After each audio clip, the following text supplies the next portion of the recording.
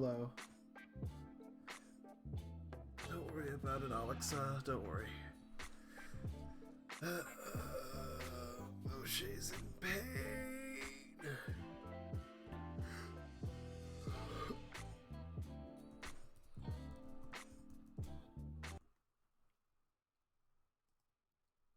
What the fuck?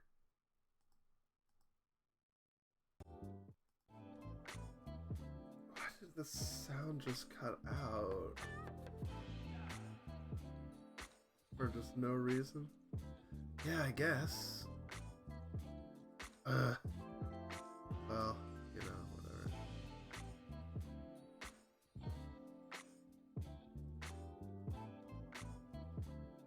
So.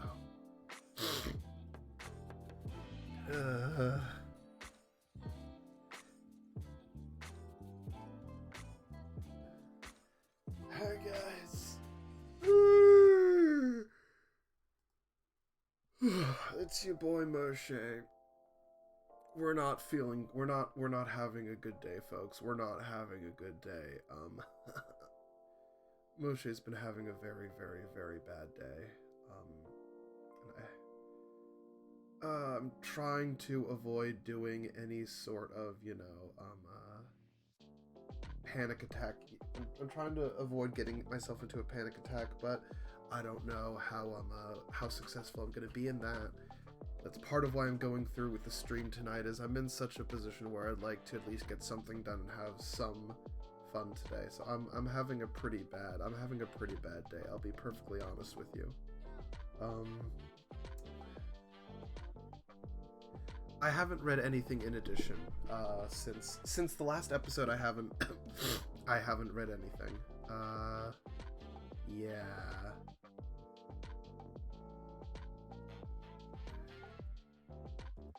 Hang on a second here. We're just gonna adjust the sound a little bit.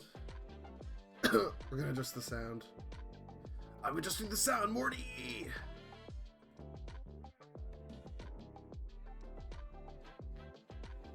Morty! We're adjusting the sound, Morty! We're adjusting the sound, Morty! Okay, anyway, yeah, Moshe's having a terrible day. I wish I had something better to say, but I don't. To answer your question, I was already sent that. I was already sent a game like that, and, I gave it back. I deleted it. My day's probably not going to get... The only hope of my day getting better is if the stream goes well. If the stream doesn't go well, my day is just fucked.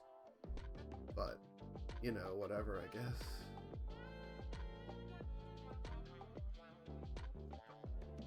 I don't know. It's recording my microphone a lot quieter than usual. So we're just going to beef up the volume slightly. Hope this sounds better. No. We're not going the evil route.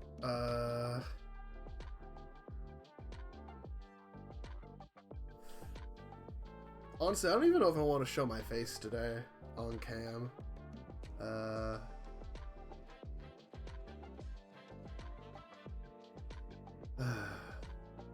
Just having a day, you know?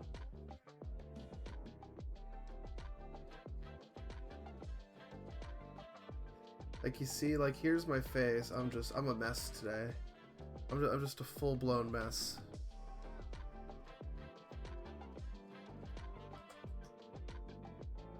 Anyway, to catch up where we were with Adastra, so, last session, Amicus becomes, thank you, Amicus becomes Emperor, sort of haphazardly. We think that there was some weird corruption with the Triumvirates, the people who rule the individual city-states of the Adastran Empire. Then Cato goes ham, and now instead fucking ass boy Cassius becomes emperor, but it's somewhat unwillingly, and Cato is up to his own machinations. Cassius is basically a puppet emperor. Cato's doing all the stuff. And meanwhile, the rest of the good crowd are trying to figure out how to get how to prove that Amicus would not have known that Marco was from a planet with higher sentience, which is something that they think might be able to help get Amicus out of the predicament. But we're trying to see, yeah. We also fucking, like, got really high and went to space. No, I'm not viewing the trade-off for airport. So we, like, fucking, like, got so high that we went to space, literally, and, spoke with, like, we figured out the giant lizard we're seeing in our dreams is, in fact, a monitor. The person, one of the people in space who was supposed to monitor connections between the parents and other sapient creatures, and it turns out that they're kind of on our side, actually.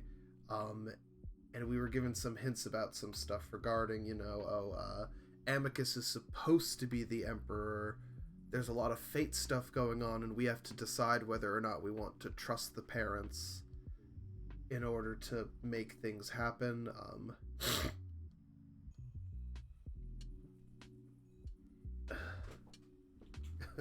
Well, maybe I'll go back and check it later. Report. Trade offer. You get hentai puzzle game. I get to do the funny. Not sus. Check your Steam. No. So anyway, so that's where we are with the story right now. We just got back to Earth. Well, not Earth. We just got back to Adastra, and we're working on trying to figure out how to oh right, we also figured out that fucking Alexios is a spy who, insofar as we know, is trying to undermine Adastra for his own purposes.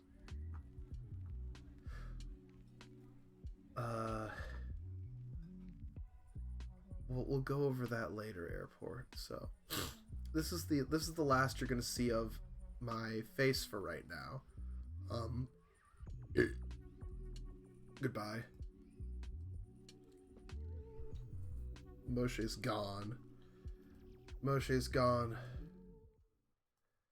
Moshe's dead, and we have killed him. In the meantime, while we sit here in the inky blackness, let's do some Adastra. Let's do some Adastra.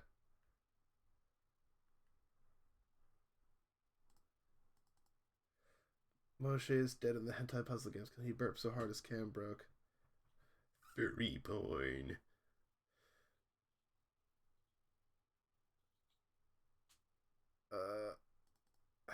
Hopefully I'll be able to avoid furry porn, but we'll see.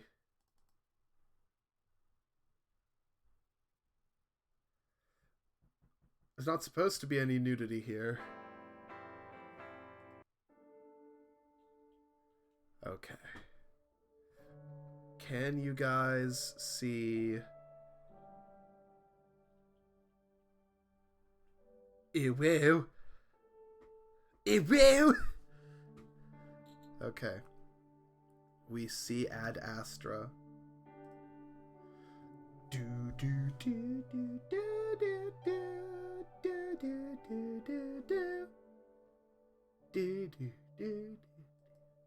Okay. I'm just gonna make sure that everyone else knows.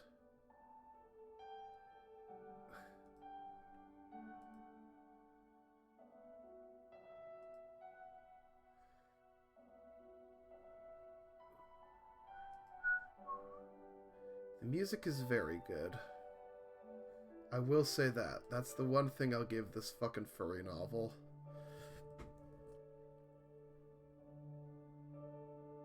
What? The bottom of the screen is a video error? I think that's just because I tabbed out for a second.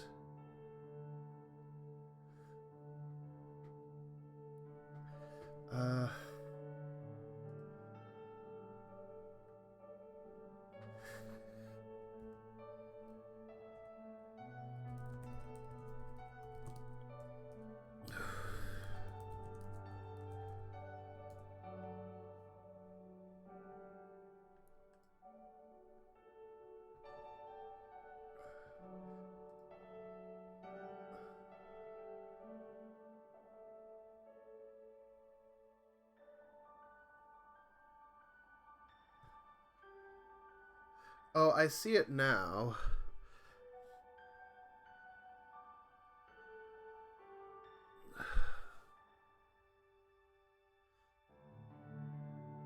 I don't know why it's happening. It shouldn't be happening. Let if I go. Okay, I see it now.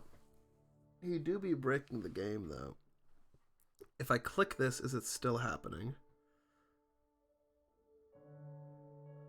What the fuck is going on? Adastra! What are you doing, honey, baby, sweetie?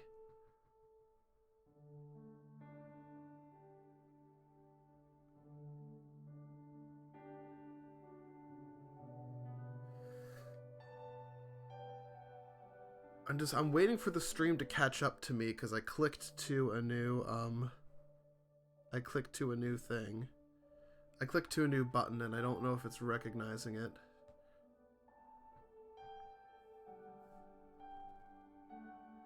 Hold on.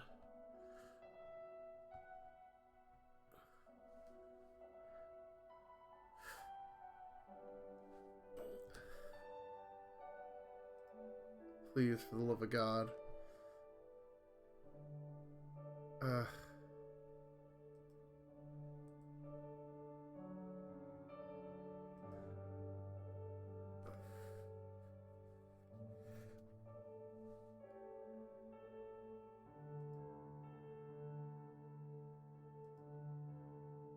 Hang on.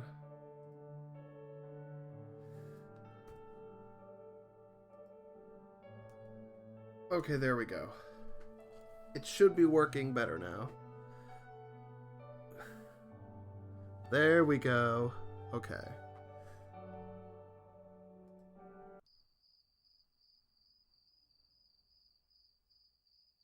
Okay, we pick back up. I do support black people. I do in fact support black people. Okay. Now I gotta remember all the voices as we go through this. 3 days later, Alex is able to gain full access to the archives. He doesn't explain to us how he did it, instead simply notifying Neferu of the specific time he'd open the archives for us and to be ready. Also, while we're here, let me just double check. Oh no. Okay, we have the oh no. I'm also gonna add...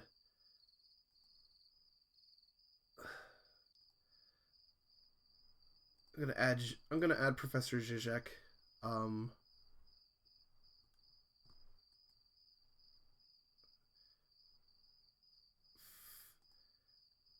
There we go. So that we're ready to censor if we need. We're ready. Okay.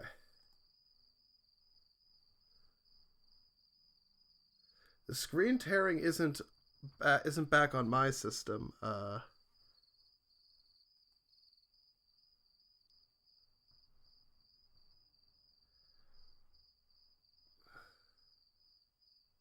now it is back again. Why is it not? It should be recording. Hang on a second here. Properties.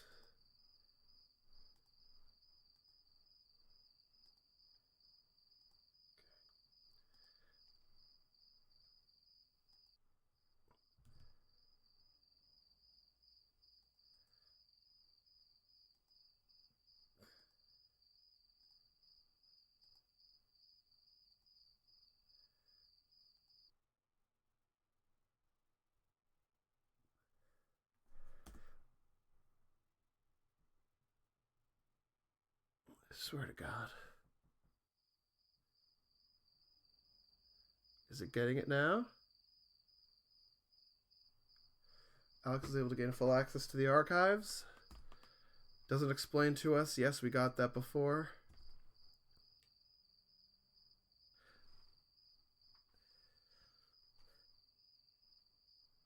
I don't have to argue to come along this time. Instead, Virginia tells me that I'll need to go if we're to erase my profile from the palace's database. Doing this will allow me to leave the palace without being killed by Calm. Just another last resort in case things go bad. Neferu stays behind this time, deciding it to be best considering he's not exactly needed for what we're about to do. Alex walks stiffly ahead of us, not speaking or really acknowledging us in any way. I find it unnerving after knowing the cat for so long, though Virginia doesn't seem bothered at all. We walk to a portion of the palace that I haven't been to very often, mostly because I was never shown the area. Alex comes to a door that he presses his hand to, and unlike the other black panels, this one flashes a green color before the door opens. We walk inside the room, and I get my first look at the archives. Is the background noise too loud for this? The background noise is wholly too loud for this. Holy shit.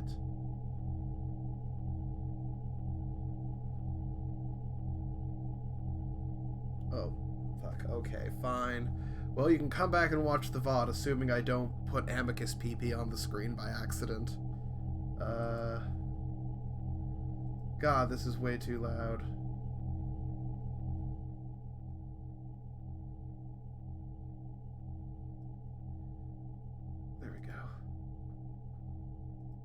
That's a little bit more.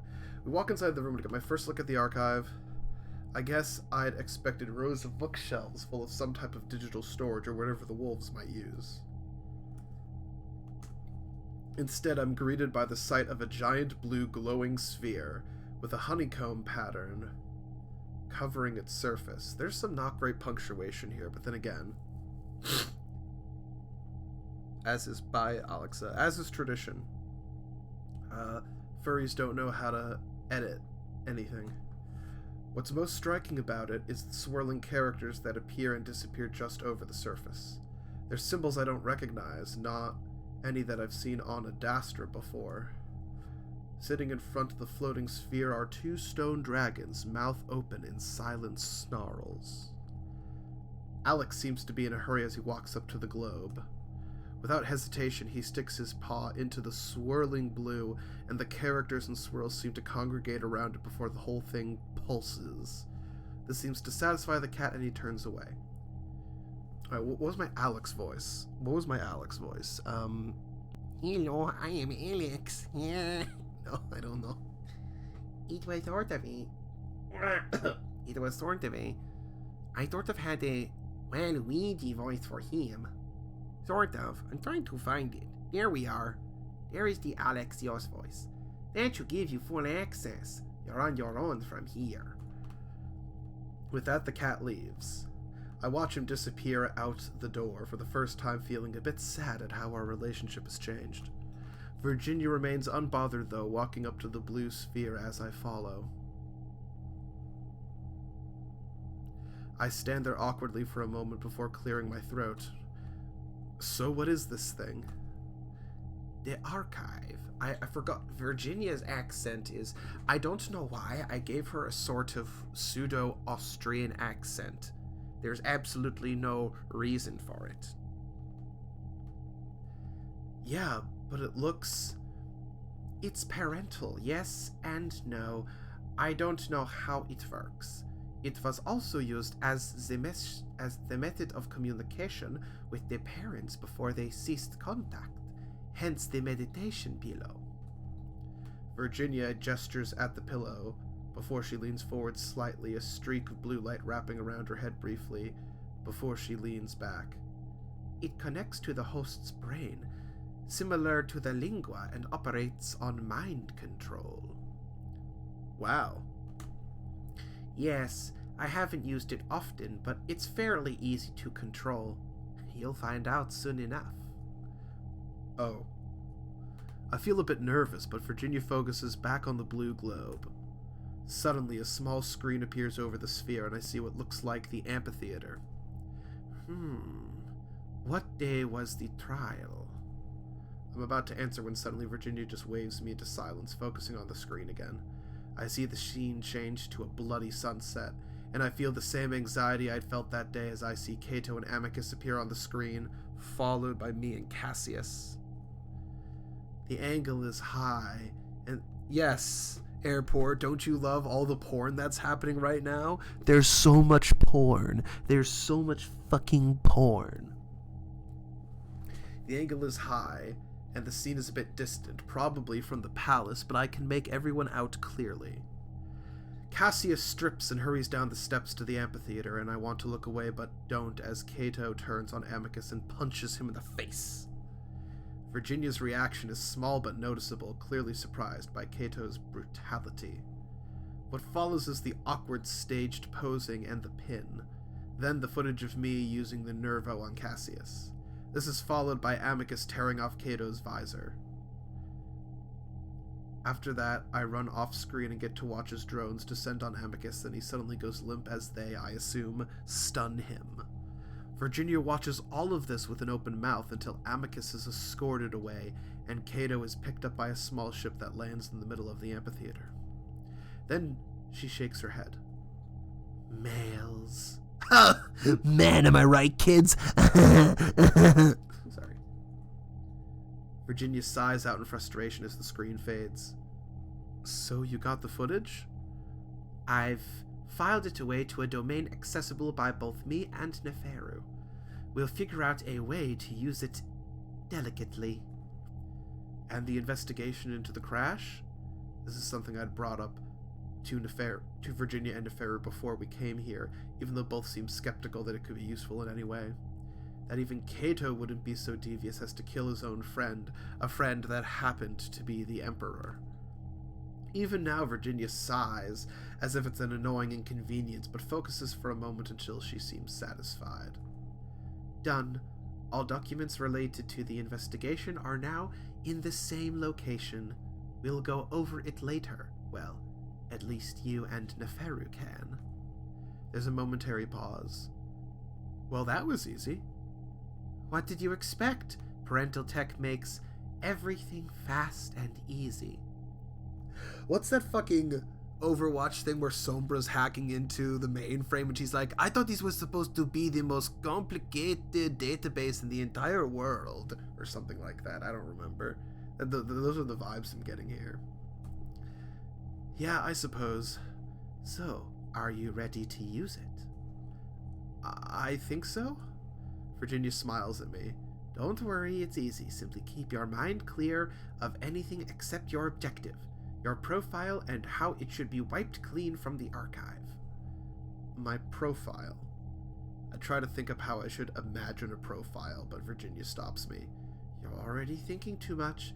Just this. Your profile, wipe it from the archives. I swallow hard, but allow Virginia to gently push me forward until one of the tendrils touches my head. It's a cool feeling at first, then suddenly my body seizes up involuntarily as it feels like my entire brain. Hire editors. Furries, learn how to hire editors. Furries, learn how to hire editors. Keep focused on your objective. My profile, gone. My profile, erase it. My profile, delete from the archives. Profilant. A dagger. Screams, pain, blood, hissing breath, spurting red, absolute anguish. Marco, no, please. Don't leave me here. Please come back to me. You can't leave me to be alone like this. Amicus screams right into my ear, and I've never heard him sound like this before. It's horrible, and I know I need to comfort him, to tell him I'm not leaving, but my voice is gone and air hisses from my throat. No, speak to me. Amicus's voice rises in pitch, panicking, becoming desperate. Then it all stops. You can prevent this. Right, I didn't have a voice for the monitor because I had a friend do that. You can prevent this. I guess I'm doing a stereotypical sound of my friend's voice. But only if you submit yourself to the benevolent will of the parents. Will you? Well, we're gonna go with yes. I gasp and pull back, head reeling. I feel soft but strong paws grip me around the shoulders. Are you all right? I look around, wide-eyed, feeling almost sick as that weird feeling of control in brain suddenly leaves. Editors, editors, editors. It is kind of culty. It's very culty, airport. It's very culty. I don't know what to say, and Virginia glances back at the sphere. Might not be suited to a simian brain, Com? Yes, Virginia? Locate Marco's profile. There is no such profile archived. Well, you did it at least. Let's get you back to Neferu's room. Marco, no way home. That's basically where we're at, yeah.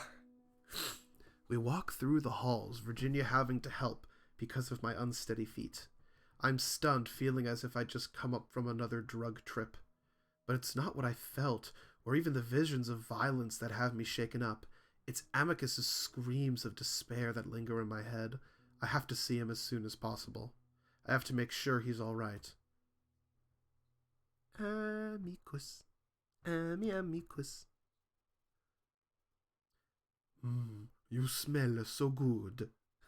God. Fucking Italians. Am I right, guys? Amicus has me pinned to the floor on the little blanket I brought with me. Oh my. Oh my. Are things getting spicy? Do I need to pull up Professor Zizek?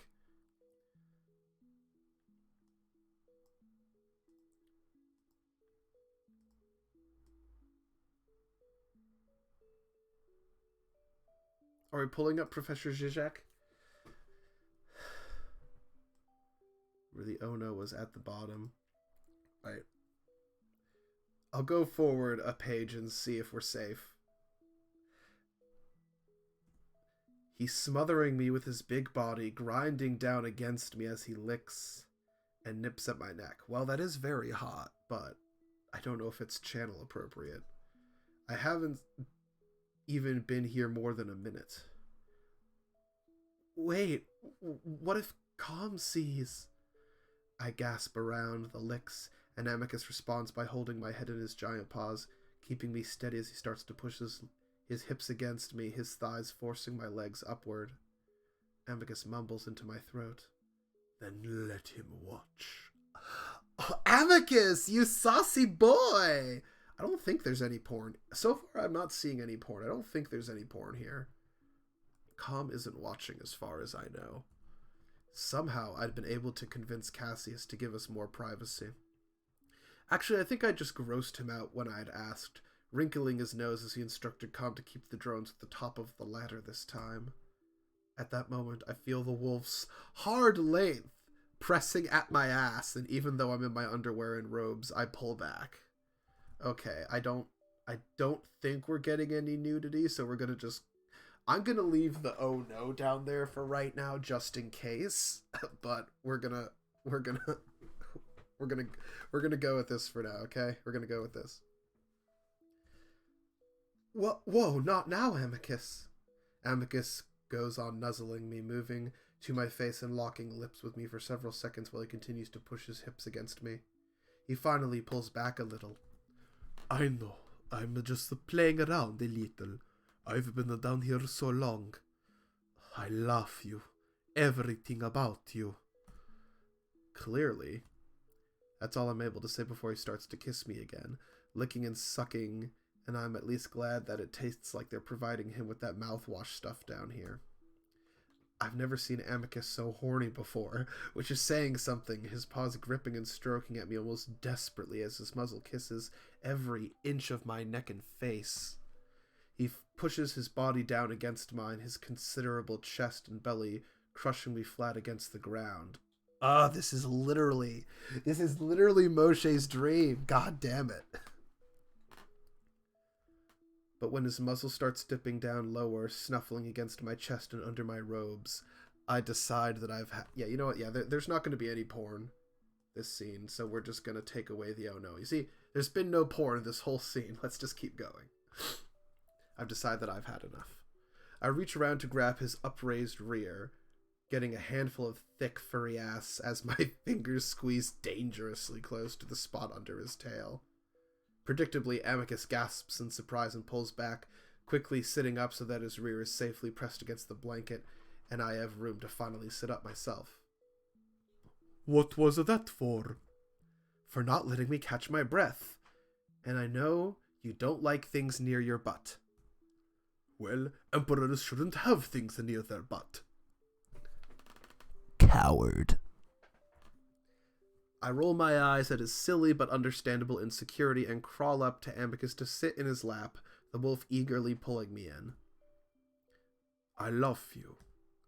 I love you too.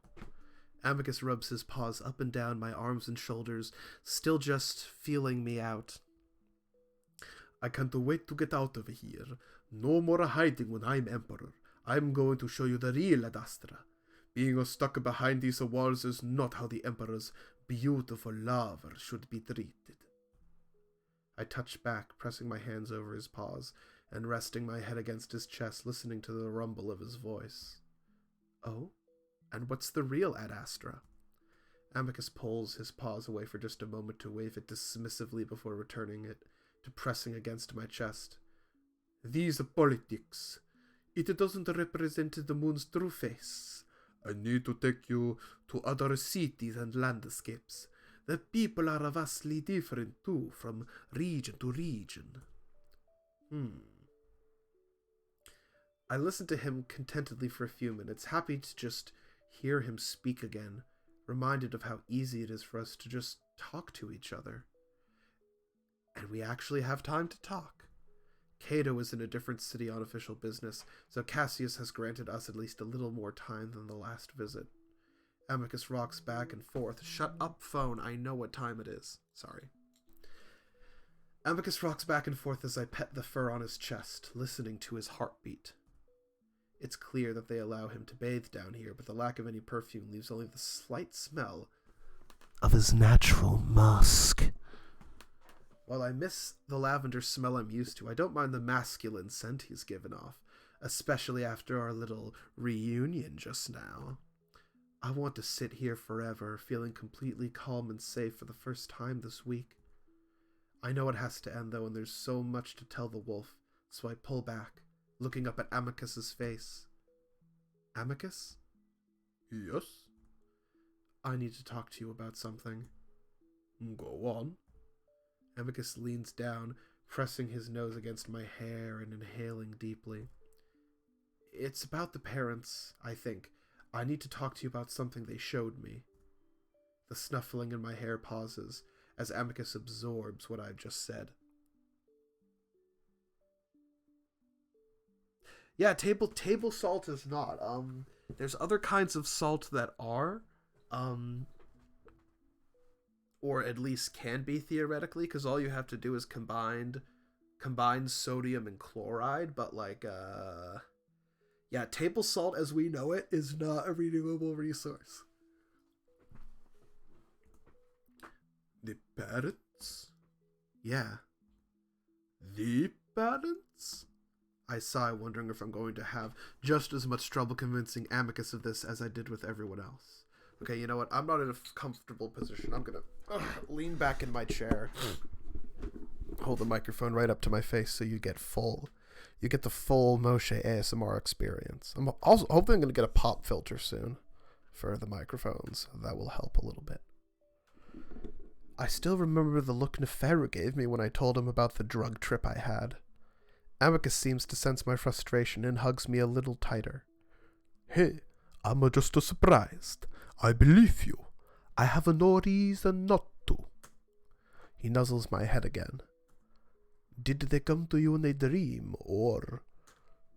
Sort of. I tell Amicus what happened in the hallway in front of the meditation room. What? I push through his shocked exclamations and go on to describe the dreams I've been having as well. What? But why wouldn't you tell me this? I shrug against his body. I forgot about them as soon as I woke up. I didn't remember until after what happened with Cassius. Well, I feel Amicus's chest puff up with pride. Sounds like I really am meant to be emperor, eh? That's what they said. But you know what else this means? The The monitors know I'm here. They're okay with it. So I guess it's not really even illegal, right? There's a pause. I mean, it may have been just a dream, but it's nice to hear, nevertheless. Also, stay away from that room. While I find it funny that Cassius is using Somni to make a contact, I'd rather you not use it. Amicus kisses the top of my head as I let out a sigh of exasperation. I didn't do it on purpose, and you said you'd believe me. Amicus lets out a chuckle that rumbles through his torso and into my back. It's a comfortable feeling, and despite my annoyance, I find myself pressing deeper against him. I believe that you saw these things, but who can say if it was real or not? Sometimes I have dreams of entities that I believe are the parents, but I don't necessarily believe it is actually them. I'm quiet for a moment, letting the silence drag out. And I know Amicus well enough at this point. He's got his ears pointed up, waiting for me to respond. Trust me. Like, seriously, you need to trust me on this, Amicus. Amicus spends his own moment being quiet, resting his cheek against my head, contemplating. Do you trust me? There's only a short pause. All right. Yes, I do trust you. There's a sense of conviction in his voice. I can tell he is really determined to believe me. Thank you.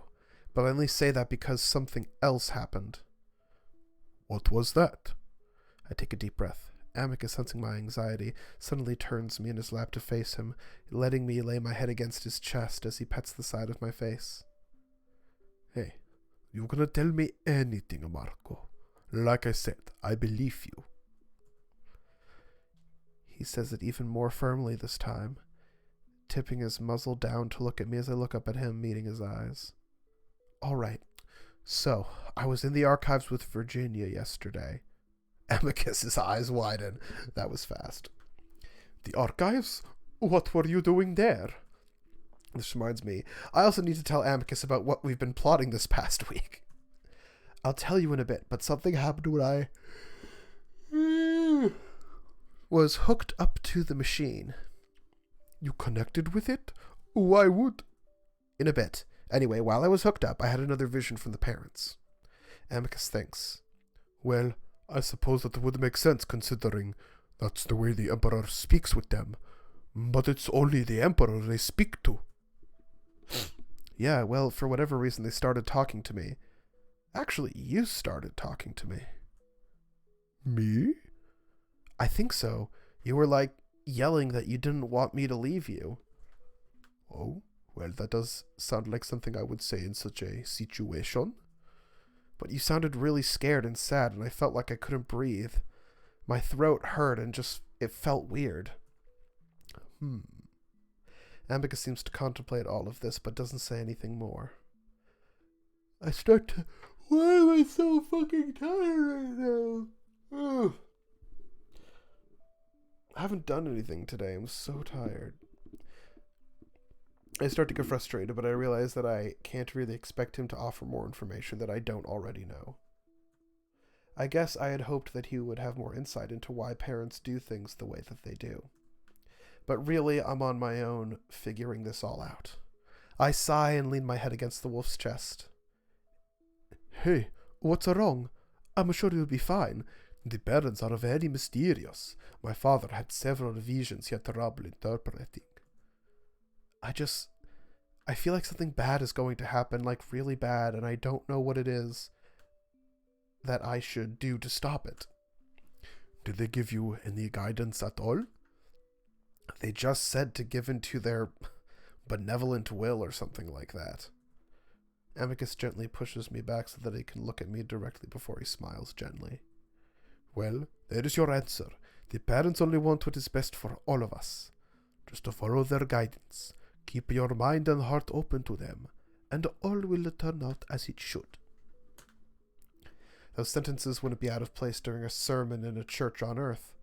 I'm reminded again how these parents really are seen as gods. It's a comforting thought that I could just do as they say and be just fine, made all the more comforting by Amicus's smile and confidence in the matter. But there's a nagging feeling in the back of my mind. Oh my fucking god, that there's more to the parents than the wolves seem to know. I lower my voice a bit. I don't know if I trust them. Amicus laughs, and that actually does annoy me. Hey, I'm serious. There's something off about all this, like the way they're going about doing things. If they want me to do something, then they should just tell me instead of showing me scary visions. Amicus forces himself to stop laughing and clears his throat, trying to look serious. I am sorry, Marco. I just sometimes forget that you are outside the Galaxias and aren't accustomed to these things. The parents are nothing but benevolence and goodwill. We all feel their guidance in our lives, even if we're not able to speak to them directly like the Emperor. The fact that you are able to do so is an incredible honor. You should be happy, not worried. Amicus strokes my hair. Yeah, but don't you think me being an outsider gives me a different perspective on all of this? What if they aren't what they say they are? They are, and have no reason not to be. Okay. No, maybe I need to not be seated in that way. Let's go back to the traditional seating structure. Fuck. I hate everything. Mostly myself.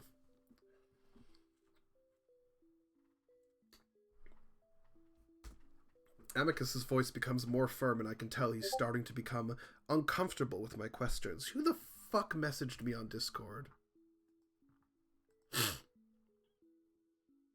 Oh, it's Bad Puffer.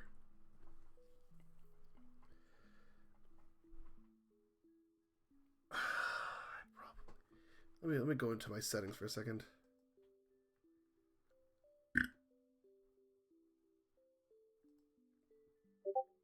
We're gonna turn on streamer mode. Okay. Oh, goddamn. Wait, Airport, are you already leaving? Is Airport leaving me? Am I gonna have only one viewer for Adastra? This fucking thing that you assholes voted for me to read, and now you don't come to watch? Rat bastards. My advice to you? Listen to them. They will help you, and maybe even figure out a way to get us out of this mess. Besides, it's a great relief to know that you might be here for a reason. I'm starting to think I was meant to find you. Amicus hugs me again. I decide not to press further. I love and trust Amicus, but he's clearly on board with anything to do with the parents, and I doubt I'd be able to make him question that. Not that I really want to anyway, I just worry that I'm being led down a path that I really don't want to go down. Oh, Marco. Amicus, clearly sensing my continuing anxiety, pulls me forward to kiss me. I kiss back and it feels good even though my stomach continues to churn. 10 minutes remaining, Marco. Com uses his loud voice to call down to us. What? Do I have to go back? I'm not rereading that. I'm not rereading that line. I'm not rereading that line. Amicus and I sigh in unified frustration. Want to have a little fun before you go? I look down and I'm kind of amazed to see that he still has a boner, which makes me wonder how much he'd really been engaged in our conversation. I have to tell you, I catch myself and lower my voice, what we've been doing to get you out. You can do that and other things at the same time. You guys want to discuss a fucking coup attempt while I fucking hump you? Would that be good? Does that sound good? Does that sound like a good time? Amicus tries not to look too eager. I roll my eyes but press my hand against his chest and draw it slowly down the wolf's front, over the curve of his stomach. He immediately moans quietly as I reach the lower part of his abdomen, and I see the bulge jump in his underwear as his hips even thrust up a bit too. I laugh at his eagerness, and I have to admit it's kind of nice to have something more lighthearted to do while I discuss all of these troubling issues with my wolf.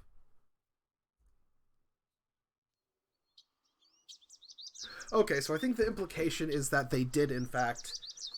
So, I don't think they did based on what I know of the story so far and what I know going forward, I don't think they actually fucked. They didn't fuck there. At least they didn't. No, well, they did fuck. They didn't penetrate.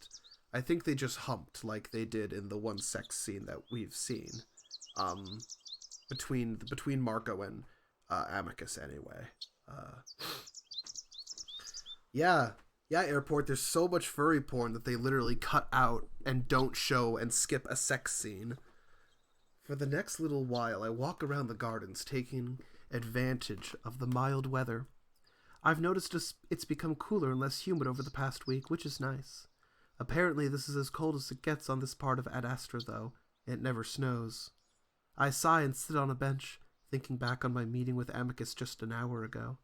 If it had been easier to say goodbye to the wolf this time... No, it had been easier to say goodbye to the wolf this time, especially now that I know Cassius is willing to let us see each other as much as possible. That being whenever Cato was out, which is good because he's gone a lot of the time doing his official business or whatever. Shut the fuck up, Mason. Shut the fuck up. Also, Mason, do you want to help me read? Do you want to help me read this? Do you want to voice some of the characters? If you want to voice some of the characters, let me know, and I'll drag you in.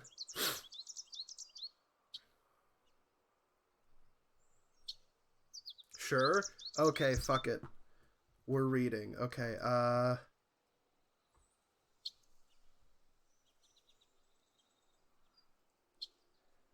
Okay, hang on a sec. I'm going into players only.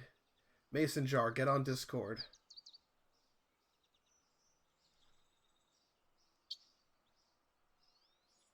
I command that you get on Discord. Hello. Hello, Mason. Let me... Oh, you already have the players thing still enabled. Perfect. Excellent. We shan't be disturbed. Now, a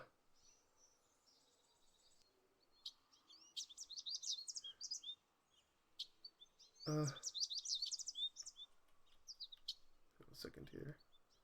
I think for the purpose of this, I'm just gonna share the screen, okay?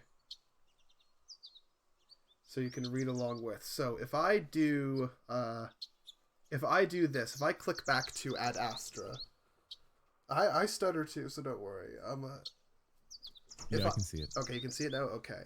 So for right now, I'm going to do the narration, and you are the one person watching this who has absolutely no context for any of this, but just know it's space furries captured a human, and they're in space Rome, and they're having space Rome furry drama, and they're gay. I did watch the last time you did this, so... Well, you watched we only read like 5 pages, and then we went to do a different game. But if you ever want to go back in my YouTube archive, you can also see my other readings of this. We're pretty far along. Airport, every time you say furry porn, it gets less horny. Anyway, there's a whole bunch of characters, and you can decide how you want to voice them. I'll let you know when there's someone who comes up, and you can decide if you want to voice them. But for right now, I'm gonna just read. I'm gonna let you decide who I voice. Okay, fucking fine.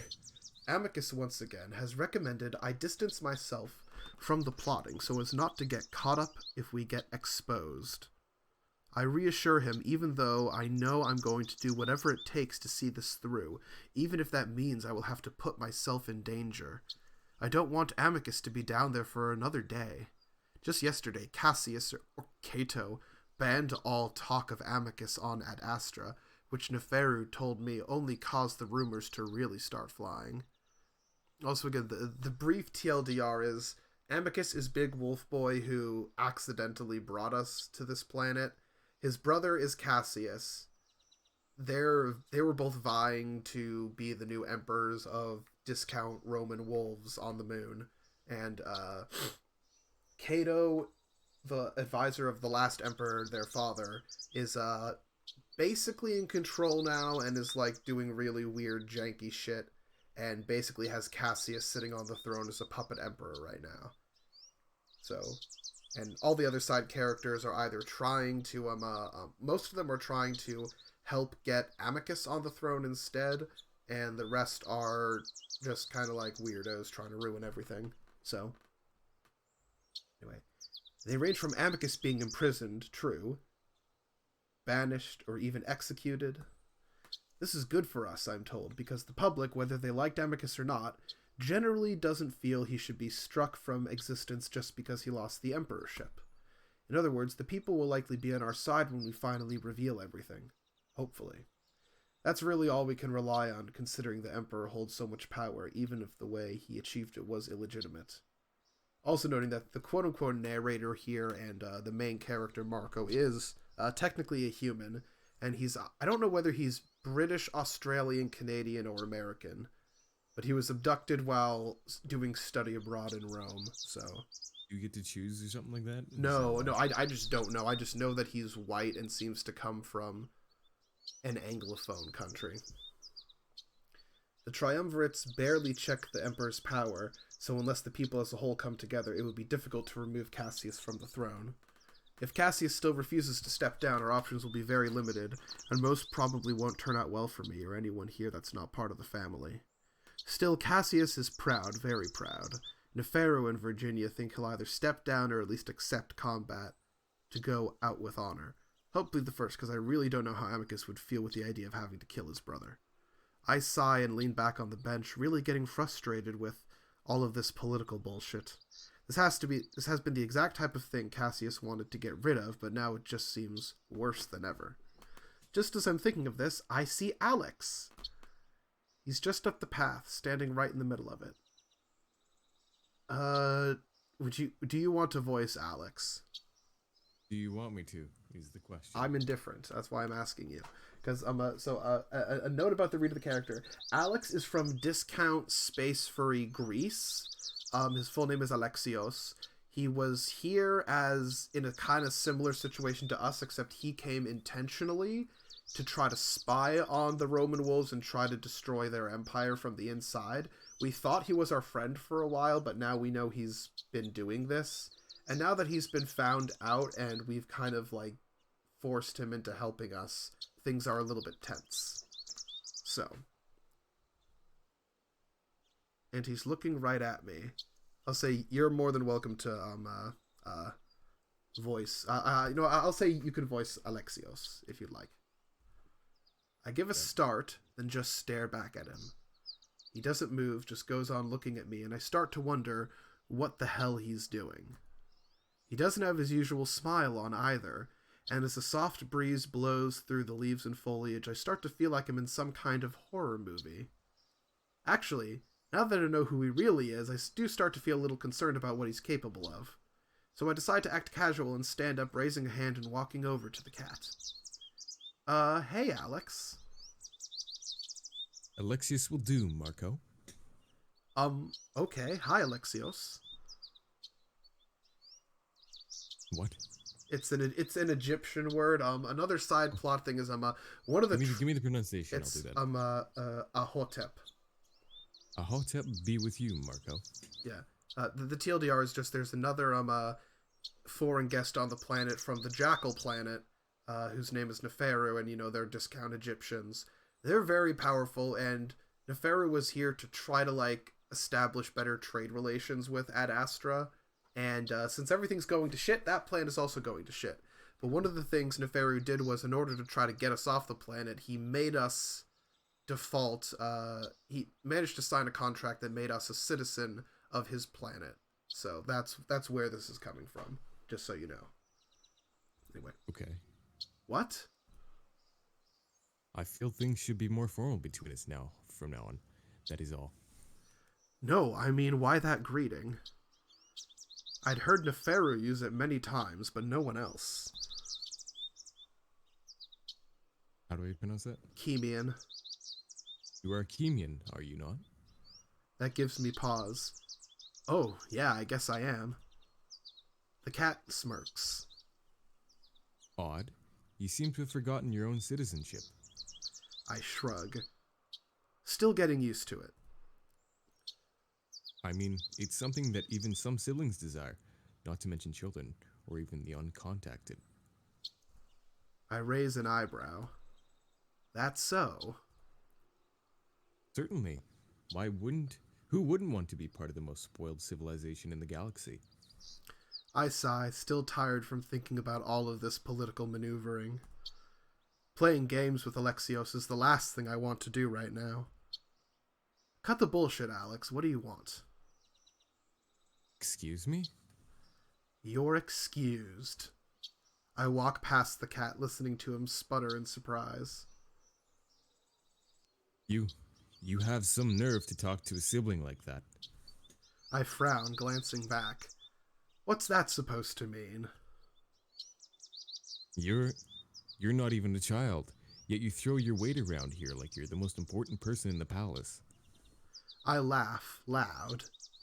Ha! There we go. I did it. I see the cat's ears pin back. I feel like I'm gonna regret being here. King of Things!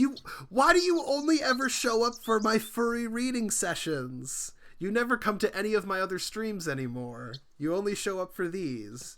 Also, King of Things, would you like to voice some of the characters in this as we read? Yeah, get in here with us. Get in here. Well, first I need to give you permission to get in here, but I need your confirmation if you want to get in here and read voices. Anyway, I see the cat's ears pinned back. Are you fucking kidding me? All of you assholes have been throwing me around with all of your plots and fake niceties. I'm just trying to survive. Also, last I checked, Chemians are all equal, so I don't really give a shit if you're a sibling. Alex looks completely taken aback, which is completely satisfying. And haven't you always implied that the wolves are fucked up for looking down on their children and treating them like slaves? Oh, also, King of Things, if you stick around long, do I want to inflict this on myself? Maybe you do. It's up to you. I just need a yes or no from you. Also, I'm probably not going to do this for very long, and we'll switch to City Skylines. So if you want to stick around for that, we'll do City Skylines later. Alex coughs to clear his throat. My apologies. I simply lost my temper for a moment. You were just being a bit rude. Or maybe deep down, you're just as speciesist or whatever as the wolves, even though you try to pretend you're not. Nefarious the same way. We got him in! Okay, hang on a sec. King of Things, let me just make sure I give you permission to be in here. Okay. You can join, you have permission to join the voice chat now. If you wish to read along, you can click on the side thing. I'll let you know when there's a character that you can read. But you're more than welcome to join whenever you're ready. Even I'm surprising myself a little. It's like the lid is finally blown off and I'm just using Alex to vent all of my frustrations with this place. What has gotten into you, Marco? There's a long pause and I finally sigh, rubbing my face. Sorry, I think I'm losing my mind here. For the first time in a while, I see the cat crack a genuine smile. I can tell. You then that you're not meant to be a diplomat. Definitely not. For a moment, I feel that old familiar kinship I had with the cat not even a few weeks ago. I do believe that in any other situation, in one where we're not all spies, Alex and I could have been really good friends. Spies? Oh, is that King of Things? Shit. Oh, there's so much political Spies? intrigue that's going on. It's basically like it's basically the space Mediterranean with Romans, Greeks, and Egyptians. We're just playing a plucky little human who got abducted into all of it. Octavian is rolling in his grave. Not Julius. Caesar be into this kind of shit. Oh yeah, I mean, But Octavian would not. I mean the hang on a sec, I'm just adjusting volume here. The main discount Egyptian character is definitely quite a, shall we say, saucy. Oh boy. So, anyway, I'll let you know when there's a character who comes up if you would like to voice them. Mm-hmm. I was like, if you want to, you could also voice. I'll do the narrator voice, but if you wanted to voice the main character, Marco, you're more than welcome to. But No, I'll leave that privilege to you, buddy boy. Okay, there we go.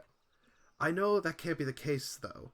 So I stop smiling and look Alexios right in the eye. Or do you want me to be the overall narrator? Nah, you can keep being Alexios. There's a bunch of other characters that will come up as we go. Okay. But seriously, what do you want? I can tell you're trying to get something out of me. Alex becomes serious too, smile fading. He considers me for a long while, probably realizing I'm not going to play his little game. Alright, Marco, who are you? I know you're not an abandoned child. What is it that you want, and what are you doing here? So you want to know everything. Yes. And why should I tell you? Alex smirks. Why be blunt if we're going to play the game anyway, Marco? I'm just curious as to why you're so curious. I hardly matter in all of this. That is a complete lie. Everything has changed here since you arrived. This is why I want to know. But why does it matter that you know? I am an important link between Amorpha and Adastra. It is my job to know what is happening in this empire. Uh-huh. So who told you that I'm uncontacted? Cassius? You've deduced correctly. But I also know that the monitors seem to approve of it, which is rather odd. I shrug. Again, I don't know what's going on. Anyway, I don't see why I'd tell you anything if I don't know anything about you. Why, I'm just a simple pet. I don't know anything that's going on. His tone of voice tells me that he's mocking me. I raise an eyebrow, but don't say anything. Alex sighs. The simplest way I can explain it is that I'm trying to maintain peace in the galaxy as a whole. That mainly involves watching the motives of the wolves. Why's that? Because they can be dangerous. Okay. Are none of the other siblings dangerous? Marco, Adastra is the only civilization in the galaxy to wage war on another sibling in over 10 millennia. And they were the perpetrators in the previous war as well. Not only that, but they waged war on an almost parent-level civilization. They're suicidal, and I can't imagine why the Chemians want an alliance with them. I think. Do you not want the alliance to happen? This seems to go against what Alex would want. I thought he wanted Amicus to take the throne. I want the galaxies to remain safe. The alliance is something you want to happen. I frown, wondering why he's asking me. I mean, to me it seems like it would create peace, so yes. Alex's eyes narrow like he's figured something out. What, do you want the wolves to stay isolated? I just want order. The wolves have none of that. The silence stretches out between us. I suppose you're still not going to tell me anything about yourself, then? I didn't say I would, and there really isn't much to tell. How about this? How did you secure Chemian citizenship? That's not something that's just given out to children who are presumed to belong to wolves. The question takes me by surprise, though this whole Chemian thing does seem to be what's bothering him most, especially after his greeting. I think, but the truth doesn't seem harmful here. Honestly, it was just to protect me from Cassius. He doesn't really like me, if you haven't noticed. The expression on Alex's face tells me that he definitely doesn't believe me. Cassius wouldn't harm you unless you did something that deserved it. He said he wanted to execute me because I backtalked him and Amicus slapped his nose. Alex's ears flatten. Cassius says things. He's very passionate. That's one way to put it. I shift on my feet, starting to get tired of this conversation. Listen, I've nothing against you, Alex. I'm just trying to get through this as much as you are. Nefero gave you the citizenship, right? Yeah? And you're working with him to make the alliance a reality, correct? That stops me. What? No, I'm focused on Amicus right now. Alex glares. Which is still part of the alliance. I guess so, but honestly, that's not really my top priority right now. It is part of your top priority. I'm getting frustrated and I start to sidle off towards the palace. Yeah, we established that. Listen, I'm gonna lay down. I'm tired. Alex goes on staring and doesn't say anything.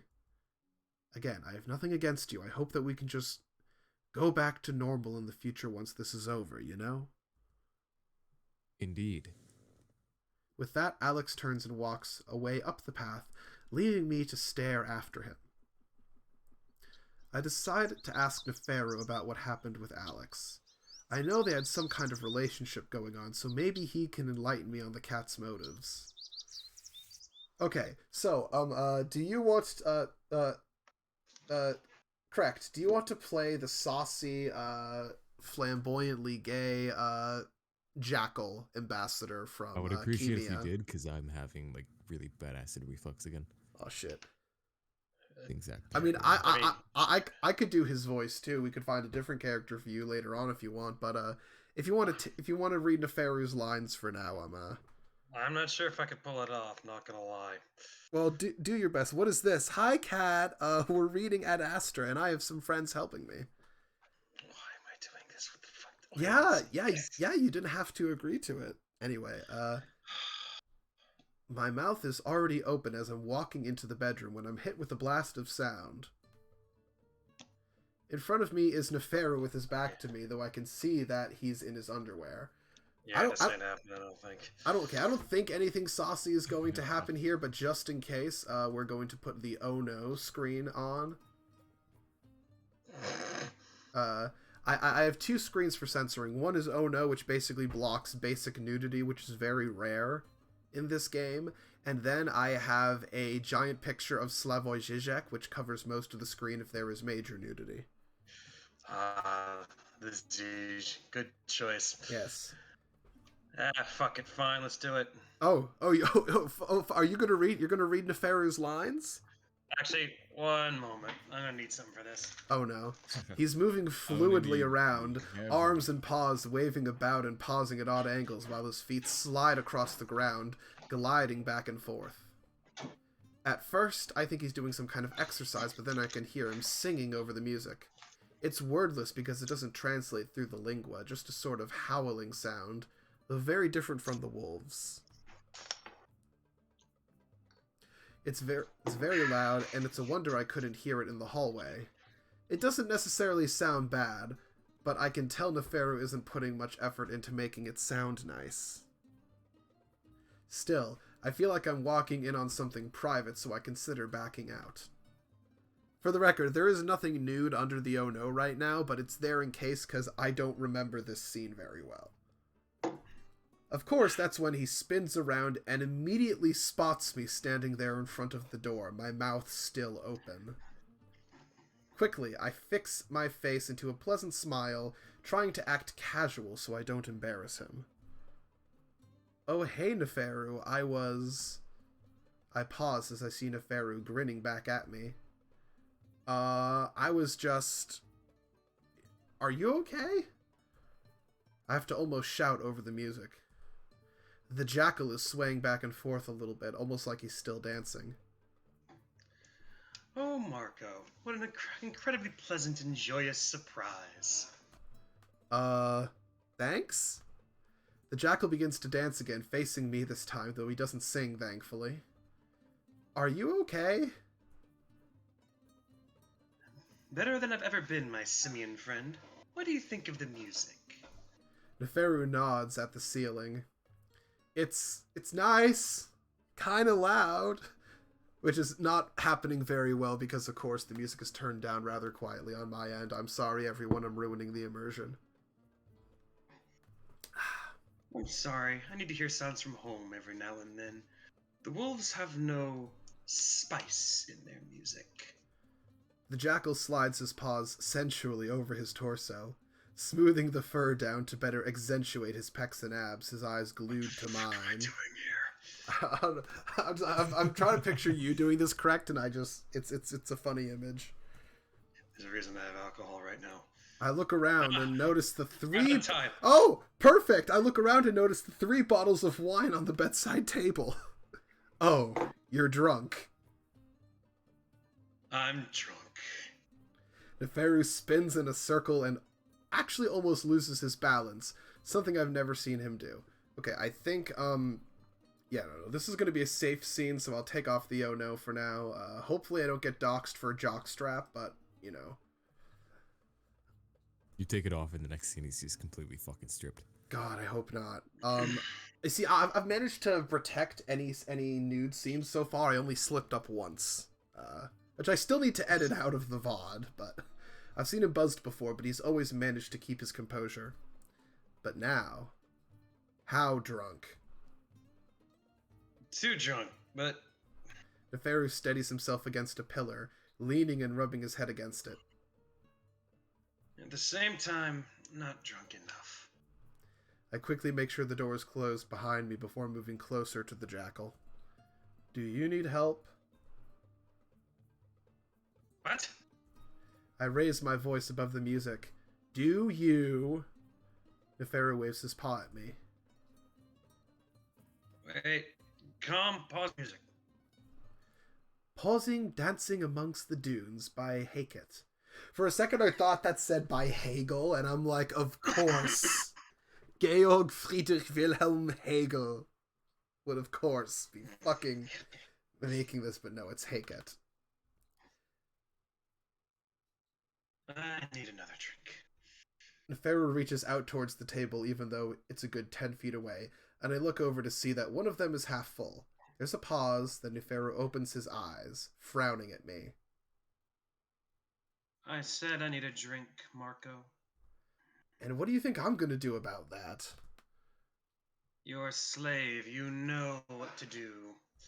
I stare. Excuse me? You are a slave. Perfect. Perfect sauciness. Just picture that this is some saucy, like, high-ranking official in the Empire of Man or whatever. I can figure this out. This is just cracked at this point. I mean, I would say that there probably aren't any gay men, but then I remember that the Imperium doesn't give a shit. So Yeah, that's probably happens all the time. Yeah. Bunch of Also- big, strong men winning. yes. Also, I should say that this character is generally speaking fairly chill and pretty good most of the time, but you know he is from a multi-planet powerful empire, so you know He's basically he's Egyptian. He's basically a fucking Ptolemy. This should be it's interesting. like, you know, he's probably my favorite character in the game, and he's like a genuinely good person. But you know, sometimes one's upbringing, shall we say, comes out. Neferu pokes a finger in my direction with every word. Don't let the wolves tell you any different. As long as you are here, they are your master. But you were treating me like a slave just now. I was making... Neferu pauses as he makes a strange, swallowing, hiccuping sound. I was making a point, clearly. Sorry, should I simplify my words for you? The jackal goes on staring at the bottle, as if wondering if it's worth it to make the journey there. He turns back to me as if just remembering that I'm there, though he seems to have trouble focusing his eyes. Don't worry, Marco. I'm just as much a slave as you are. You have the advantage of someday leaving, though. I move closer, deciding to sit on my bed, while Neferu goes on hugging at the pillar, as if letting go will cause him to fall. That wouldn't be good considering the fountain is right there. You can't leave whenever you want? Neferu chuckles, then guffaws, another sound I've never heard from him. You don't understand. I can leave, but I can't leave. Yeah, I don't think I do understand. Suddenly, Neferu's ears flatten. You really fucked this up for me. Do you understand that? I blink. What? You fucked my life. This time Neferu uses his foot to point at me, or really just sort of kicking it in my direction. What the hell are you talking about? If you hadn't come here, Cato would have not had the excuse to nullify Amycus' emperorship. I would be halfway through negotiating an alliance by now. Wait, this isn't my fault. I was brought here against my will, Neferu. Neferu makes another deep swallowing sound, then just belches loudly. God, you are really getting into character, correct? I appreciate it. Yes, I'm sorry. I forget it's mostly that big idiot's fault. I feel my temper snap and I stand up. Now is not the time I want to find out that my most important ally actually blames me and my boyfriend for the situation he's in. Hey, I know you're drunk, but I'm not going to listen to you say this shit. You can call me back when you've sobered up and stop feeling sorry for yourself. I start walking towards the door quickly, feeling a little sick at the whole situation. If Neferu really is turning on me, that means the only person I can trust here is in the dungeon. I really would be alone. Wait. His voice is so quiet, I'm almost not even sure if I heard it. I pause, though, looking back over my shoulder. He's still leaned up against the pillar, his ears down, gazing at the ground. I'm about to ask him to repeat himself, but that's when he suddenly lets out a gasp and slides down the pillar to his knees. He crumples on the ground, paws covering his face as he trembles and starts to sob loudly. I'm so sorry. I don't know what I'm doing. I stare, open-mouthed, watching the jackal cry for several seconds. Apparently, too drunk means way too drunk. Still, this jackal clearly has a lot of problems that he doesn't tell anyone about. Actually, he doesn't really have anyone to tell them to on this alien moon. At least I have Amicus. So, after standing there in stunned silence for a moment, I walk over to Neferu. I stand awkwardly at his side for a moment, watching his broad, black-furred shoulders heave up and down before I kneel and rest a hand on his back. I see his ears perk up for a moment in reaction, but otherwise he doesn't say anything. I'm generally not the best at comforting someone, especially when they're crying, but I rub my hand in a circle through the fur. Yeah, you're right, Airport, that's the thing. Yeah, it's not... The point being is that none of this is Marco's fault, and everyone keeps blaming him for, all the fuckery that's happening, when really it's the phone... The call is coming from inside the house, as it were. Hey, I get it. This whole thing is really frustrating, but we'll figure this out together. I give the jackal a few minutes to finally calm down, and I start to pull him up, pushing him in the direction of his bed. He doesn't resist and stumbles up to it before falling face down onto the covers. He wipes his face with the pillow, and while he does that, I quickly grab the wine bottles, moving them to the floor so they're out of his reach. Finally, Neferu lets out a big, shuddery sigh. Can you rub my back again? It feels good. The jackal's voice is stuffy from his clogged nose. Sure. I kneel down beside the bed before starting to rub Neferu's back again. He sighs, head turned away from me. I let the silence go on for a while, listening to the jackal sniffing every couple of seconds before I finally speak. So, what happened? I drank. Yeah, speaking of which, Com, bring us a glass and pitcher of water, please. Yes, Mako. And, take the wine bottles away, too. Yes, Mako. Precious woven wine. Neferu says in a mock sad voice, but combined with his already sad state, there's not much of a difference. Again, what happened? I don't know. I suppose I realized how challenging this will all be. I can't say I trust the woven people to out Cassius. They're rather accepting of corrupt officials. I think, trying to approach this delicately, is your family making you do this? Like, they won't let you come back unless you cultivate the alliance? My family doesn't even expect me to accomplish that. But that's why I must do it. If I don't, I may as well be banished. Seems kind of unfair that they'd put all of this on you. After what I've put them through, it's only fair. I wait for more of an explanation, but he doesn't go on. So was what Alex said on the island about you and your family true? More or less. Again, he doesn't seem interested in talking about it, so I just go on rubbing his back. Well, we're gonna get Amicus out of the dungeons, and onto the throne. I know you don't believe that I've talked to the parents, but I really think I have, and they're on our side. Neferu chuckles. So you'll get that alliance. I hope so, my friend. We sit in silence for a long while, and even I start to enjoy the hypnotic motion of rubbing Neferu's furry back in a large spiral motion. You don't need to put motion in there a second time. Furries. Pro tip, hire an editor. Hire a fucking editor, or at least get someone else to look at your writing, please. My mind wanders back to the cat. Speaking of Alex, I had a weird conversation with him today. I think he thinks we're conspiring against him or something. Neferu grunts. Stay away from that cat. He's nothing but trouble. Well, he kept bringing up the alliance. He seems to want to know my role in it. Neferu turns his face towards me, his eyes bloodshot, but the tears dried up at this point. I assume it had something to do with not wanting the alliance to happen? Yeah. Neferu takes a deep breath and presses his face into the pillow, letting out a long groan. All I can say is don't trust him. Yeah, definitely not. I just don't really get what he's doing. Neither do I, and that's why you should stay away from him. Really? I thought you two, I don't know, talked and did stuff together? Which didn't shed any light on his motives. Considering the way our relationship has changed, I doubt I'll get any information from him. Sure, you can't just seduce him again? Neferu cracks a smile.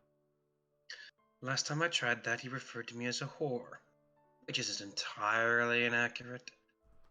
The doors open and a drone glides in, setting water down on the bedside table and fetching the bottles from behind the jackal's bed. Neferu watches it go on morosely. I clear my throat, trying to distract him from the departing alcohol. I get what you mean, though. It seems like he favors one side, then the other. I don't get it. Neferu waves his paw. Best not to worry yourself with him and simply stay away. Amorphins are famous for their quirks and seemingly contradictive behavior. All right.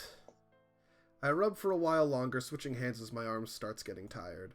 I'm starting to think that the jackal has fallen asleep when he suddenly speaks again, jolting me out of my trance. We'll be revealing our hand to Cassius tomorrow. With any luck, Amicus will be free by the end of the week. Oh. I'm surprised, finding that hard to take in. I knew this would be coming, but not so soon. How are we going to do that?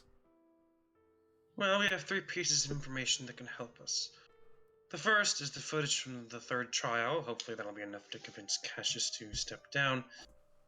Neferu suddenly shifts and slowly sits up, groaning again before reaching for the pitcher and glass of water. The second is the footage of Kato attacking me. I'd rather we not have to use that, but if Cassius isn't convinced by the first, we may have to resort to it. Neferu drinks deeply from his glass, and I watch him impatiently as he drains the entire thing. And the third? Neferu gasps and leans back, setting the glass down. Remember your little theory about the previous Emperor's accident? I nod. Alex said the investigation was botched. Neferu glances at me. The fact that the cat tipped you off is worrying, but it is very odd. The investigation wasn't botched, but rather called off by the acting Emperor. Kato. Indeed. The investigators are only able to get as far as discovering a possible malicious software installed on the ship's navigation system. Considering software has to be installed through a port, and that the ship is heavily protected whenever outside the palace, the installation likely would have had to have happened while inside the palace. Once again, the call is coming from inside the house. So Kato. Neferu chuckles. More than likely, yes, but I don't understand why. Kato was good friends with the last emperor, and as far as I can tell, he was supportive of his policies. Well, how people act on the outside doesn't really seem to matter much around here. Or anywhere. What convinced me of Kato's involvement, however, is the fact that every single investigator has gone missing since. What? Mm-hmm. I start to feel that icy fear in my chest again. If it is Kato, then he really is ruthless. What I saw happen to that Dr. Felix could only be a taste of what Kato is capable of. Unfortunately, because there is no solid evidence linking Kato, I'm afraid it might not be very effective. It could be another last resort, though. Anyway, would you like to go with Virginia to try and convince him with this information? Really? You've been trying to get me to stay out of the way for the past week. To keep you safe. But I noticed that Cassius has taken a liking to you as of late. You know him to some degree and could use that knowledge to better convince him. Well, I wouldn't say he likes me, but yeah, I can try. As I said, Virginia will be there to help as well. I assume you're not going? Neferu smirks. I am the last person you'd want to see while discussing the possible end of his rule. Besides, I'm not going to be feeling my best tomorrow. I think I'll stay in bed for once. Drink more water. Neferu sighs, just sort of looking at the pitcher. I roll my eyes, reaching out to pour him another glass. Oh, how kind of you. I'm a slave, right? Neferu winces as he takes the glass from me. No, you're a Kimian. I think we'll be very proud to have you. With that, he once again downs the entire thing. Okay, good scene, everybody. Okay. I toss and turn most of the night, even while Neferu snores loudly in his own bed. I go over what I might be able to say to Cassius in case things go wrong for whatever reason. I find that difficult to do, though, especially considering how angry and unpredictable the wolf can be sometimes. I manage to get maybe a couple hours of sleep. But as soon as the sun starts shining through the opening in the roof, I'm up and ready for Virginia to come get me. So I think for the coming scene, we're probably going, if you guys want to, one of you could read the voice for Cassius, current acting emperor and Amicus's bratty younger brother, and one of you could be Virginia, the two brothers' lesser known but probably smarter than either sister, who is on Amicus's side in the whole power struggle. I actually might get going fairly soon. Oh, that's fine. No worries. Yeah, that my game got ready to go. Oh, hell yeah. Well, what game are you doing? Final Fantasy 14. Oh, yay. The game's so successful that you can't buy it right now. That's not a joke. They literally just got an award for it. Yeah, apparently it's so popular that now that the servers are so full that they don't want anyone else buying the game, I think, right? Dude, the whole time we were doing this scene, I was waiting in the game's queue. That's what I had heard. An hour already of waiting and done. 4.5. Crazy. Waiting to get in this game. Well, we'll see. We'll see where things go. In any case, that doesn't happen until about an hour later, and Neferu only lifts his head for a moment when the wolf enters before groaning and dropping it back to the pillow. I'm hoping he doesn't remember what happened yesterday for his sake. The amount of anticipation in the air is almost too much for me to handle as I follow Virginia to the throne room.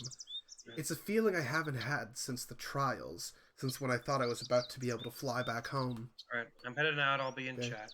Take care. Thanks so much for coming by, buddy. Take care, man. Not a problem. Now, though, it's the anticipation that I'll be able to get Amicus out of the dungeons. We pause at the door, Virginia glancing at me. You're right. Final Fantasy XIV, suffering from success.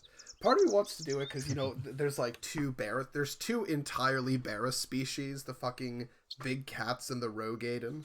But, you know.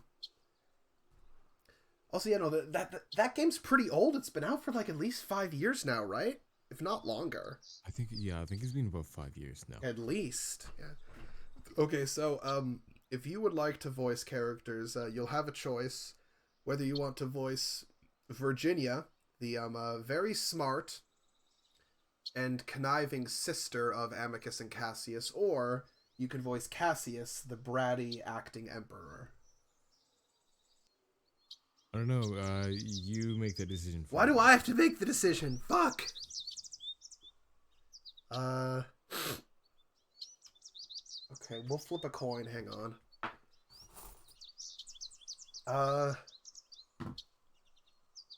Pick heads or tails. Heads. Okay. And what is this? Heads is going to be What's his name, heads too? is Cassius, and it did come up heads, so you're going to read Cassius's lines. Alright. Remember, speak only if absolutely necessary. This is of the utmost importance. I nod silently. I get the feeling that she hasn't wanted me to come, but Neferu probably insisted. The wolf reaches out and presses the panel opening the door. Airport! There literally hasn't been any furry porn in so long in this furry porn game. Chill. I'm gonna kill you. You guys voted for me to do this. Remember that. You did this to You should me. get Airport to voice someone. Airport voice. So Airport just types out the line over the Yeah, it's just in the chat. Yeah. Or Airport gets in with a text to speech. Wait, that would actually be funny. That would be funny. I follow her in and immediately spot Cassius on his throne, still on his little booster seat. But there's someone else too. We'd chosen today because Cato still hadn't returned from his trip, thus leaving Cassius alone. Now, though, Alex is here, kneeling beside the throne, his head on the armrest while Cassius strokes his head, his other paw occupied with the tablet-like device.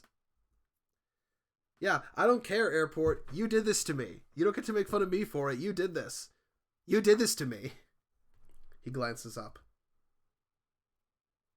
Ah, Sister and Marco, what was it you needed? Virginia is silent until we stop at the base of the steps. I come to a stop just behind her, to her left. Cassius narrows his eyes as he looks down at us, probably realizing this is no ordinary visit. No, someone else suggested it, and I said, sure, why not? My only mistake is saying sure, why not, but someone else suggested it. I did not suggest it. You can't pin that on me. Meanwhile, Alex just stares at us inquisitively, looking innocent and oblivious as he always tries to. Brother, I have something very, very important to discuss with you. Cassius regards her for a moment, then glances at me. Yeah, you did, Airport, so you're literally worse than me in this regard. At least I didn't suggest either this or hentai puzzle game. Why is he here? It involves him. It involves all of us, actually. Cassius frowns deeply, expression growing more and more sour. And what is it, Virginia? Virginia takes the deep breath. Cassius, you must abdicate. The face. I love it. It takes Cassius a moment to take that in, but when he does, his eyes widen and his nostrils flare, leaning back in his throne like he had been slapped. Yeah, I know, Airport. I know you did. And that's why fuck you. Fuck you. Fuck you. Excuse me? I wonder if this is the best way to go about telling Cassius that we're about to try and take the throne from him. I look around, wondering if there's any drones he might use to blast us with. Cassius, we all know this is illegitimate. You must consider. Enough. I will hear no talk of this. From my own sister, no less. Leave at once. The young wolf is shaking in his seat, wide-eyed, ears flat. Well, you must hear it. I must not. I follow every protocol. I am in my rightful place. Leave now, or I will have the drones escort you. Alex is sitting up straight now, staring at us, his ears perked, and I kind of wish we could have had him leave the room. Virginia remains calm, simply gazing back up at Cassius with an almost stoic look. Brother, you must hear it, because we have proof of your deception. Cassius seems to have recovered from his initial shock, though he's still trembling a bit, chest heaving for breath. What proof? Virginia takes a deep breath. You know that we already know about the staging, but we have footage of the third trial. All of it. Cassius stays quiet, unsure of what to say. We have contacts in Adastra that will release it to the public tomorrow evening. Cassius swallows hard. I will close the news channels. Not only to the news channels, but in portable formats as well that may be copied and spread. That's right. NFTs. We're gonna do this with NFTs, everybody. No, it's NFTs. No, Oh, it's no. fuck. It's like those emergency texts that get sent out to your phone or whatever. Oh, That the, it's like- yeah, it's because like- people like guys, Hawaii. guys, what if the government was tracking you? Bitch, they already are. They can text all of us at once. Yeah, no, it's like people are like afraid of getting, tracking chipped with the vaccines and stuff like that. You're carrying a fucking GPS. You're tracked in your phone. You're tracked in your cars. You're tracked with Social Security and through the banks, through the post office. None of us are free. We are all chained. Anyway, Cassius opens his mouth, then closes it, then opens it again, then closes it. He didn't see this coming at all. Finally, his shoulders drop and he stares at the floor. Virginia, how could you do this to me? Virginia frowns, actually looking a bit sad. How could you take the throne in such a dishonest manner? Mother taught you better. Do not speak of mother. Cassius's response is instant and angry before he deflates again. The silence stretches out for a while before Virginia speaks again. I know you, Cass. I know you're an honest, honorable wolf. I know you don't want the emperorship like this. Cassius goes on staring off into space. Social Security, super easy to break. It was never supposed to be a government ID, but ended up being that because the government never made one. Sort of, yeah. So yeah, basically, it wasn't supposed to be a government ID, but since America never had proper government IDs, Social Security basically became one. Yeah, that's why it's so important to know your Social Security number. There's not a lot of numbers you should have memorized, but you should memorize your Social Security number if you're an American. Some genuine advice when we talk about government tracking you while reading furry space opera. Do you even want to be Emperor Cassius? Virginia looks sharply over at me, but I ignore her for now, looking right up at Cassius. He turns his gaze slowly to me. What sort of question is that? Remember when we saw the parents together? Cassius instantly bristles, his ears turning a deep red. You remember what they said, right? I don't remember. Sure. Anyway, you know what the parents think, what they want. Just listen to them. They only want what's best for this empire. Also, airport, most countries have government IDs. And really, they're not much more than something like Social Security, but they're more official and efficient. And it basically means that you have an ID. And you can use it as any sort of ID, You can build it into your driver's license, you can build it into any other licenses you have. It's actually a lot better to simply have generic government IDs, honestly, but, anyway. Cassius closes his eyes, taking a deep breath. Why are you doing this to me? He says it quietly, and I'm not sure if he's talking to me, Virginia, or the both of us. Because we also want what's best for the Empire, Cassius, and that involves a legitimate emperor that rightfully sits upon the throne. I can't just abdicate. How many emperors have ever done that? The humiliation will be too great. For the first time, I hear some resignation in Cassius's voice, and I actually do believe he doesn't want this emperorship anymore. I jump in again. We can make up any story you want, Cassius. It doesn't have to be a shameful thing. We can make it seem honorable, even though I think it already is, if you do step down. Again, Cassius is silent. I can only imagine all of the things that are going through his head right now. He knows that the release of the footage will destroy his image, cause unrest, probably to the point that he'd never be able to recover if he remained on the throne. He already knows that he's been beaten. Alex, meanwhile, continues to sit at his side, just staring at the two of us. I'm surprised he hasn't said anything at all, and again, I'm not sure whose side he's on. Also, you need to demote Cato from advisor, otherwise he will become acting emperor again. Cassius looks sharply at us. We know he's behind all of this. that you're a puppet, Cassius. Cassius bristles, and Virginia shoots me another warning look. But you're still the Emperor. You have complete power over your advisor. You can easily cut those strings. Cassius looks about ready to say something to protest, but again, he slumps down, just staring at his knees. That would automatically make Amicus Emperor. It's not a question, just a defeated statement. We don't say anything. I suppose he was always... Oh, sorry, fuck, that's you, right? I'm an idiot. I suppose he was always destined to be that. I was a fool to think I could make this work. Virginia's ears perk up and I feel a swooping feeling in my chest like I just missed a step. Alex just looks up at Cassius, frowning. Cassius shakes his head. I'll need to think. You said tomorrow evening? The 14th hour. Cassius sighs, then nods. I see. I will make an announcement tomorrow after breakfast. I need to meditate. Certainly. Cassius drops his paw to his lap and picks up the glass tablet again, and just like that, we're dismissed. As Virginia turns to go, I quickly speak up.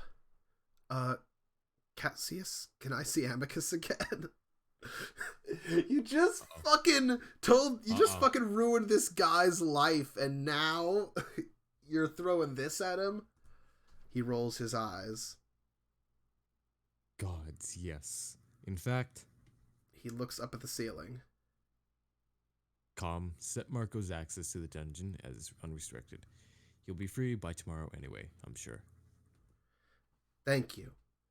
I bow because it feels like the right thing to do, but Cassius only grunts in response. I then quickly follow Virginia out into the hallway, almost skipping with relief and excitement. Holy shit, that was easy! Marco, shut the fuck up. Marco, shut the fuck up. Marco, shut the fuck up challenge. Impossible. Impossible difficulty. I whisper to the she-wolf as she maintains that stoic look.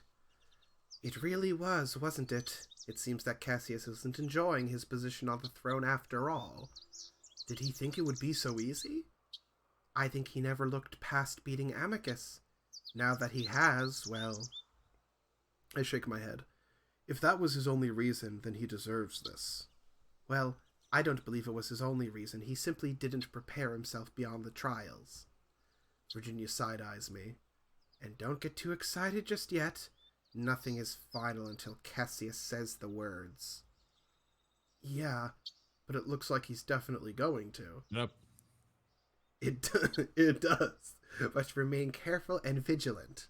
Also, Virginia pauses as we reach a branch in the hallway where we would part ways so I can go to the dungeons. I stop and look up at her, stepping from one foot to the other, eager to tell Amicus the news. You've noted my loyalty to Amicus over the past week, yes? Yeah. At the very least, this would be deserving of some time of official position, don't you think? You want to be chief advisor, right? Yes, and you are very close to him. I'll get him to make it happen. The wolf almost looks shocked. I don't know why, though. I'd assumed this was always part of the plan. Thank you, Marco. Of course. I'll see you later today. I leave the wolf standing there, trying not to walk too fast on my way to the dungeons. Amicus is shocked when I tell him the news, obviously, but like Virginia, he tells me to stay cautious. Anything can happen between now and when Cassius makes the announcement. And we're definitely not guaranteed an abdication during said announcement. Either way, I promise Amicus to come back down first thing in the morning to tell him the news. I leave in good spirits, and I catch Amicus's tail wagging more than it usually does. We might actually be at the end of this nightmare. Shut up, Marco. Marco, shut up, challenge. Marco.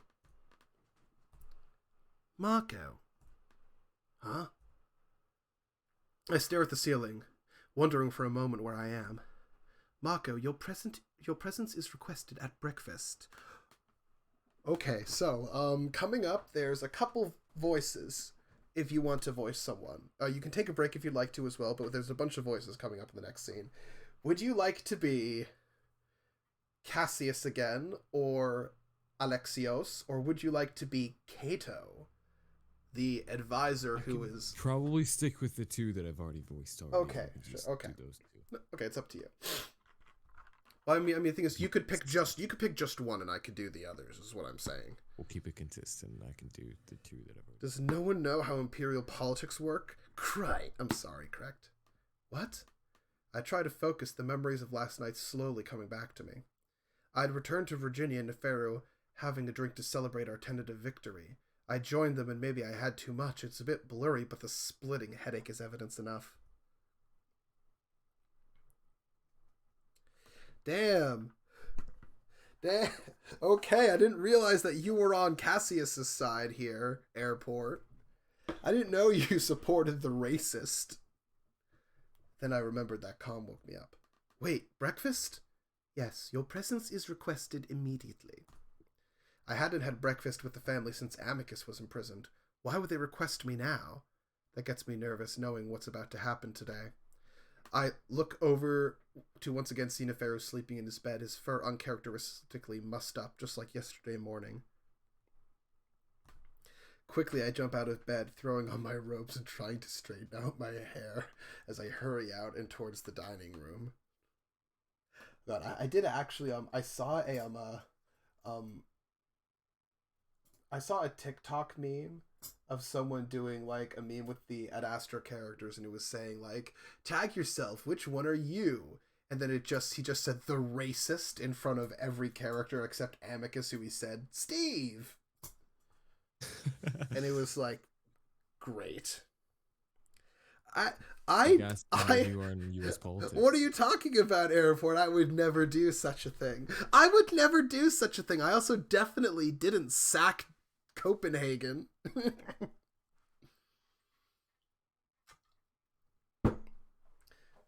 Quickly, I jump out of bed, throwing on my robes and trying to straighten out my hair as I hurry out and towards the dining room. Sure, Jan. I love that line. I wonder if maybe Amicus is already out of the dungeons. Maybe he's the one requesting my presence? But as I reach the door, I realize that's not the case. Oh, this doesn't look good! This doesn't look good, everybody! Virginia, Cassius, and Cato sit on the bed while Alex kneels in front of Cassius. As I walk in, I can immediately tell something's off. The air is tense. I come to a gradual stop, unsure of what to do as the rest of them glance up at me. Ah, is that Marco? How nice of you to join us. Would you care to serve us our food and drink? Please. Something is very wrong here. Did Cassius tell Cato about what happened? There's not much else I can do except walk over to kneel beside Alex, reaching out to begin serving the wolves. It's completely silent, as all of them just watch me fumbling around with the food. Finally, Virginia breaks the silence. Cato, is there a reason you called us all to breakfast? Cato turns his head in Virginia's direction. Can't I enjoy a meal with the royal siblings? I simply wanted to discuss my trip with you. Oh, I see. It's just been so long since we've had a scheduled breakfast. It may be a good habit to get back into. Wouldn't you agree, Emperor Cassius? Oh, yes, definitely, Cato. How was your trip? Wonderful. I had the pleasure of visiting Adrote. Being the entertainment capital of Adastra, I had such a good time observing the plays despite my inability to observe. Cato starts laughing loudly, and I can tell why everyone else is on edge. Yeah, so he used to have a visor that let him see, even though he had been blinded in a previous war. And then Amicus ripped it off during a fight, and now he's just completely blind.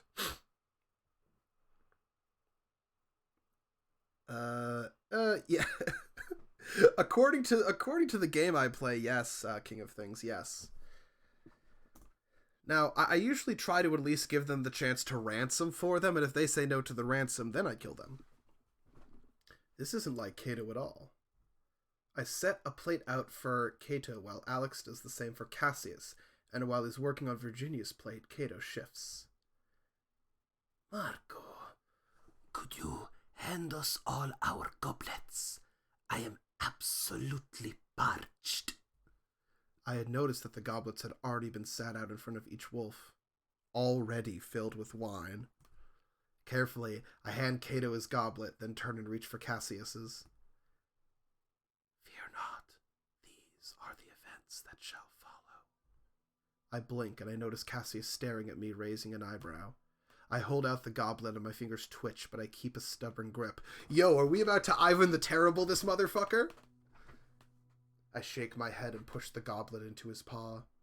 I'm about to grab Virginia's, but Alex has already finished her plate and hands her her goblet as well. For a while, the wolves eat and drink in silence. At least Virginia and Cassius do. I notice Cato not touching his food at all, simply watching the rest of us. Y'all got played! Y'all motherfuckers are the stupidest motherfuckers in the world! Cassius lets out a loud cough. Alex sets a paw on his leg in concern. Cassius. Oh, sorry. Sorry, something in my throat. He takes another drink of his wine. Keep your mind and heart open, great ape. You shall receive guidance. My vision flashes and the tension somehow builds, and I know now that something terrible is about. How could you not tell when walking into this shit? We all know what's gonna happen. They basically gave it away two ticks ago with only one person isn't eating and he's watching all of you while acting strangely. We know what's about to happen. So, Cassius, I hear you have to make an announcement this morning. The entire room freezes as the wolves stop eating and Alex stops serving. I sit there on my knees trying to keep my breathing even, trying to deal with feeling like I have voices in my head and with Cato apparently discovering our plan at the same time.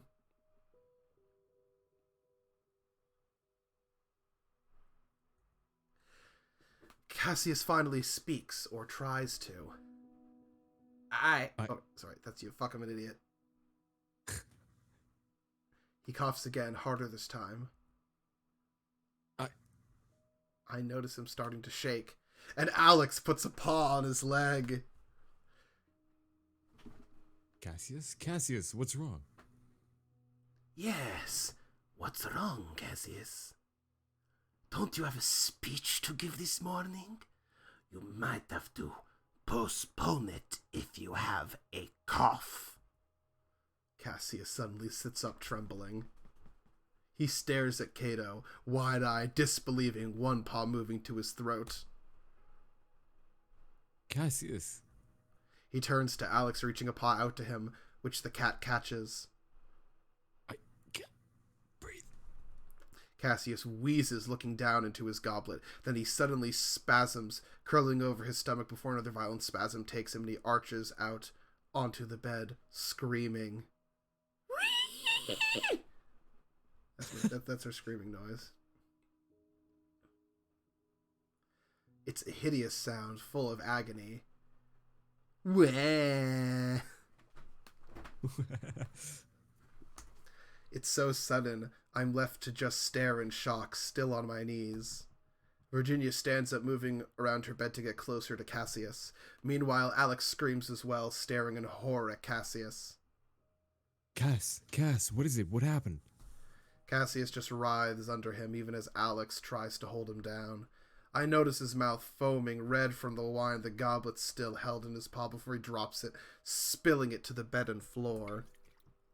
Cass! Alex's voice is filled with despair, probably realizing at the same time I do that Cassius has been poisoned, that he might be dying. Oh dear, are you cramping, Cassius? Perhaps you ate too fast. The hair rises on the back of my neck as I sense Cato sitting behind me. He'd found out about our plan.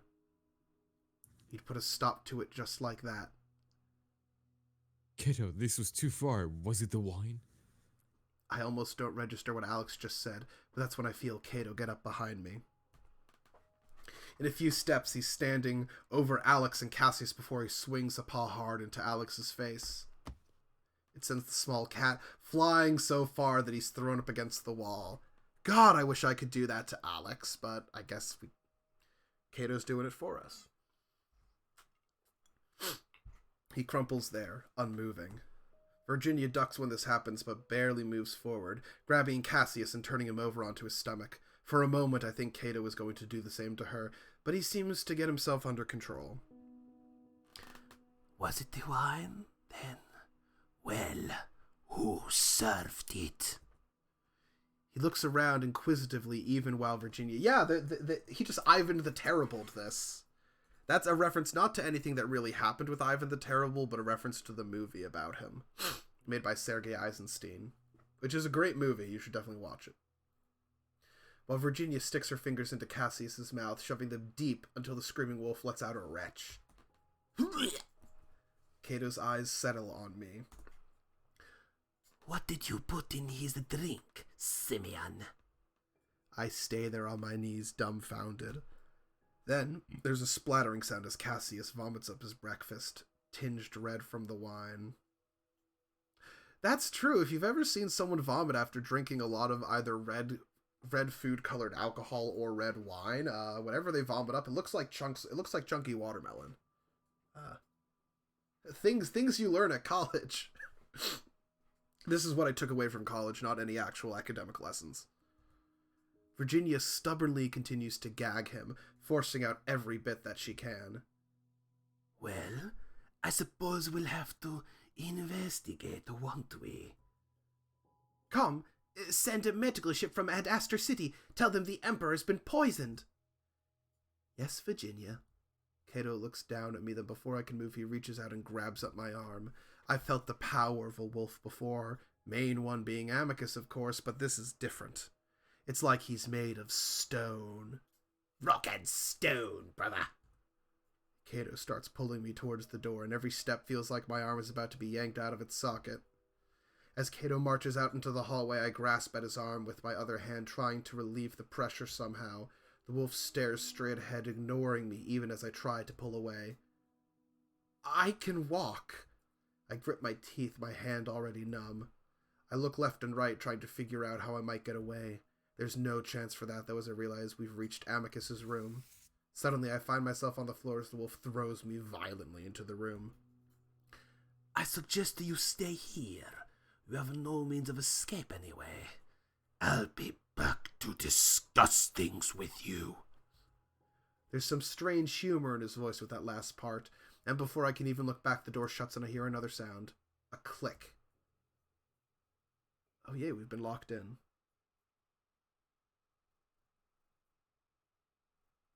So, part of me feels like this would be a good stopping point now. I don't know. Do people want me to read a little bit more? Or do you guys want me to take a quick break and switch over to City Skylines?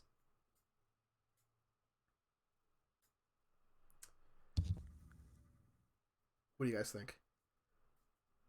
That also goes for you, head ass. Oh. How close am I to the end? I could potentially be a few hours from the end, because I've read through all of this before. But we have at least, like, potentially 5 more big quote-unquote scenes, each scene lasting about 1.5 to 2 hours, depending on how quickly I go through it. So if you guys want, I can read for up to another hour, or we can just switch over to City Skylines right now.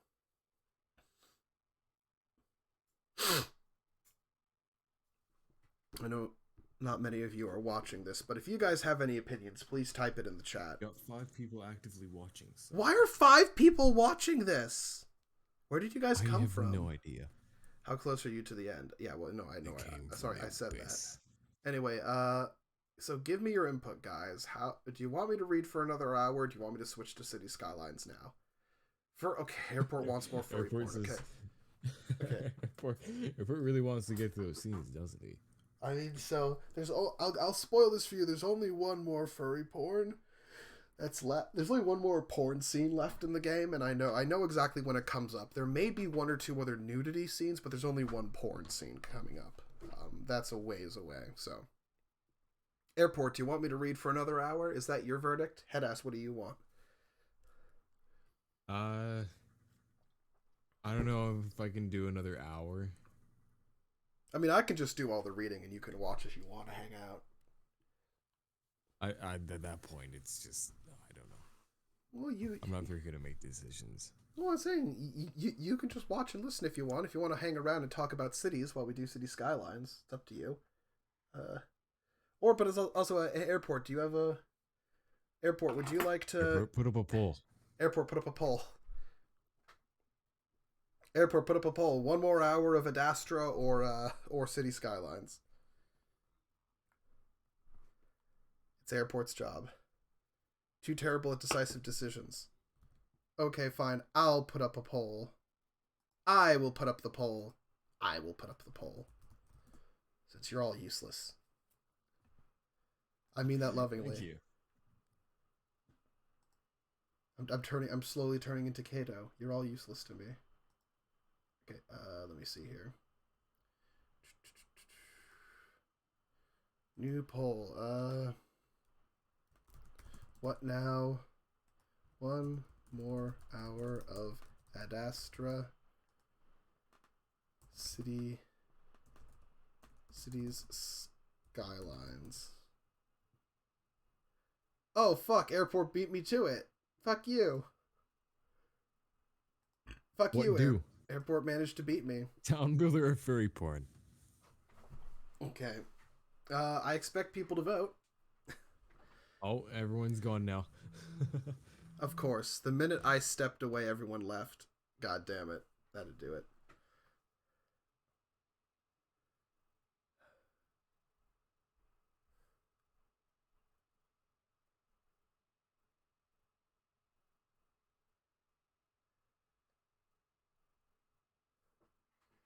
God, if no one votes by the time this is over, I'll probably just do City Skylines.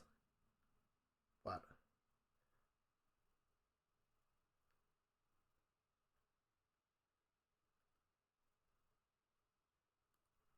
Hmm. Hmm. They came to see you lose affiliate on furry porn. And they will not successfully see that happen. Wow, there's one vote on each. Airport, did you do that? Did you vote one on each? Is this your doing? I think Airport did furry porn, yeah. Airport, did you vote on both? Because I see someone voted for one on each. I did town builder, he did porn. Okay, great. Yeah, Great. so he's doing it on purpose. Great. I think Airport wants... This is just like Genshin Impact. Airport like ironically likes it and they're like makes fun of it and then he slowly grows attached to it. I knew it. I knew I couldn't trust you, Airport. Are you gonna get one of like this? What was it? Who's the artist dude in the server, or is that you I don't know. that does it? You're gonna get fucking someone to commission a fucking persona for you or something like that. Maybe. You will. But in any case, yeah, last chance to vote. Doubt. No, I see you posting the doubt meme, Airport, but I don't think so. I think this is just like Genshin. You're starting to get attached. You like Abacus, don't you, Airport? But this isn't the mainstream or even that appealing. It's just furry porn. Yeah. Very okay. So it's tied.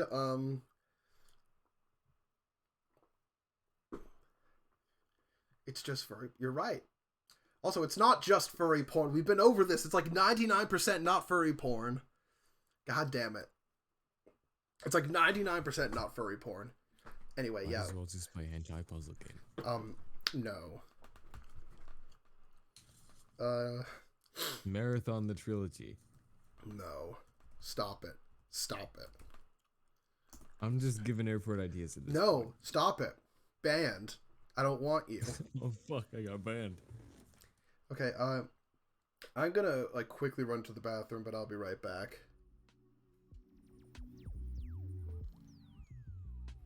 I spent 20 minutes of the stream browsing the accelerations wiki. Well, that makes sense why you're so set on seeing people watch this shit. Yeah. You couldn't give less of a shit.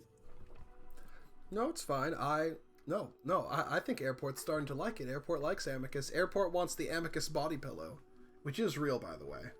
I could just give him the game. Wait. Hey, you could do that. You could give him the game. No, I've already turned it down. Once before. I'll do it again. He tried that like, once you before. give him this game.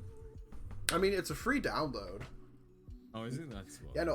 Among the furry just community, this is like one of the most popular visual novels, and there's a reason, because it's among them probably the best written one, which isn't saying much, or it's up there amongst the best. Isn't saying much, yeah. It's not. But again, as you've noticed, like We're vast majority of this is not furry porn. Vast majority of it is not furry porn. Not hundreds, Airport, thousands. Thousands seems like Thousands. the appropriate measurement. Yeah, anyway. We're gonna save.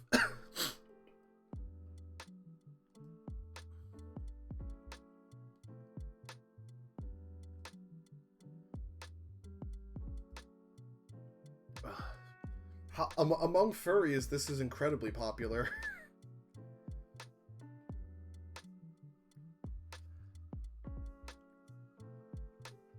This is like the big furry visual novels right now.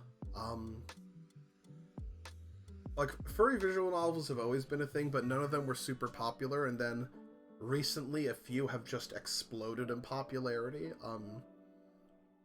One is there's a bunch of other there's a series, there's a psycho horror American dystopia series called it's the Echo series. There's 3 visual novels wrapped up into one that are made by the same project people that made Adastra.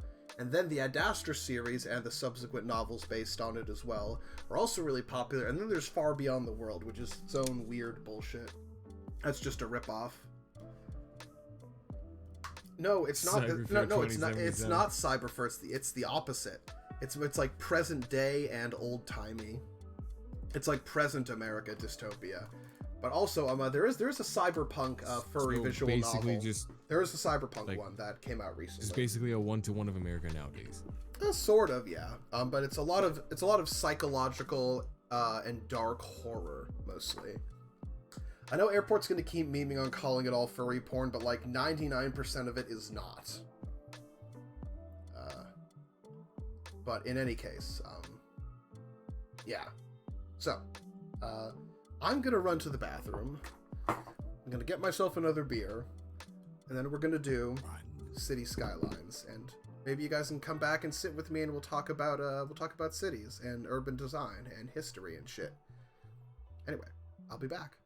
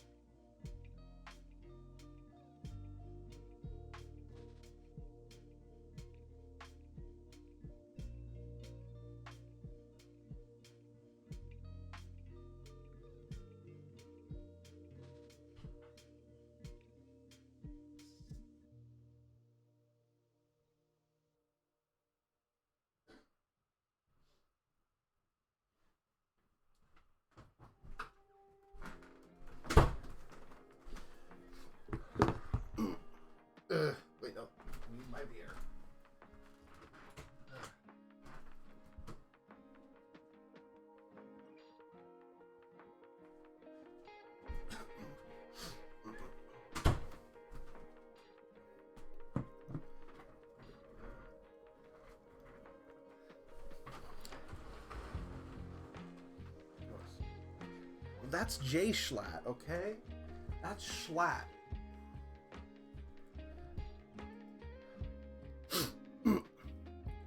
That Schlaticus Rex has no bearing on me. I get that I'm a little baby compared to him. Also, dumb fuck. He's been live for 2 minutes. He's got 121,000 viewers. Dumb fuck. Let's move over to the stream. Hang on. Hey. What? Now I'm over here. Hello again. So.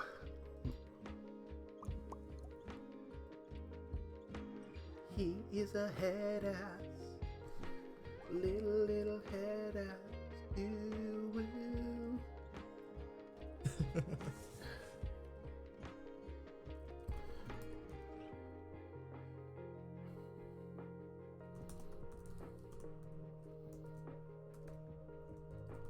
Just setting up the other stuff for so we can get right into this nonsense.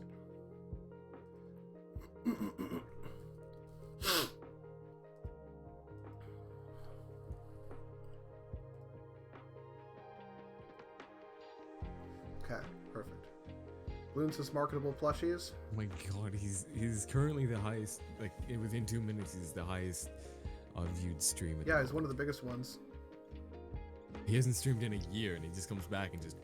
Because everyone was. He probably announced it on YouTube. That too, I guess.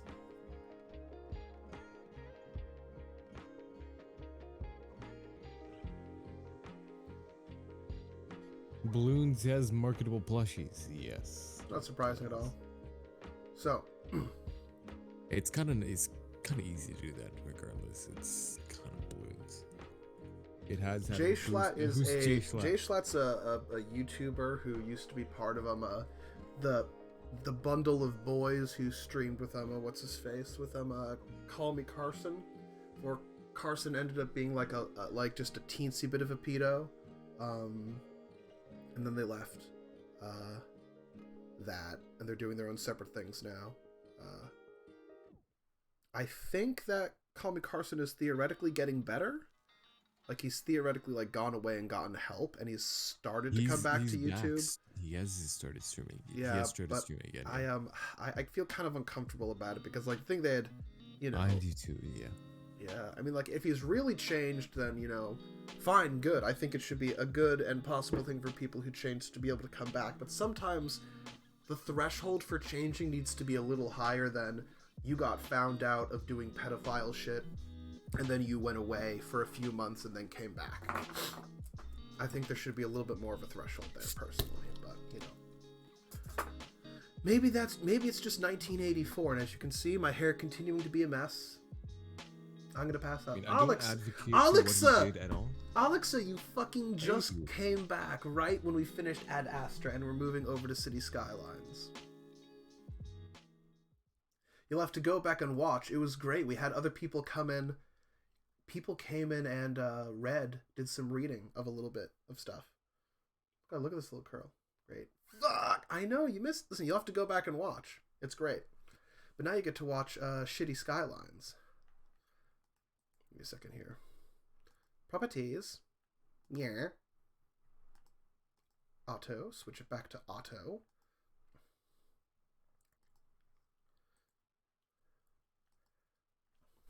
Going to do some Shitty Skylines. No, dude, I'm not doing it now. So there's going to be another reading session next week around Xmas, where I'm going to try to burn through a lot more of it. Oh fuck, there's a new airport expansion coming out, which makes sense. They recently added a railway expansion. They've been expanding stuff. I probably need to buy more of the DLC.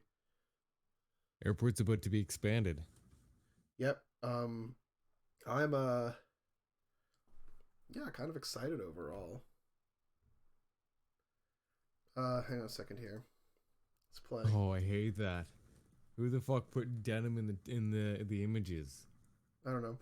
We were talking about Call Me Carson. Oh yeah, that's the meme network expands. Yes. More airports for the airport god. Yeah. How I love these skylines. Yeah, well, not a week ago, like a few months ago, he did his first video back. Okay, here we go, boys. A week ago. No, banned, bad, Mason, bad Mason, sit down, What? motherfucker, bad, What'd I do? bad, I just said a week ago. bad. Sorry, sorry, I thought you said ahegio, not a week ago. Yeah, I thought you said that. Ew. Thank you for redeeming ew. Okay. So this map is basically kind of like it's a combination of like some Germanic styles, Holy shit. some Slavic styles, as well as Holy shit! some He just banned like shtetl 50,000 styles. people. Wait, who did? Jay Schlatt? What did he do? Just banned 50,000 people. I assume off the bat. I assume I'm it was watching for right a now. meme. Yep. Here's what you can do, Airport. I barely pay attention to the drama either, but I usually can get a sense of whether it's real or not, mostly because I know what to look for and I know how to wait and listen. So and the let's just say that the Carson drama was so real that he admitted to it. All his friends knew it was going on and all of his fans believed it.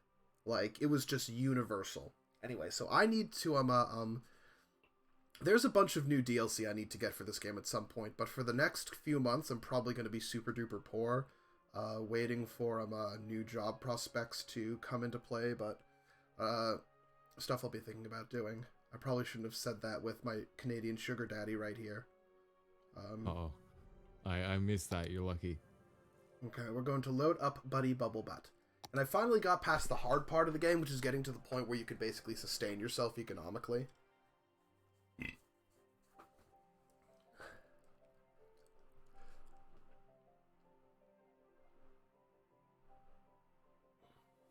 No, that it happened.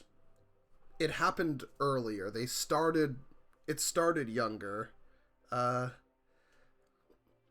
It was still grooming. There's a 2-year age difference. It was definitely still grooming, and I don't. No. It was more than 2. It was a 4-year age difference. Yes, it wasn't super bad, but it's still like, you know. It's still bad.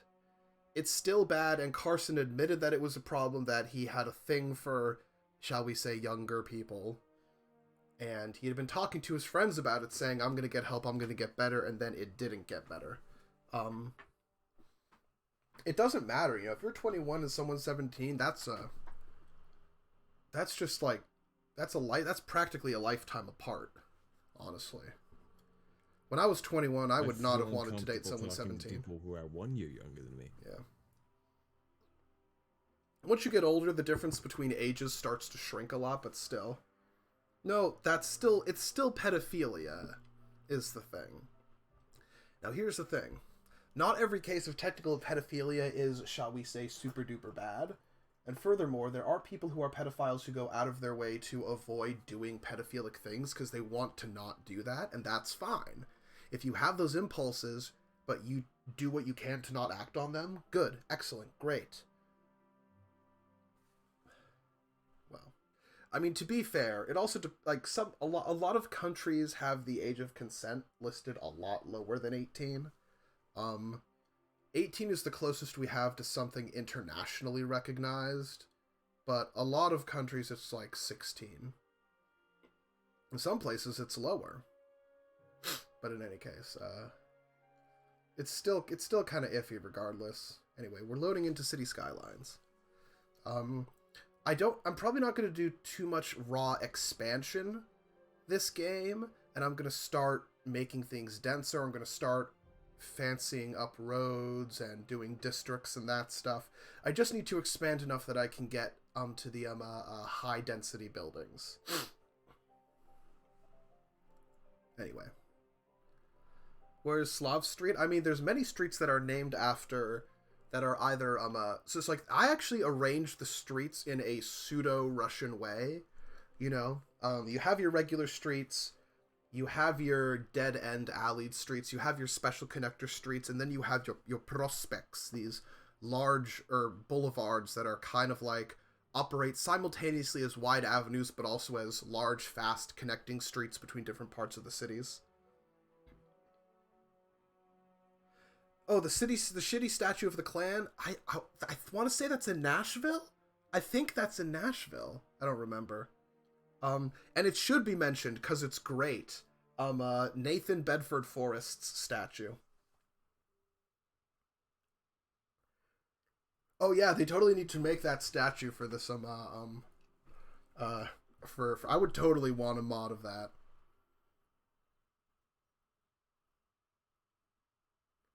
Come on. Okay.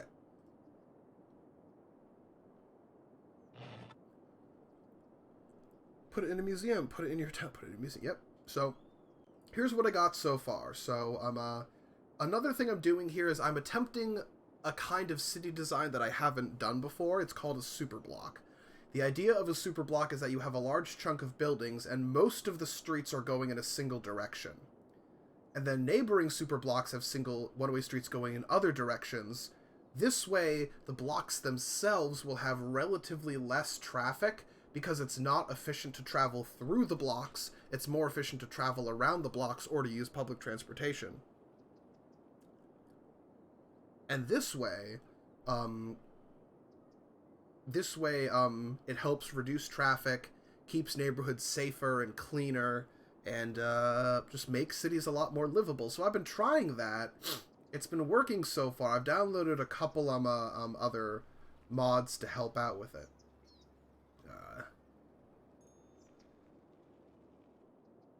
But yeah, we're so this is the main, like, quote unquote old city as I started it. I created this as kind of like one of those like new city things where, you know, in certain parts of the 1700s, but more often today, like, you know, people would just like build like a newer chunk of the city in blocks to just put have spots where people can live. And then I have another kind of extension town over here. Eventually this will all be connected. Also, I have successfully already buried the highway. The highway is underneath here. And this is how you get to it. There's a whole bunch of stuff I'm going to change. Like, I'd like to straighten out the river just a little bit. I'm going to cut off the river here and fill in all of this so that this is a little bit more usable.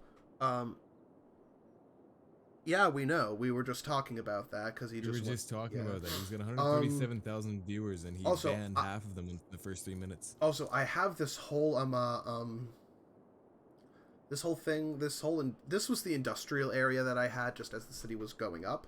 I'm probably gonna move this and like rearrange it a little bit to make it look nicer and to flow with the city better. But so there's a whole bunch of little adjustments that I plan to make. But basically, you have 1, 2, 3 main towns. Also, there's a little fourth town over here. And as is the case, these towns are going to kind of conglomerate together, but I'm going to have little park space between them.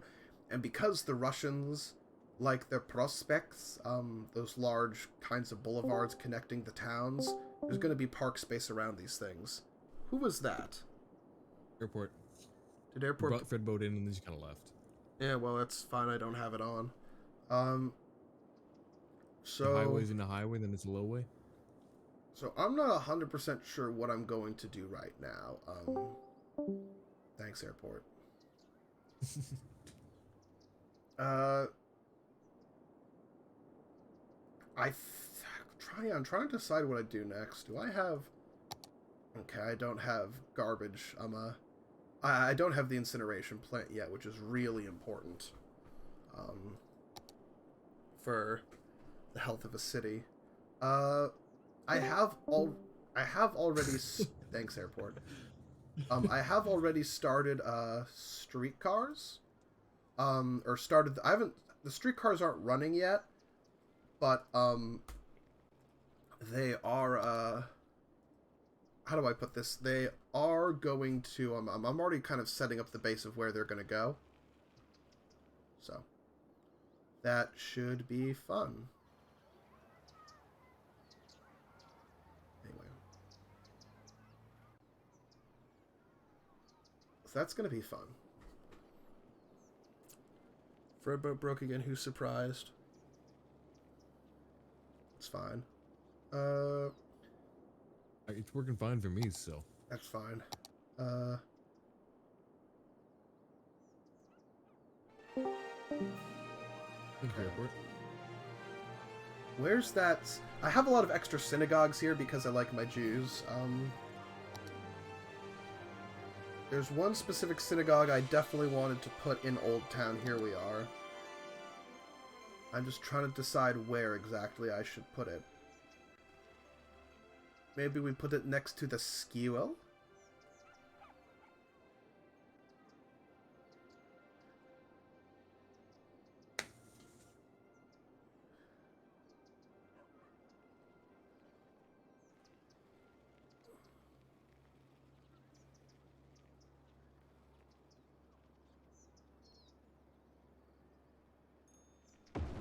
There we go, put it there. That looks nice.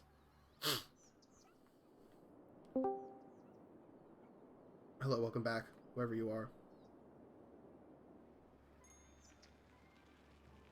Okay. So I also need Mic's muted. Whose mic is muted? Whose mic is muted? What's going on? What's going on, goddammit? I need answers! That can, or so help me. It's, Who joined? that dude. That doesn't answer Oh, Alexa, shit. Hello, Alexa. Okay.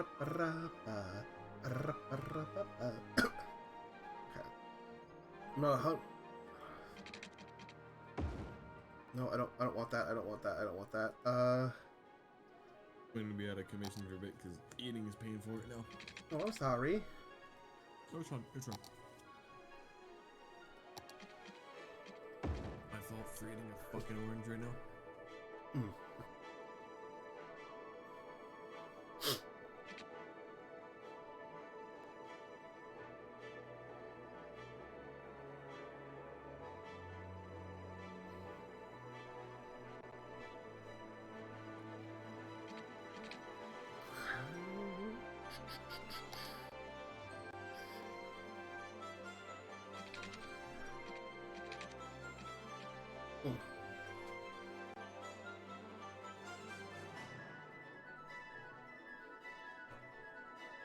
So hang on a second, let me check something quickly with the stream.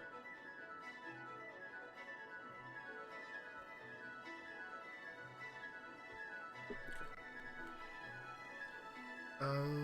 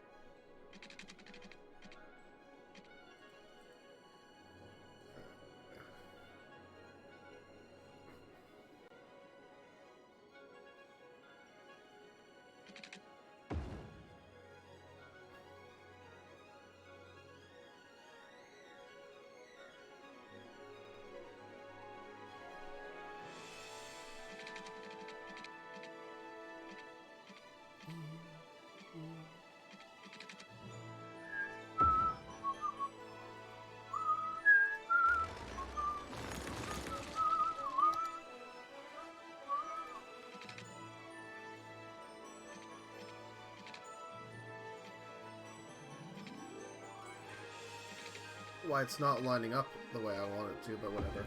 Cities don't have to be perfectly symmetrical. In fact, they usually aren't. Okay.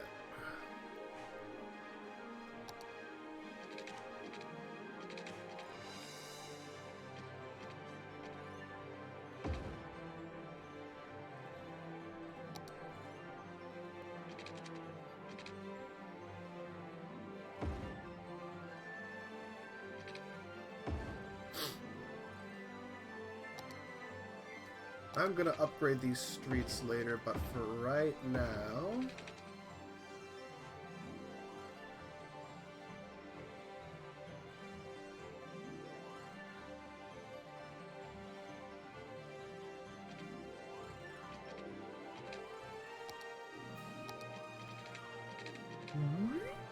God, some of the sounds here are really weird.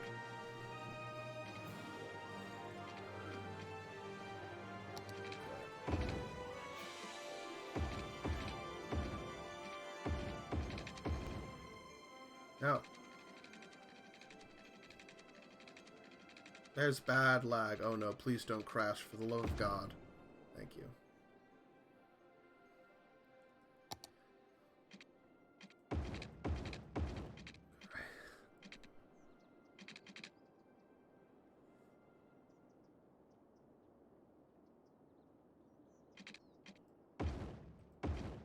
Okay.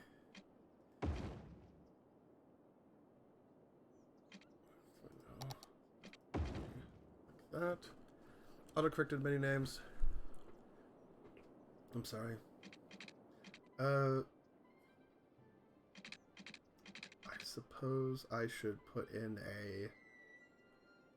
a head-ass street. Head-ass Ulitsa. And that goes, yes.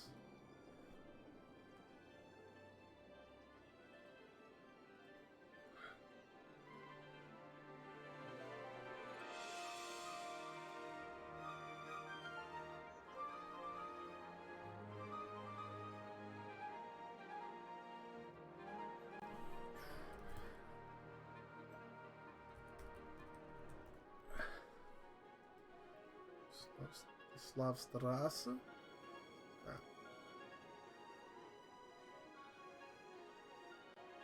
Oh, right. The street got named Ligma Balls. Don't really know why, but I guess it doesn't matter.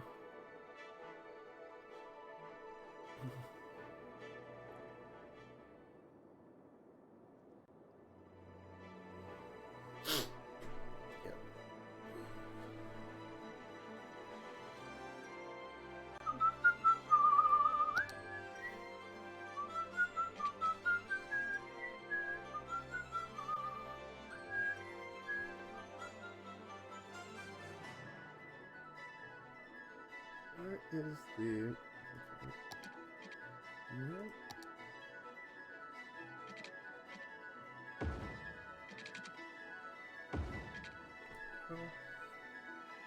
Ugh. Hole. Asshole.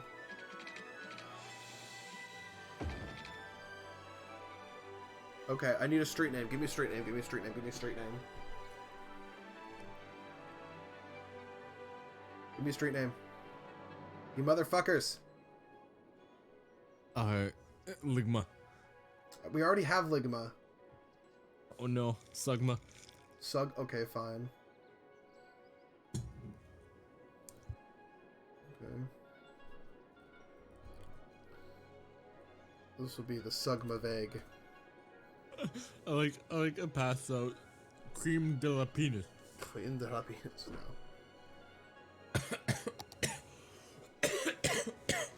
Good, you're all good. You're all dying. Excellent, beautiful. Thank you. I'm just chucking ice cubes so I can get rid of the burn. Feel the burn.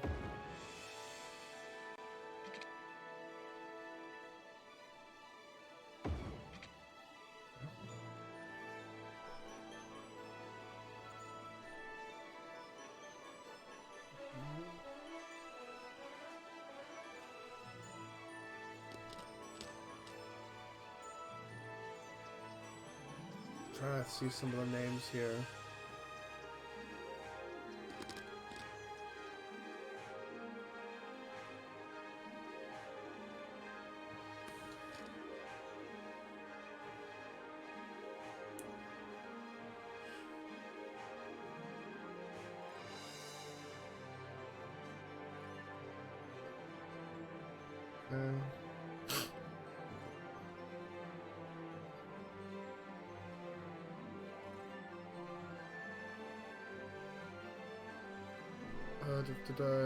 More names. I need more names.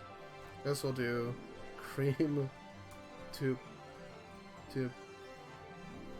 That'll be cream Tupic, and this will be Venus Tupic. There we go.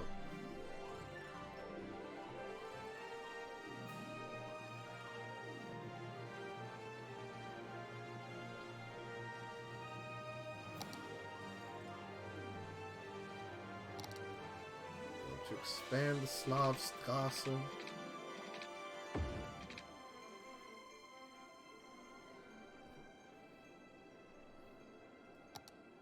Alex is recommending the gay street.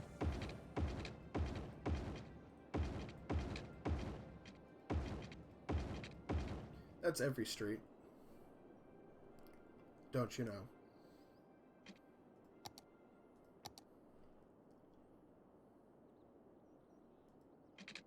Adastra Square. No. Pain. Meme highway. Meme highway. Life is a meme. I wanna ride it all night long. Your mom's a highway. I wanna ride it Penis all tunnel. night long. Oh no.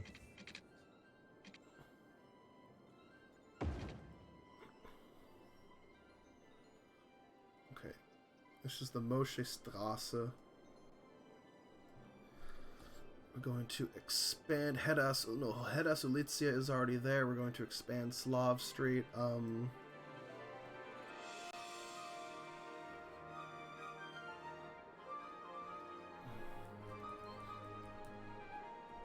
This will be Adastra plots. Go. Name one street Moshe feet this way. Moshe what? Moshe feet this way. Moshe feet? Yeah, I'm just quoting what Alexis said, that's all. Moshe feet this way. No.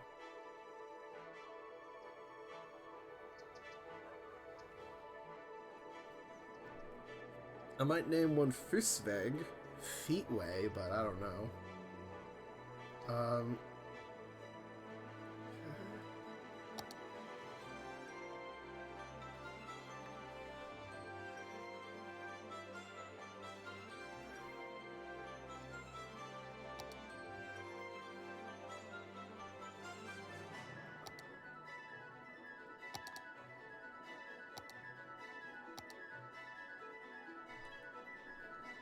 Ugh.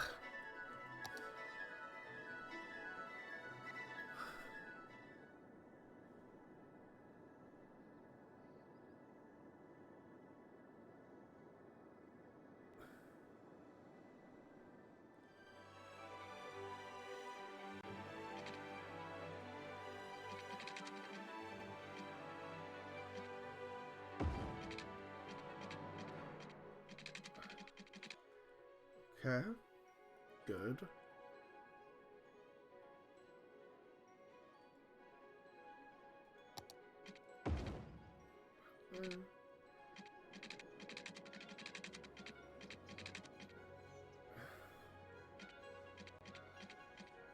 That's all already upgraded. Good. Wait, more people wanted to watch furry porn than City Skylines. Great, I'm having a great time.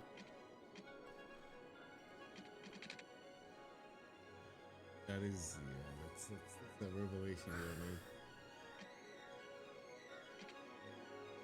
The revelation that this is what my friends think of me.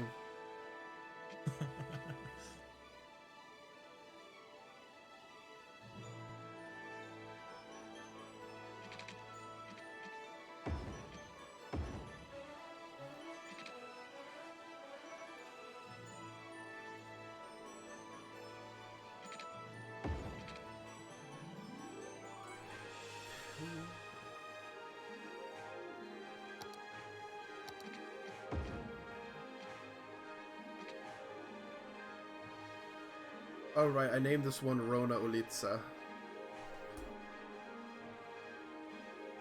I guess this one...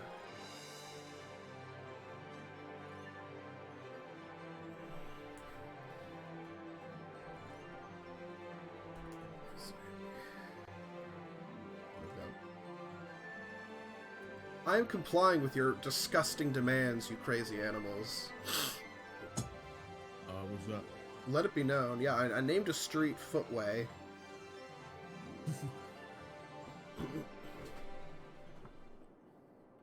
Let it be known I fucking hate you all. Mostly me, but also you. But also me. Also you. But also me. Okay. Let's finish.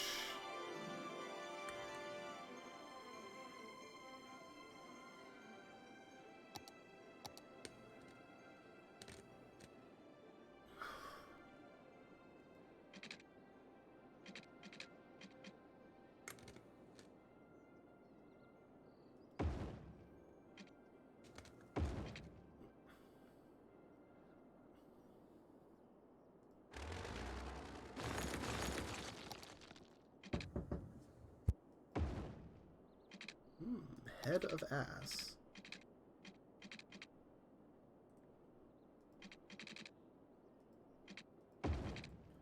Go. Another street name.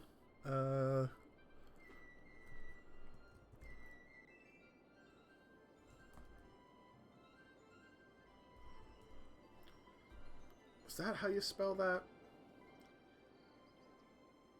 Peroylock.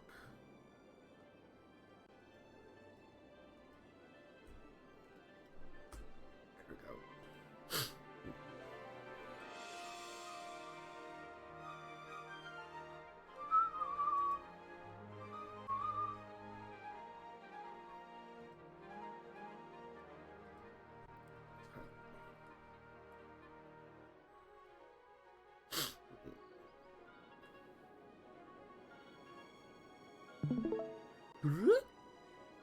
The fuck is trying to snipe my stream?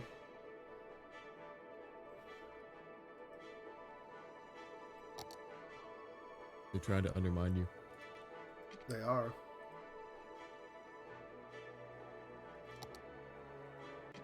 Playing a mobile game, too.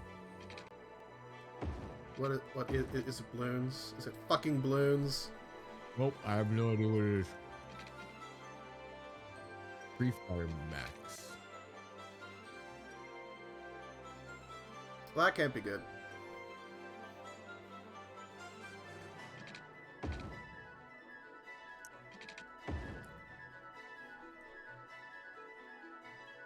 It's running at like 5 FPS, so it doesn't really matter. Oh, no, too big.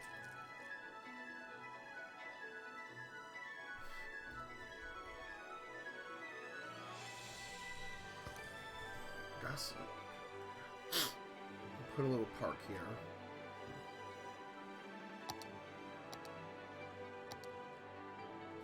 Next. Going to make sure everyone has adequate plumbing.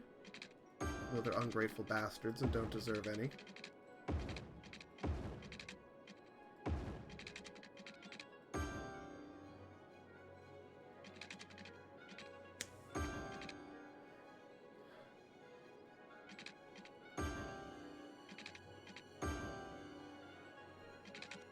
Then we're gonna double check the heating.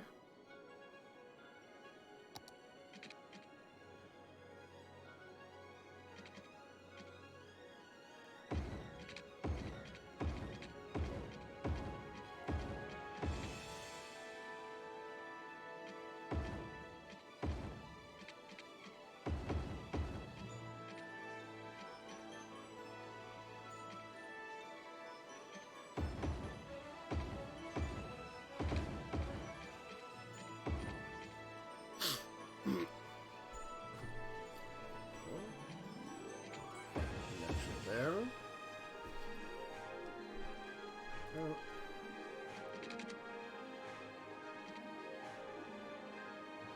I'll eventually connect this with the outside world, but for right now, the answer is no.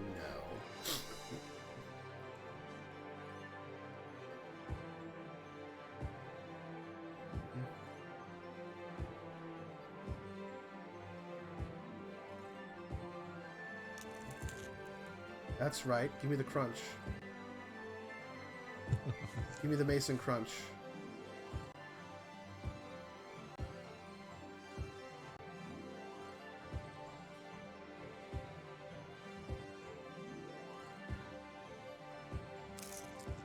There it is.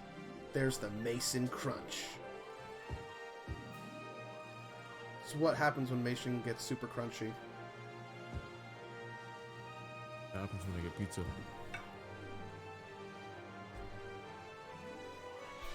Mason be like, pizza!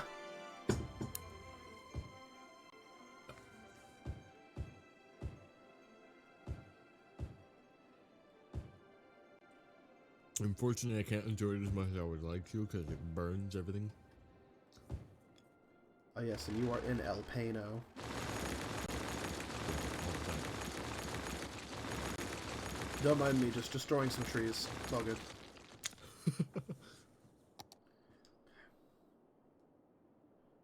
Don't tell Mr. Beast this one.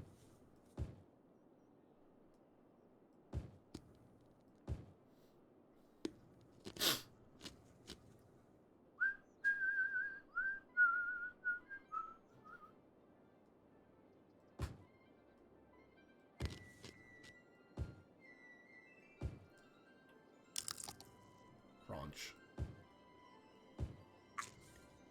Actually, wait, no, yeah, no, this is... I can afford to make these plots bigger. I will eventually make the other plots also bigger, but I need to wait till I get high-density buildings. This is the best way I can do density with low-density buildings.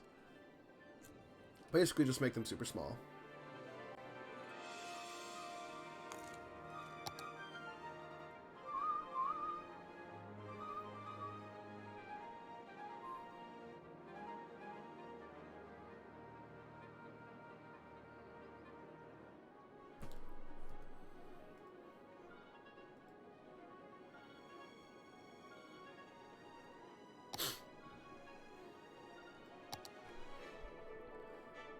Let's do more skills.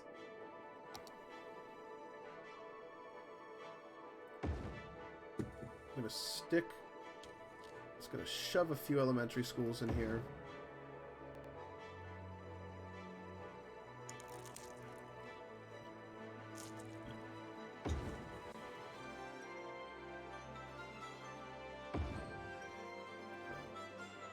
And...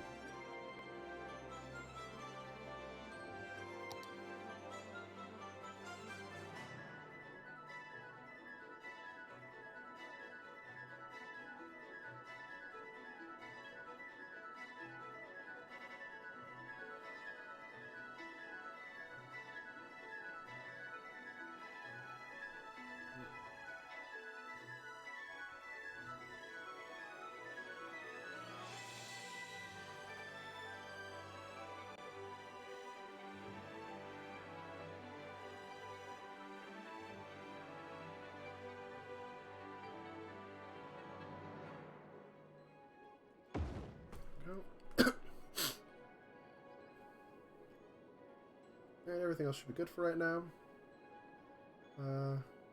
Put the church on a street called Candace. Shut the fuck up.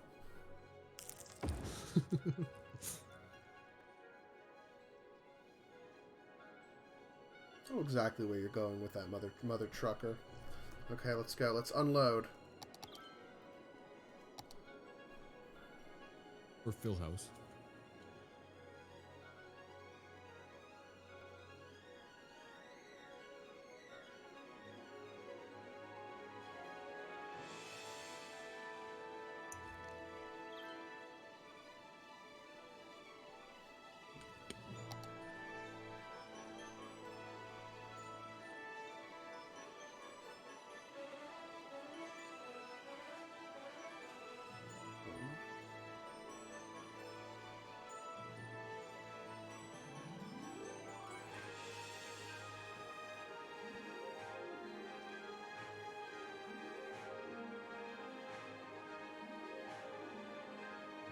Well, I do have a Mason Street. You have a whole prospect named after you. Nice.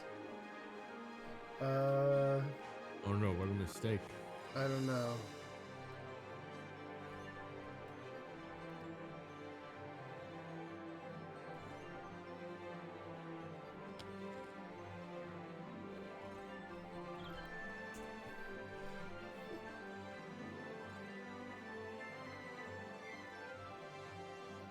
go. We'll change some names here.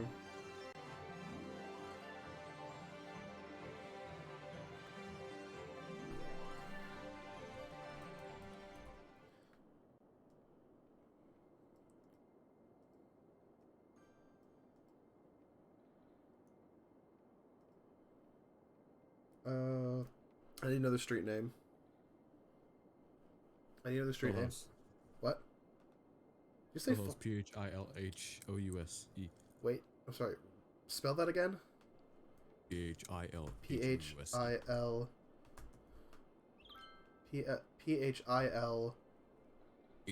House.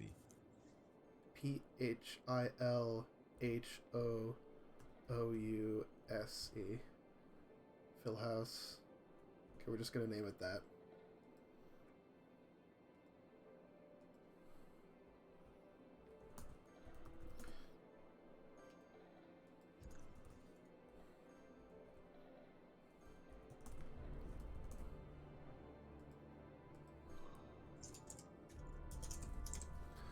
Normally I wouldn't have to rename streets, but for the sake of lining up streets later, taking the time to name them and then realign them is good.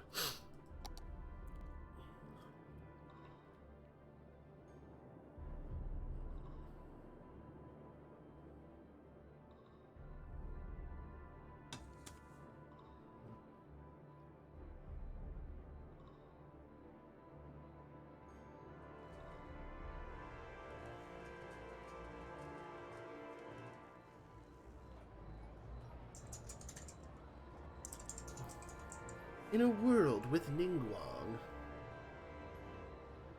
there can only be one. Only one Guang.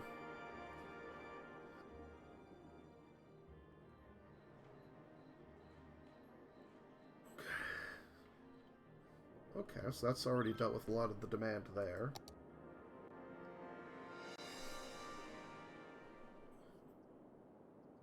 Oh?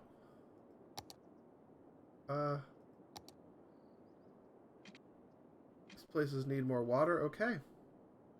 Let's get them more water before they all get tuberculosis. No, cholera is when it backs. Cholera is when Poop Lake backs up, which we do not want.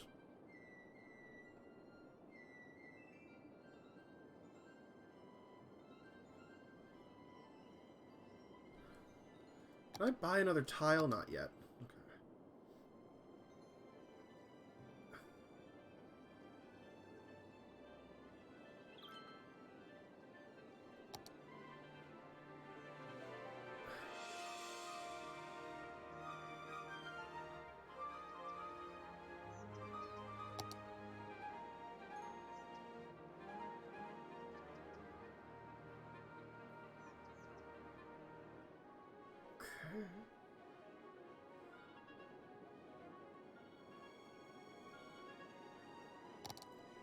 Work on the Maria Nolizia.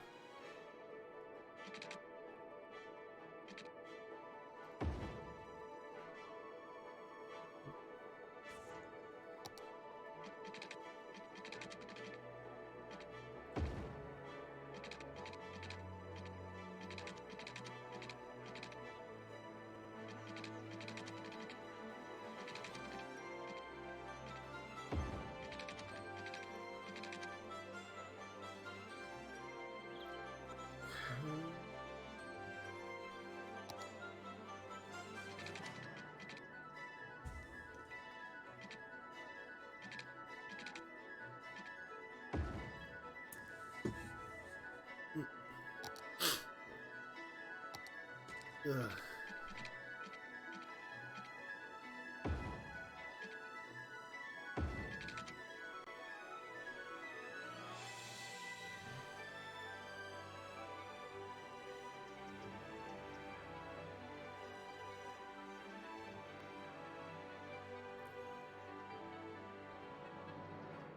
Okay.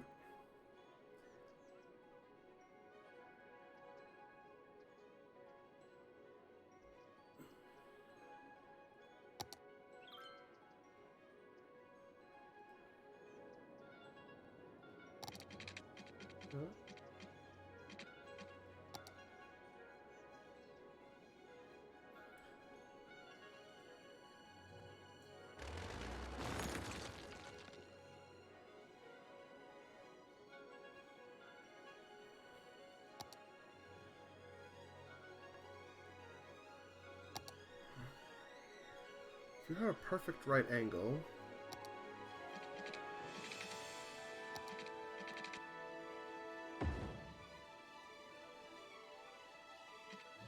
I don't know why it's whatever. Don't care.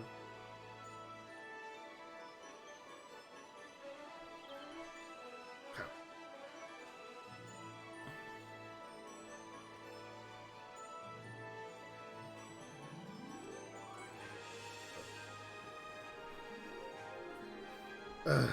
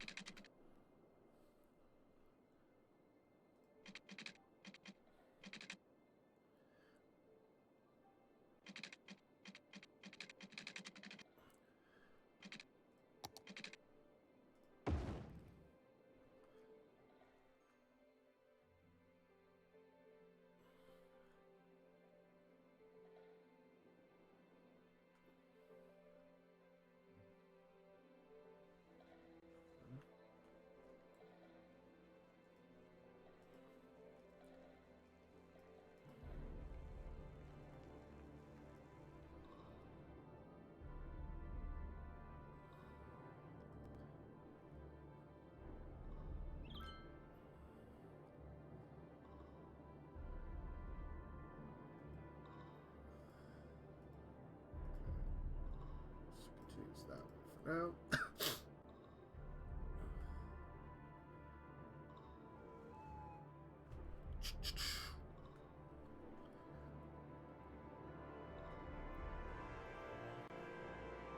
Oh, great. All my demands for city population are full. Now I just need to expand even more. Once I get to big town, is this when I get, yeah, this is when I get my high density shit. Excellent. We're working our way there. And once I get to the high density, I can start to... Hello, Rue. How are you doing? Hey, it's Rue. Hey, it's Rue. Once I get to high density buildings, I can focus more on quality rather than quantity. Whereas right now, I'm really trying to force... Oh, shit! What the Okay, they all just got cholera. What happened? I didn't even notice.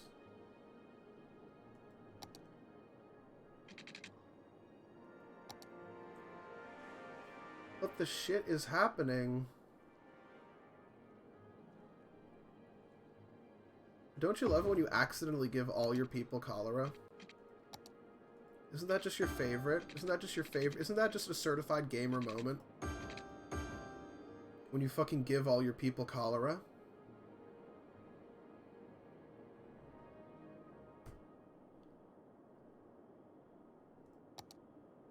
Welcome to Plague Town, I guess. All these...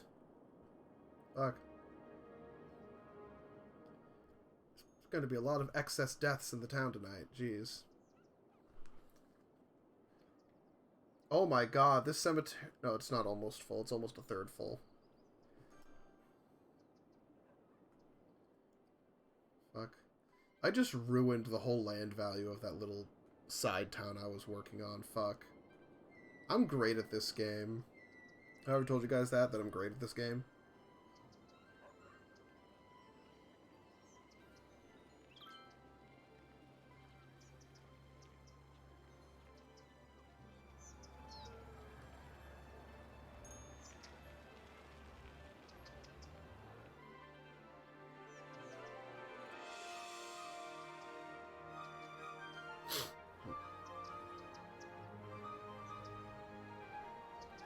There'll be streetcars there eventually.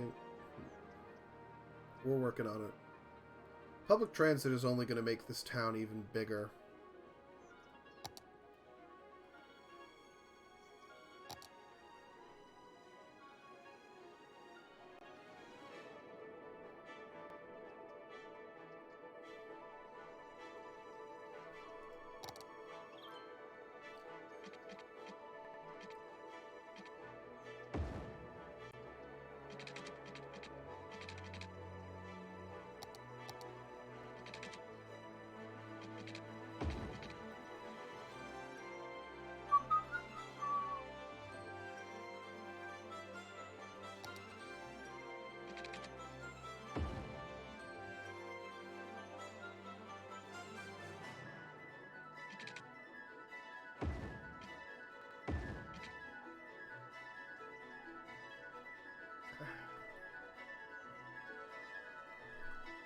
I will call this one the Rue Dupik in honor of Rue.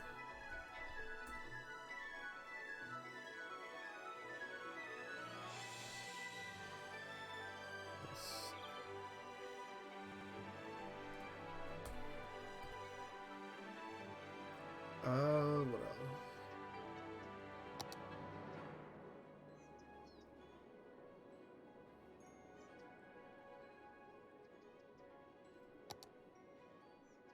Yep. Before we do anything else, let's make sure we get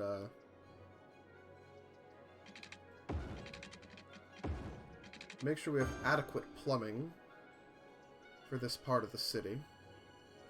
And adequate heating as well. There we go. So now we can start building homes.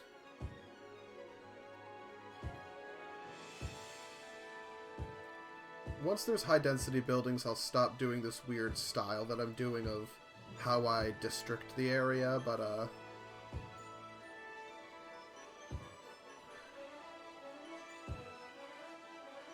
until that time comes, here I am.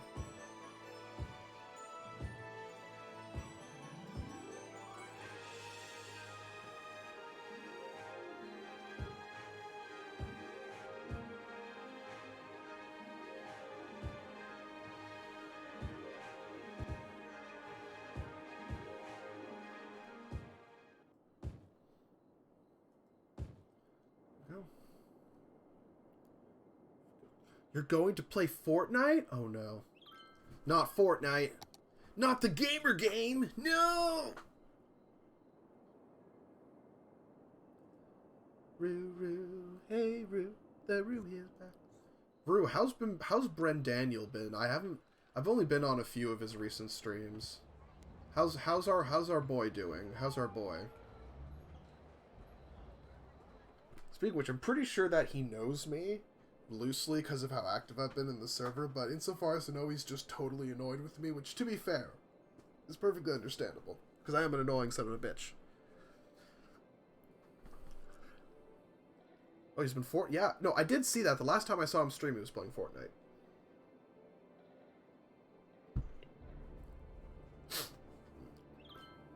Okay, so yeah, so we're very close to finishing the outline of the old center city. Doing good? Excellent. We like our Brendaniels happy. A happy Brendaniel is a good Brendaniel.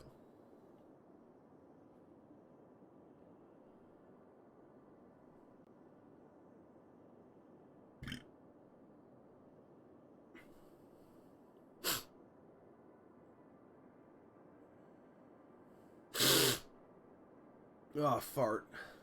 Okay, I think for the purpose of this, so like I'm already kind of planning how the city is going to look in the long run, but this streetcar line down, no, that's, how do I want that to go? How do I want that line to go? I don't know. Shit, bro, I don't know. Repeatedly dying in video games is a bit. Oh yeah, of course, as a bit. Yeah, as a bit. It sounds like me, dying in video games as a bit. I'm trying to decide, do I want this streetcar line to... No, I want this to go further. But I don't want it to cross directly. I might create, like, just a little elevated portion for it. But I don't know how useful that's gonna be. I'll give it a shot.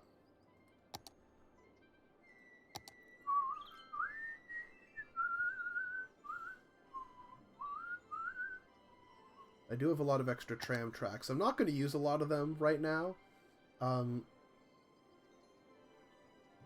We're going to need to wait for a little bit.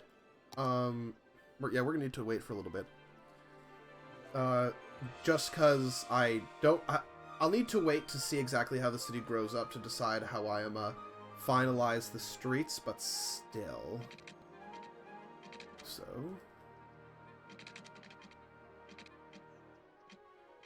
I just... like, slightly raise this.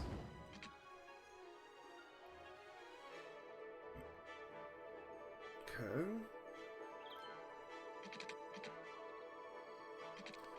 Let me just test something here.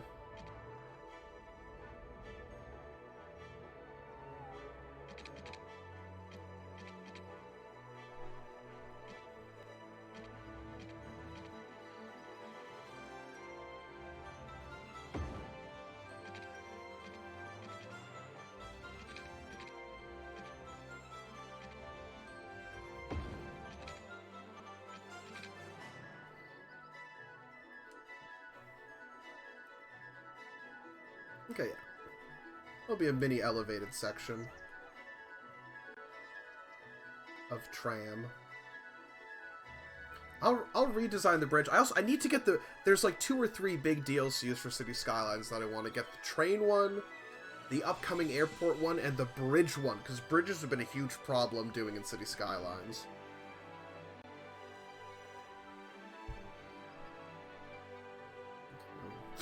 So now we're going to have to start filling in these areas. What the fuck happened? Why are you all out of power suddenly? What happened? It looks like it's just things on the outskirts of the system. So let's get... Is there another power plant? Are there any cool older style power plants? Yes. Yes, there is.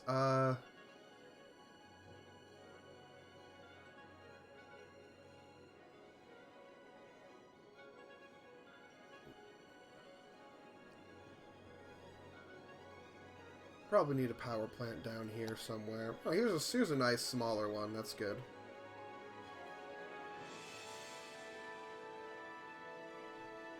Okay.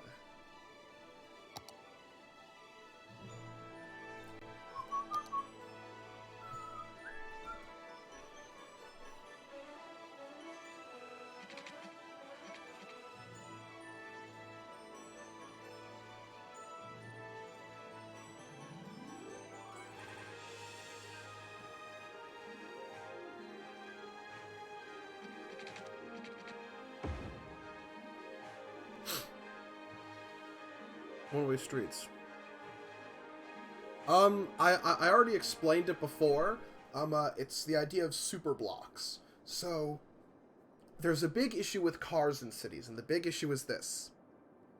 They kill a lot of people, they produce a lot of pollution, they take up a lot of space, not just for themselves on the road, but also parking lots, and they drive people away from public transportation.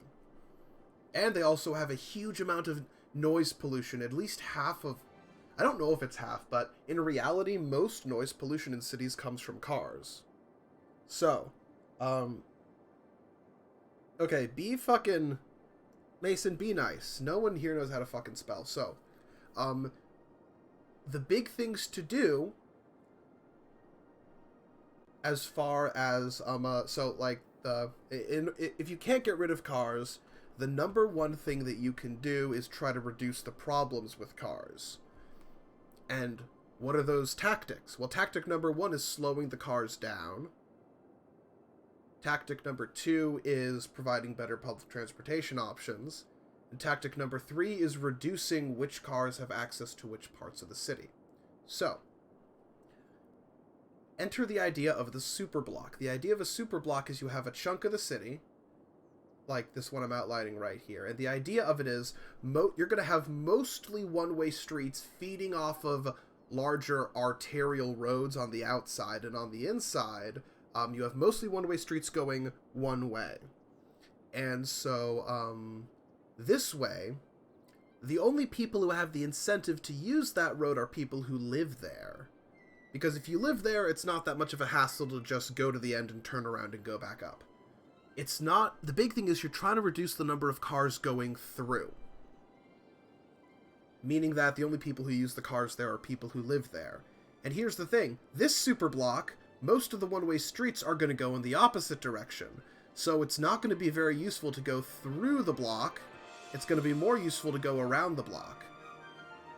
In the meantime, public transportation will not be one way. Public transportation is going to go both ways along its routes, and so therefore, the point is, and so therefore, there's also more incentive to use public transportation. So that's why I'm doing. I only recently learned about this tactic. It's been used in some cities, and it's also a reason why some cities do one-way streets, because one-way streets help to direct traffic flow better, and also, if you design a street to be narrower and smaller, people will naturally drive slower, which makes it safer. The slower cars go, the safer they are. That's a general rule. There's not actually really many. In a theoretical simulation, a roundabout offers better traffic flow, but whether or not that's actually true kind of is up for debate.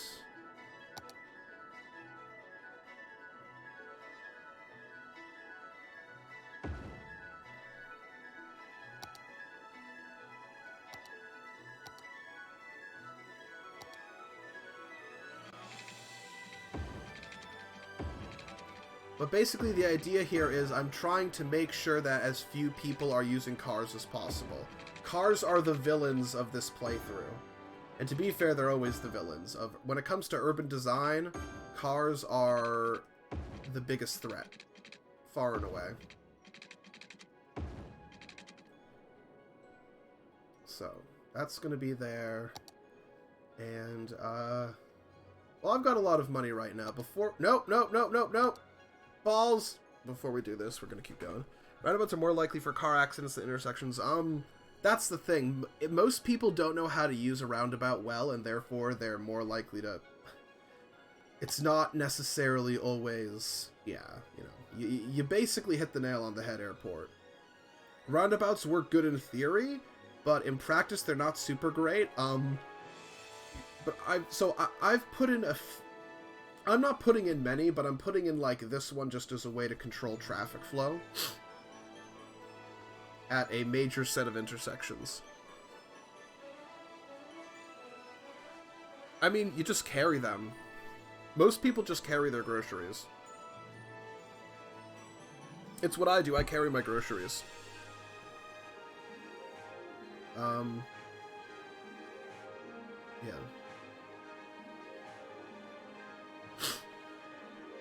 You just carry them, or you buy your own cart.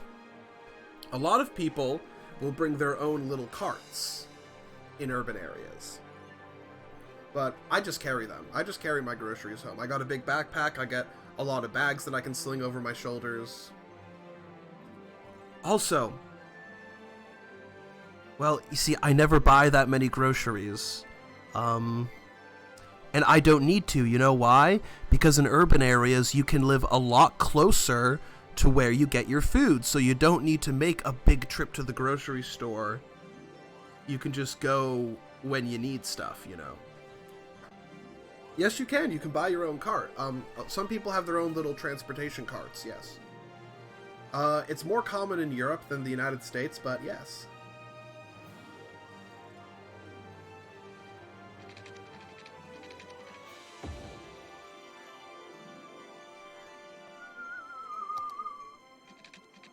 And here's the thing. In this design, Airport, people still have cars in the city, but I'm reducing where they drive them and how many people drive them. So if people need and want to use their cars, they still can. In fact, it's easier to use your cars if you do it this way, because you're not fighting for traffic amongst other vehicles from out of the city. Well, yeah, buying stuff in bulk is pretty common in a lot of the country because, like, usually in much of the United States, you can only, like, you have, like, maybe one grocery store for miles. Just miles and miles. This is also true in some cities. But in well-developed areas, you'll have slightly smaller stores a lot closer. And you'll have more of them. So in some areas you don't need to buy in bulk, but buying in bulk is necessary in a lot of the country, and it's a sign of bad urban planning and design.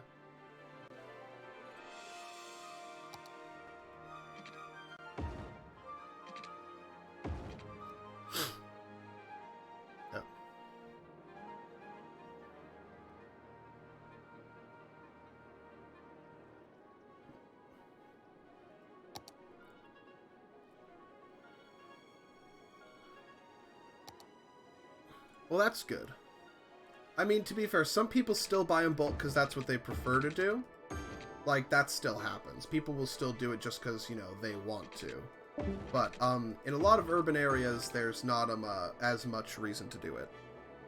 Oh, fuck. Who did we just lose? Who just died? Mason? I'm here. Okay, Mason's here.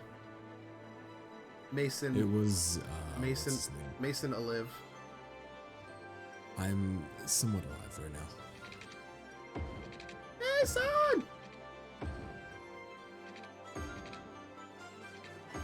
Mason! Ah! Ah! Okay.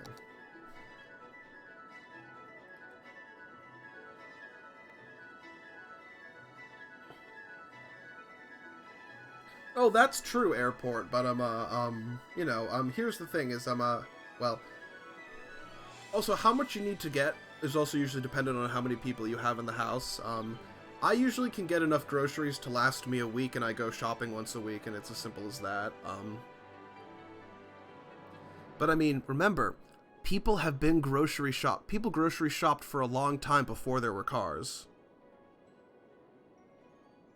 You know, like,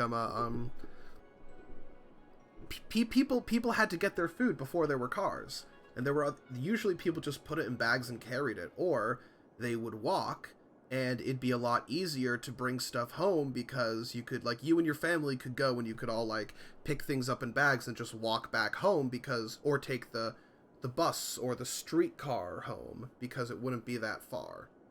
And again, there's nothing wrong with buying in bulk, but it's simply to say that you don't need a car to grocery shop. It helps, and especially in the United States, where it's very necessary, it helps a lot. But yeah. Also, this game auto-generates food, basically, in commercial areas, which is an interesting thing. Like, you don't have to, like, set up your own food, it just automatically grows up. So you can, like, basically auto-put down food and make food shopping areas really close. Which is an interesting mechanic. I don't think... There's some things that the game doesn't do very well when it comes to actually simulating, real-world, stuff like that. But, you know. That's fine.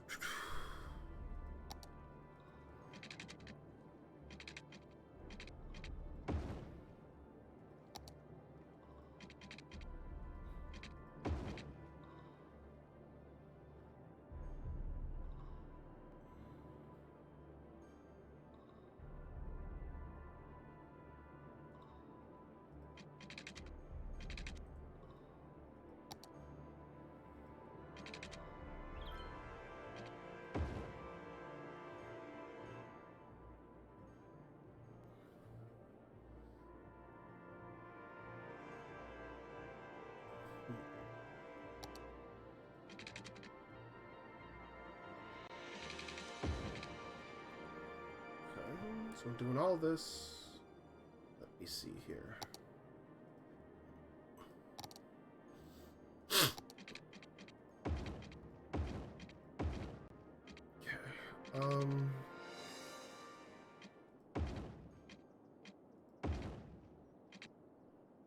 Hang on a sec. I'm gonna... No, this block will be not one way.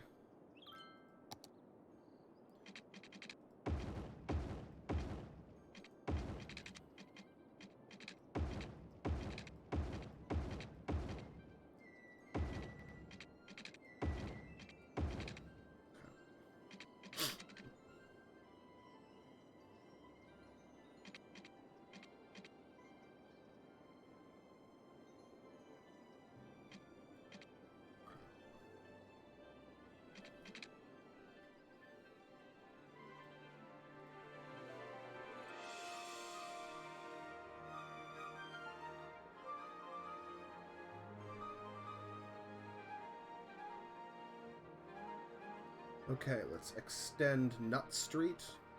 Nut Street's gonna go there.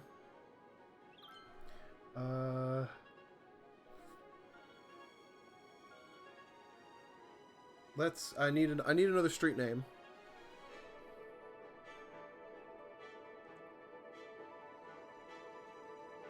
Yeah.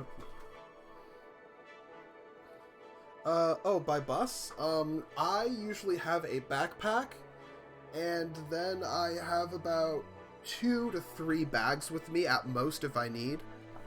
You know. It's true. Okay.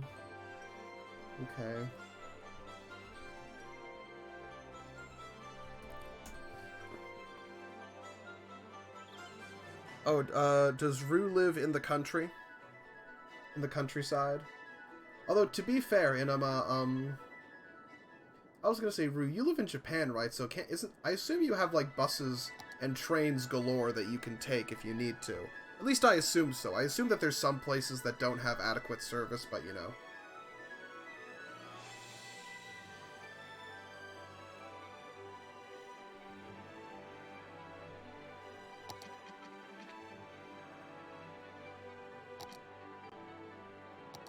Yes.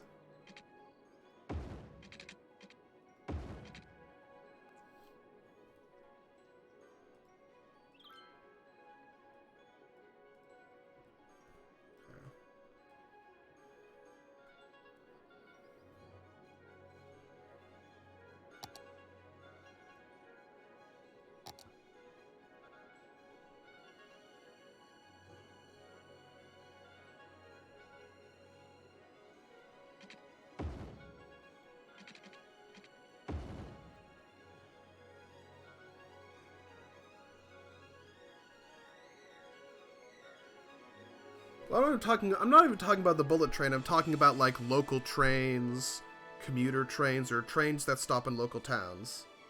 Ah. I see, yeah. Yeah, I know. I assume that there's still places where even if you're rural, you don't have good options.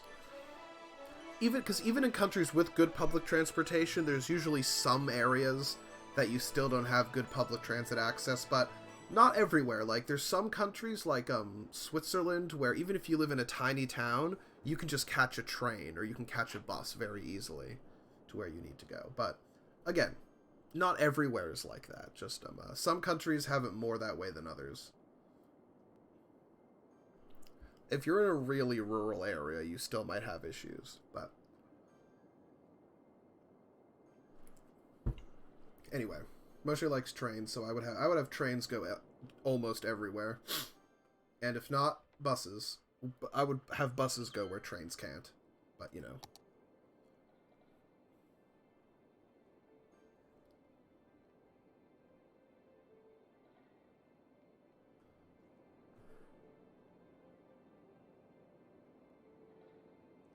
That's fair, yeah. Mm-hmm.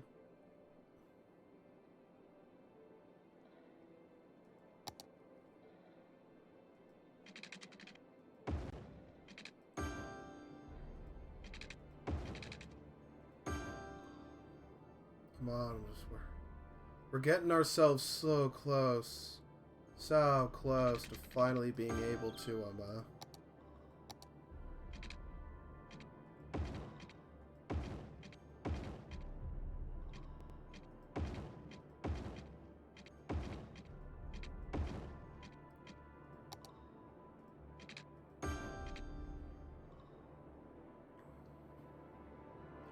we're so close to being able to, once we upgrade, I'll change the music a little bit.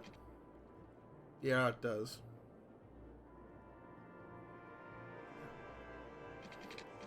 Yeah. I mean, to be fair, airport, it's only really good if there's stuff close by like me. I can take a bus to the metro, and then I go 2 stops, and then there's a grocery store at almost like a block from the stop, and so I just do my shopping there. I get back on the train, take the train to my local train station, and then take the bus from there.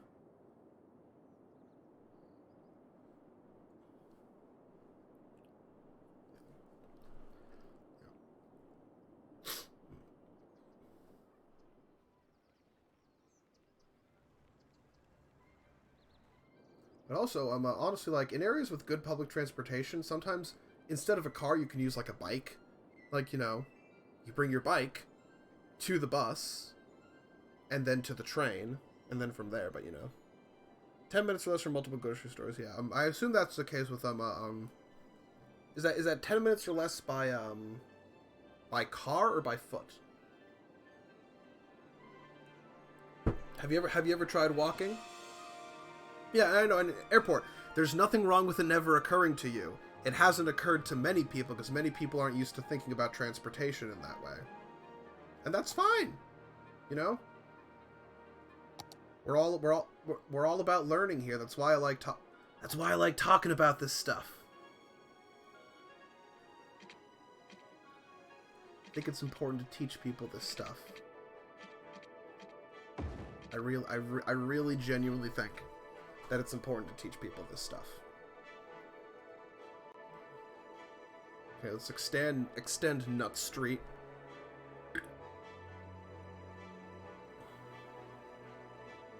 Okay.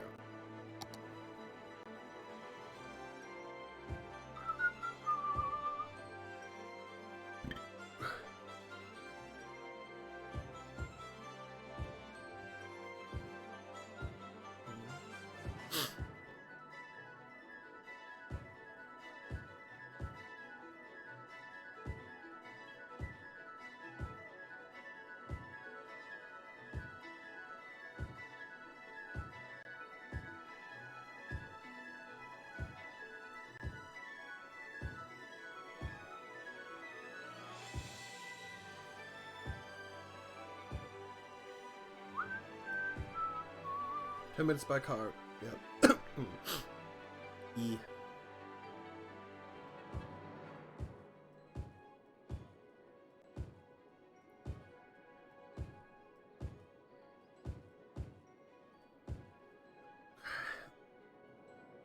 I'm not sure exactly how I'm going to fill in some of the rest of these areas yet, but we'll work on it.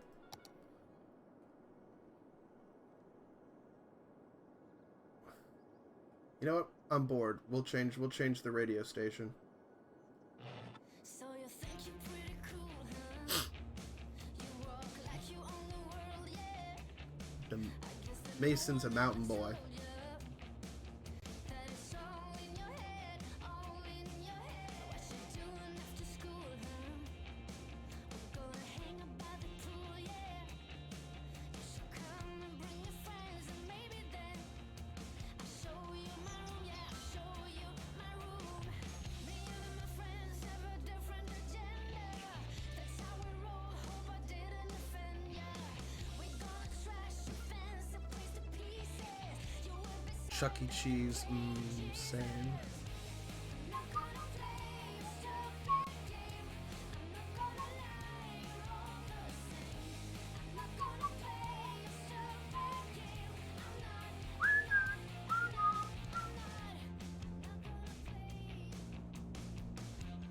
not gonna play. So what's your master plan, huh? What you need to understand, is that I'm not like the other girls. It's like I'm from another world, yeah. What you doing this weekend? We're gonna have a big party, yeah. You should come and bring your friends, and maybe then I'll take you to bed. I'll take you to bed. Me and my friends have a different agenda. That's how we roll. Hope I didn't offend ya. We're gonna trash your fancy place to pieces. You will be sorry, better pray to Jesus. I'm not gonna play your stupid game. I'm not gonna lie, you're all the same. I'm not gonna play your stupid game. I'm not gonna play your stupid game. I'm not gonna lie, you're all the same. Even though it's the same fucking songs played on the radio, it's still fun for me.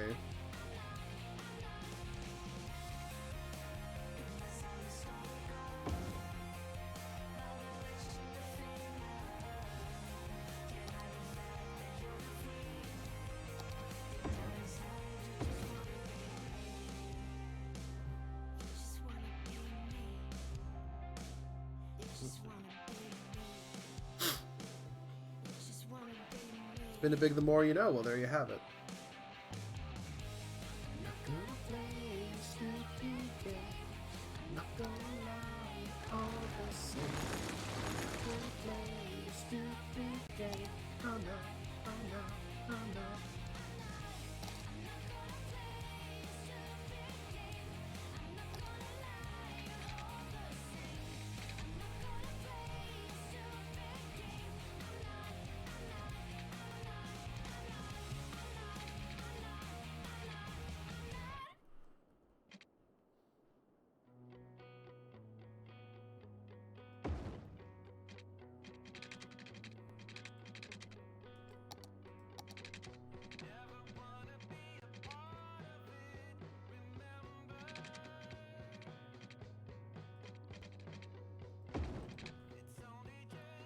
There we go.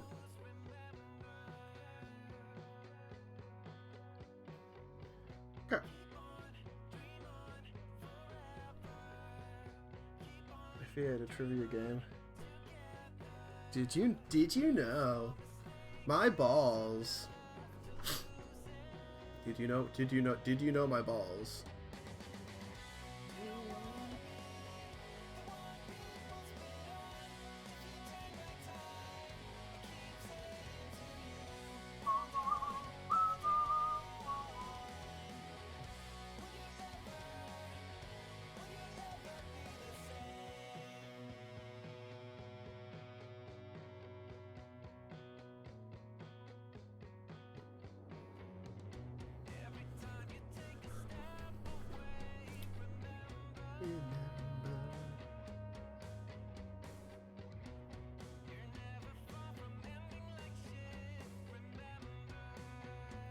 Yeah, that'll be good.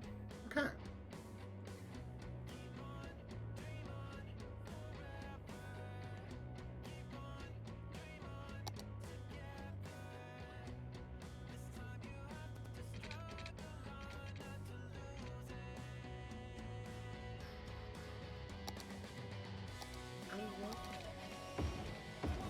The music absolutely captures the vibe of the genres it's trying to go for.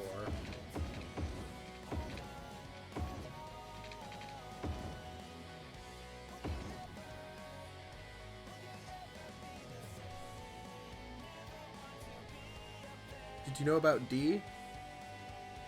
What's D? What's D?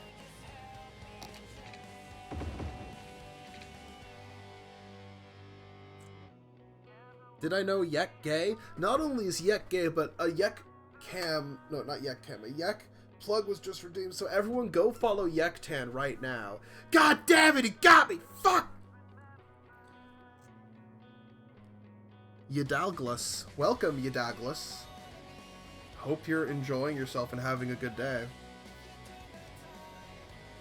Yeah, everyone go follow Yektan. Yektan's actually going to start streaming soon. He's streaming Warframe: The New War, which is so interesting that I literally actually want to get back into playing Warframe now. No, I don't know Phil House. Tell me about Phil House. I am coward. You're coward. No. Phil House, small my dick. Oh, that took a turn. Hi, I'm Greg, owner and founder of Steel Frame Spots. God damn it. Due to unusually short fingers, which are a characteristic of my family line, I was unable to play spots at the elite level I would have liked to. Instead, I invested my energy. Hi, into coward. getting Welcome to you the stream. the lowest prices possible on athletic gear. Unlike the local sports teams, You should totally follow me if you haven't already. every year. Warframe New War. I don't know if it's new or late game. I think it's I think it depends. I don't know exactly, but yeah, I don't know where it fits in the timeline. Not yet. Getting got. Steel Frame Spots. That's who. Check out our ad in the Weekly Nickel. Carb up with yakisoba, the noodle masters. The Noodle Masters. No matter what stage of life you're in, we have the perfect noodles for you. From birthday noodles to I got a follow! Thanks, man. all the way To those most final of noodles. Every occasion has a noodle at yakisoba, so experience something different. Yakisoba. It literally means fried noodles.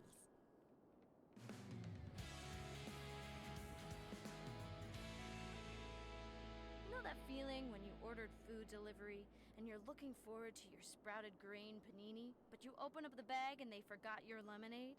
You're not mad enough to complain or anything, but it really messed up your lunch and you're still thinking about the betrayal hours later when it's time to head to work? That's a fucking A mood. lot of you might not understand that kind of hardship, but I do. And you can tell this next band does too. Kirby is a pink guy, but Buddy is a purple guy. And that matters more. Okay, how far away am I?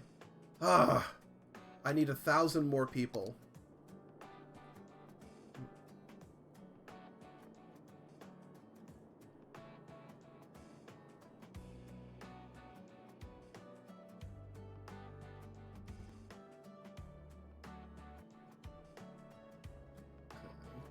Probably gonna have to start filling in some of these areas. Where's the COVID DLC for this game? I don't know.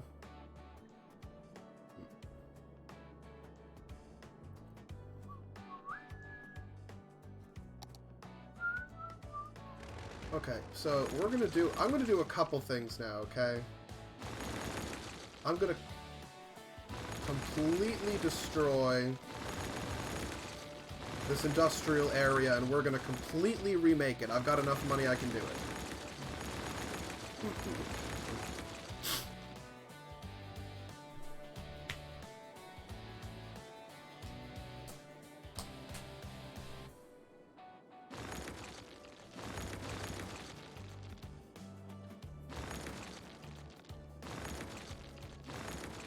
Well, yeah, we're just going to redevelop this area to make it look nicer. I will not delete your road. It would be hilarious if code was a paid DLC. Oh, who the fuck is that? I don't know who could it be. Yaktan! No! Everyone, this is Yaktan. I had to plug him earlier, so here he is. Here's the boy. Ooh. Here's the boy! Did somebody say pegging?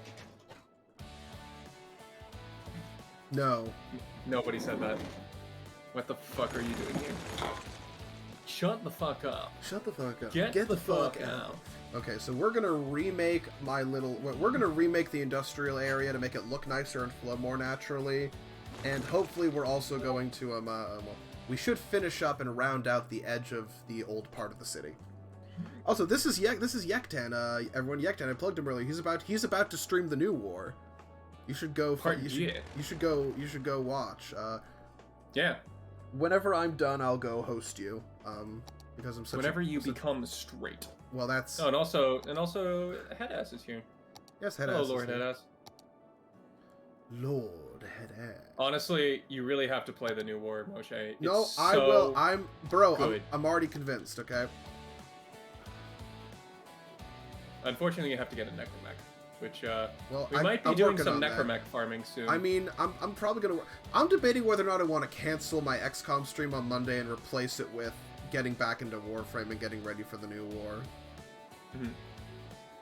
As much as Because people have been waiting for me to continue my XCOM for a while because it's been broken, but who knows? Maybe I'll put it off. Me too. Hey, that's what I did. Look how well it got for me. I got more followers. There you go.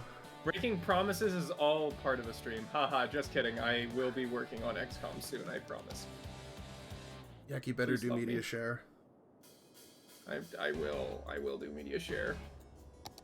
I will share the media. Also, Headass is going to be getting into Warframe, but he's not going to be experiencing the new war, and honestly, we shouldn't spoil it for him because it's so fucking good. So there's a war, and then we make a new one. Moshe! What the fuck did I just say?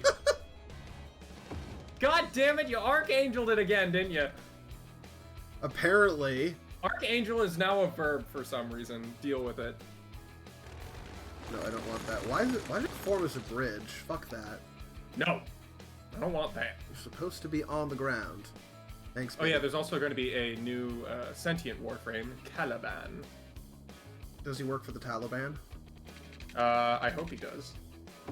Yeah, they're doing it in honor of the victory of the Mujahideen in Afghanistan. Moshe's almost at the baseball minigame. It's true. Wait, there's baseball in Space Rome? No. Save scumming in XCOM is a valid strategy. Changed my mind. No one's gonna change your mind. I think we all agree on that one, right? Right? Save scumming. Well, I mean, you might as well do. Or is it a dickish move? Yes, but the game dicks you all the time, so you might as well. Yeah. Although for us, considering the fact that the game is so heavily modded, save scumming is more of a punishment than actually restarting the campaign. Yep. Almost. Almost. One of these days I'll do one where I don't save scum as much, and I'll rescue do some Iron Man? people. I don't know if I do a full Iron Man yet, but at some point, yeah. I'd probably do a modded Iron Man if I know for a fact that my game will be stable. Which, of course, is asking a lot. Yeah, it is. It is quite a tall order. Okay. Oh boy, another hot fix. Thank you, Warframe. I mean, to be fair, that's what we'd expect with like new content. So you know. Yeah.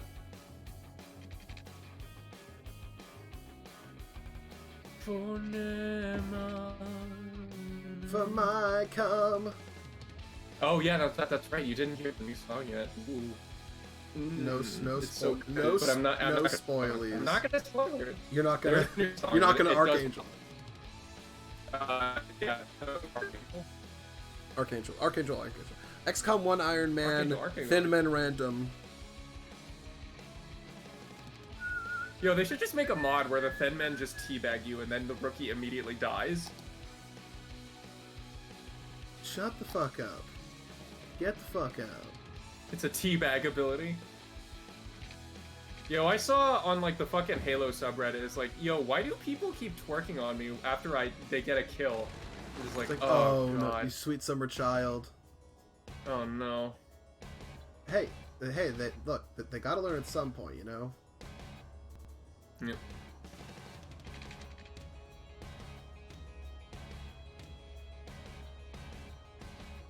Damn it. I need to post this. We're having a real time. You're posting? Crap, guys. Yeah. I'm shit posting. I'm shitting. I'm shitting.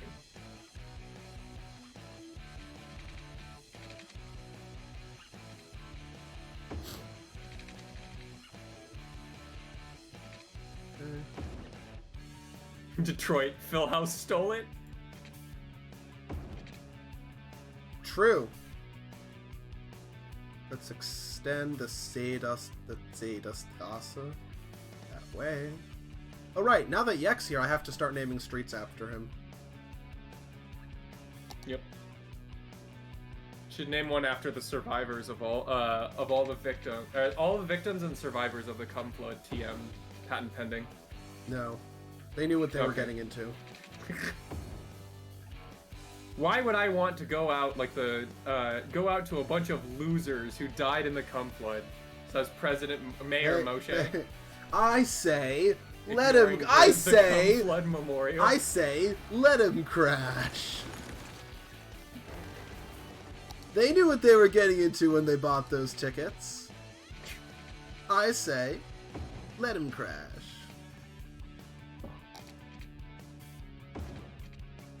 I hope you know my reference. I do know the reference. Terrible, and I'm pretty sure referencing it or outwardly saying it is against TOS. Why? What's wrong with it? I'm referencing airplane. Nothing wrong with a little airplane, or dare I say, an airport.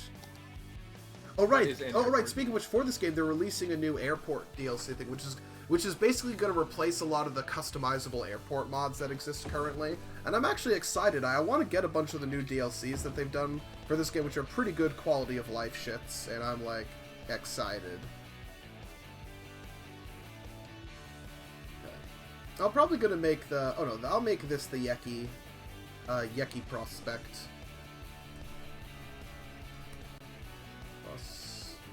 There we go.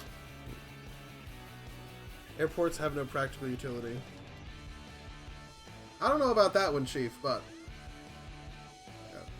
no, we're just gonna I have enough money that I can just fill in this whole area right now, and we're just gonna do that, and you're all gonna be fine with it, right? Right? Right?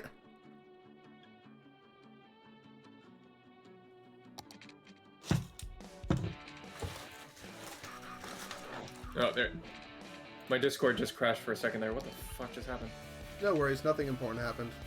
Oh, okay. Moshe was being dumb. Did you shit yourself? Moshe was being dumb and gay again. That's all you need to know.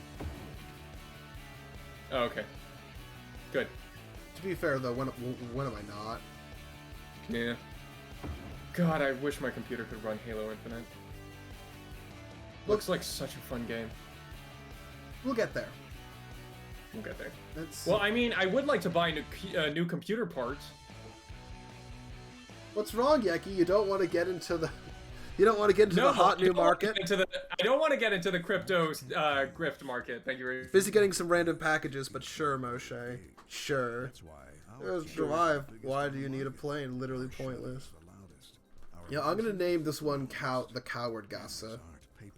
This is Coward Alley.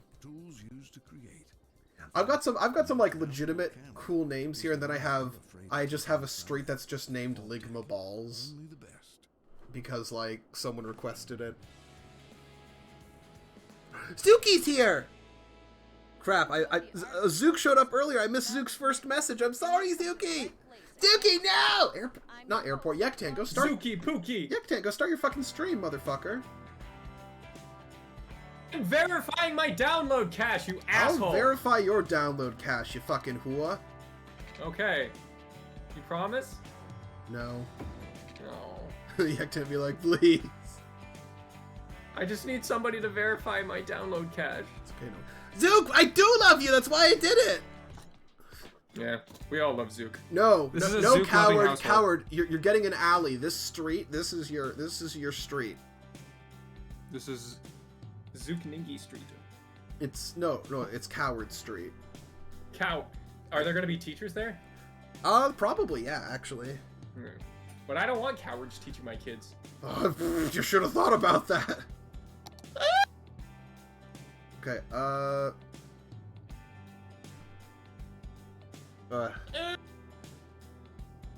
don't want kids teaching my kids.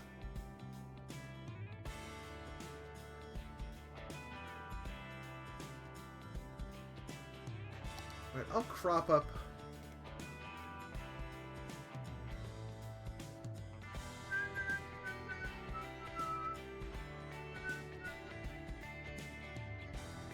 Put a little university right there. There's these little mini synagogues that double as universities, and I love it.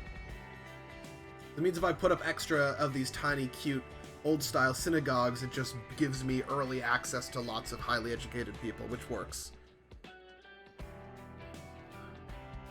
Okay, yeah, let's stick, yeah, so I have a couple modded schools that are, like, really small. Most of them are actually synagogue models, but in the game they function as elementary schools or other schools, which is kind of great, and means that by having more Jews in the city, everyone's better educated, which is just, you know, two for one.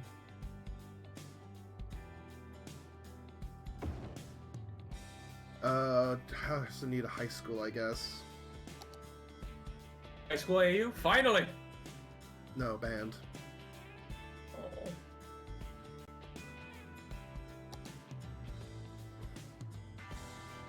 Let me get rid of that.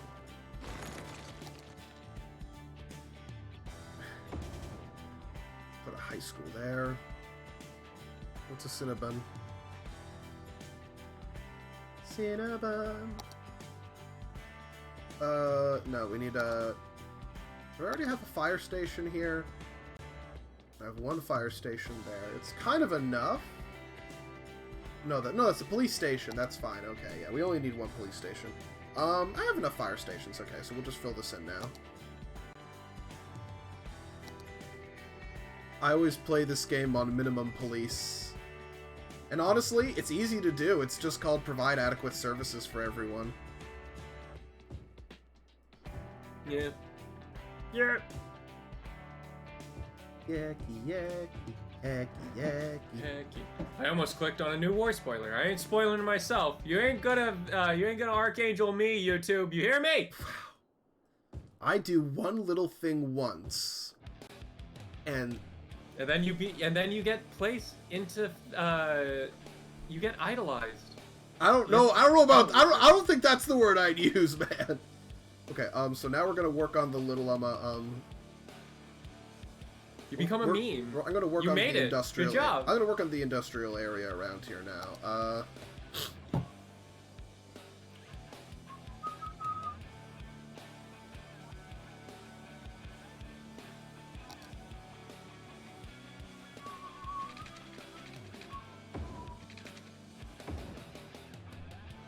The industrial area is gonna be all in here.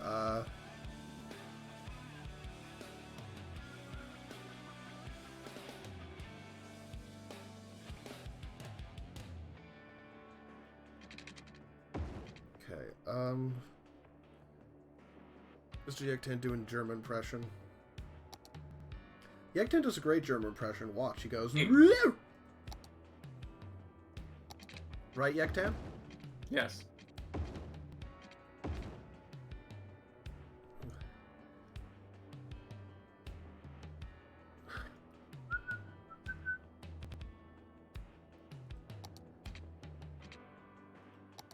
I'm gonna poop on myself. Anyway, I'm gonna start the new war. Oh, are you? Okay. Bye bye everybody. Goodbye. Everyone go follow Yektan. Go like and subscribe to Yektan. It'll make your balls massive.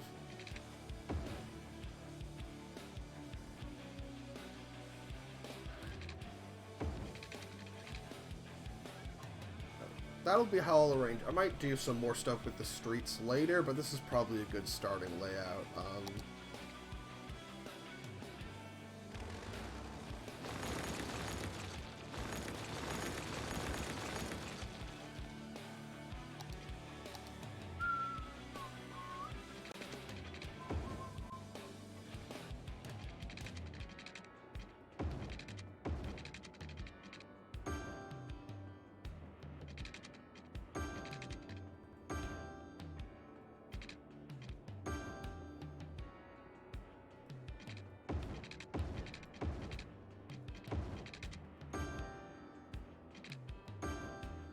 Both of those things, nice. Oh, airport's leaving now. Airport's leaving. Fuck. To be fair, Yektan is, Yektan grew up in Hawaii, but, well, he was born in Hawaii, but then eventually moved up to New England, which is where I met him. So, he has a little bit of that influence there. Who just joined? Who was that? My name is Bucket, and I'm here to say Moshe Dale at Twitch.tv is really gay. My balls hurt. Okay. Wait, are you leaving me, Zook? Is Zook leaving me? Is everybody leaving me now to go watch Yektan? Fuck!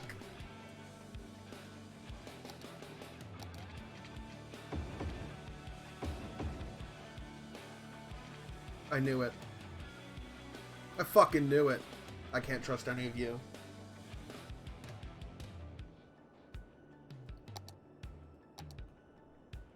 You're all goddamn traitors.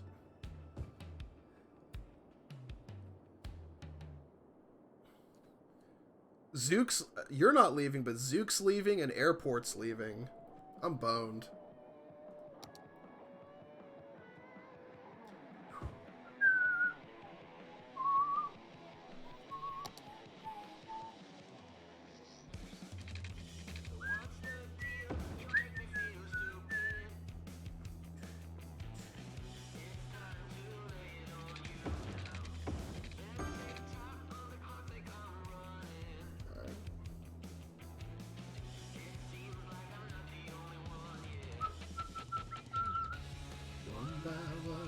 Tell it to you what you have done.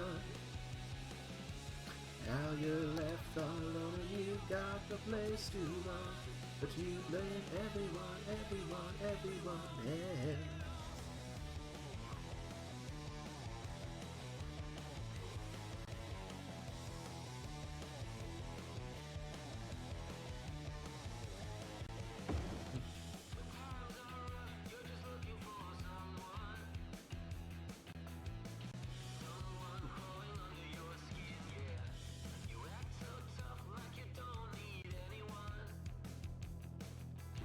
Fine. Okay. No, so, there's a bunch of radio stations in City Skylines, with, pre-made songs that are not copyrighted.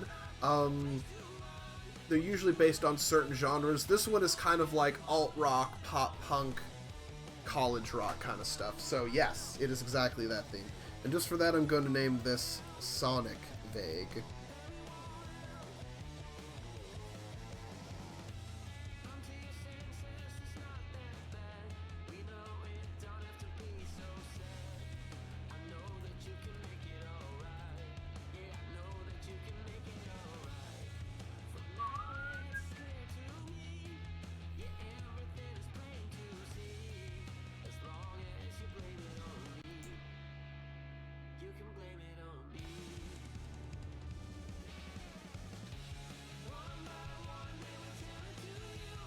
you have done.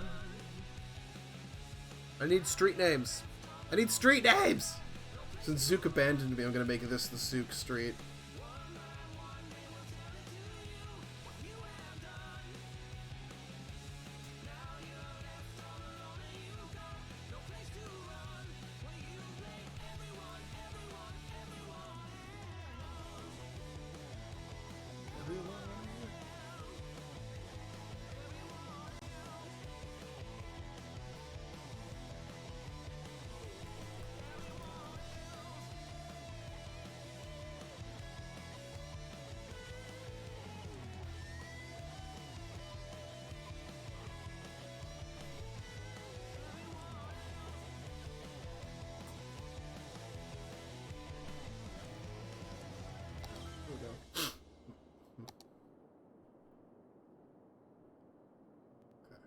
So you think you're pretty cool, huh?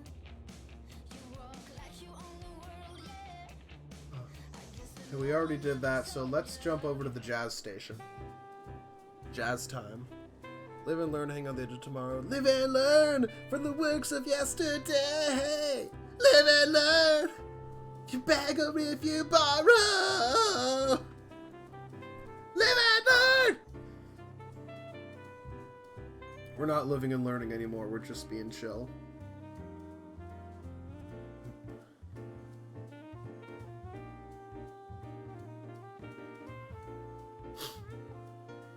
I love how there's absolutely no demand for industry in the city anymore.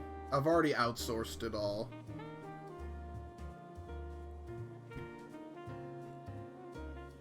I've given people too much education. Sonic posting remains in effect until morale improves. That's fine.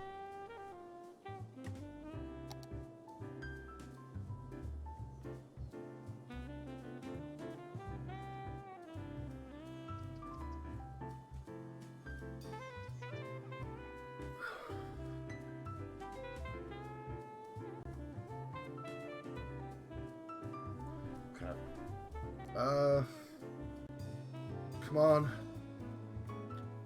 Need more people to move in to the houses I'm opening up for them.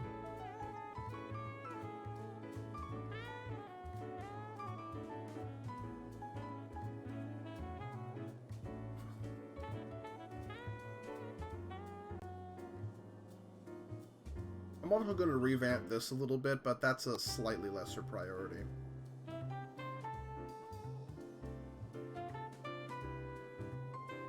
Probably gonna... I'll develop some of this land for farming. Little agriculture strip.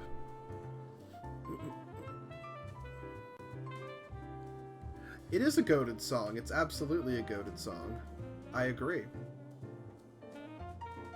It's pretty goat, yo.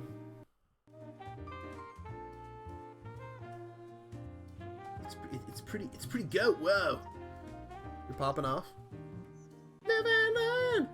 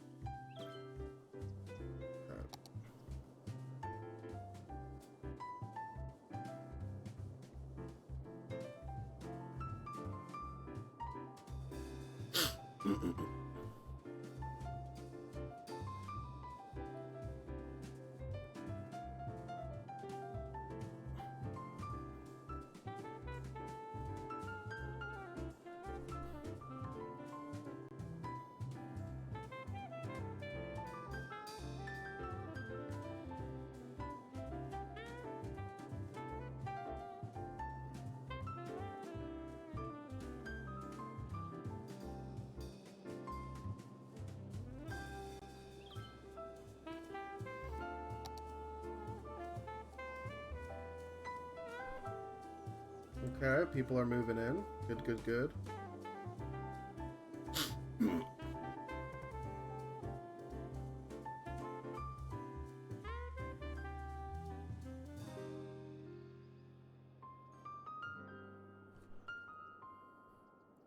Yep, people have already left.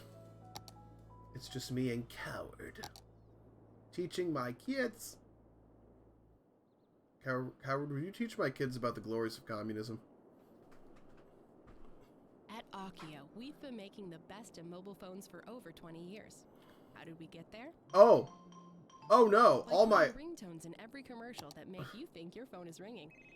Whether you have a new phone, an old phone, or just leave it on vibrate, we make sure you always hear your phone in our commercials. It's all our the way of landfills saying, are "We full. hear you." So don't be silenced when opportunity calls. Pick it up. It's for you. Akio Mobile. Fault Tech cameras. God damn it. If you want the best, you I thought I could count on you. That's why our cameras are the biggest on the market. Our shutters the loudest. Our lenses the longest. Cameras aren't paperweights. They're tools. Tools used to create. In fact, the most valuable Like a camera true is leftist. the one Fuck that you're yeah. afraid to take outside. Fault Tech. Only the best.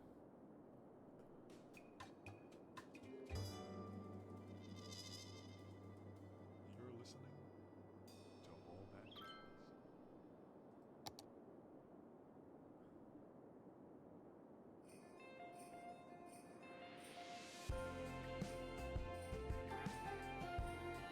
Oh no, this is one of the Christmas songs. I can teach them about market socialism. How could you? How could you do this?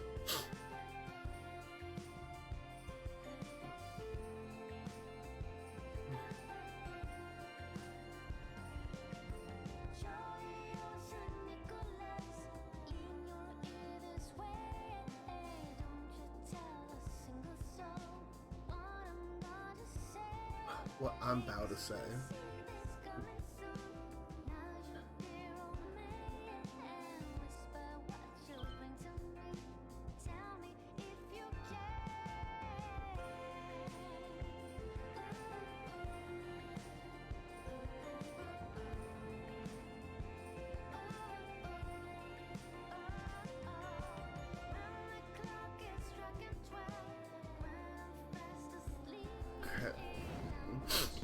Oh crap, okay, people want more housing again. Shit.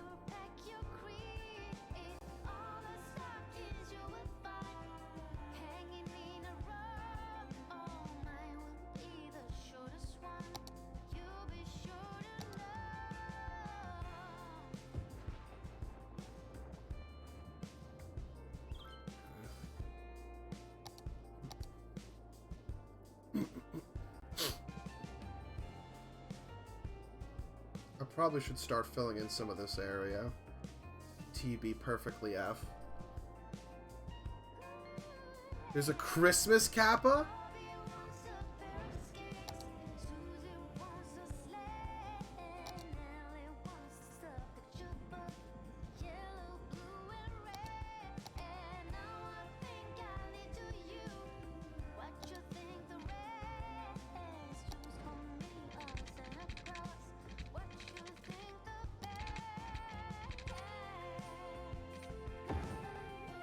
Oh my god, I fucking hate anarchy.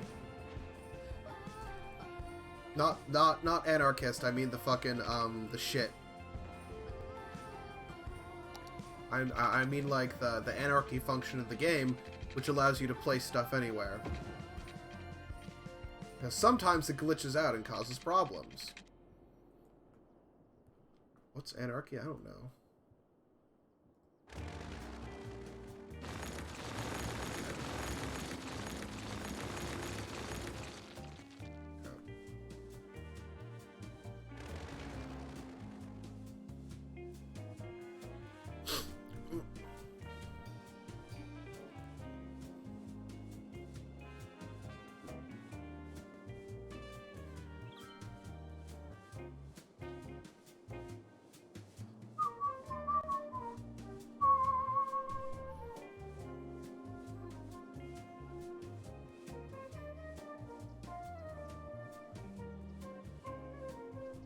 Oh shit, someone died here.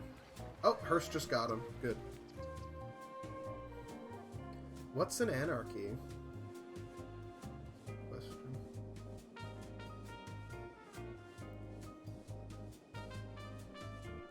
I should probably build another cemetery. I'll put it right across the street from the church.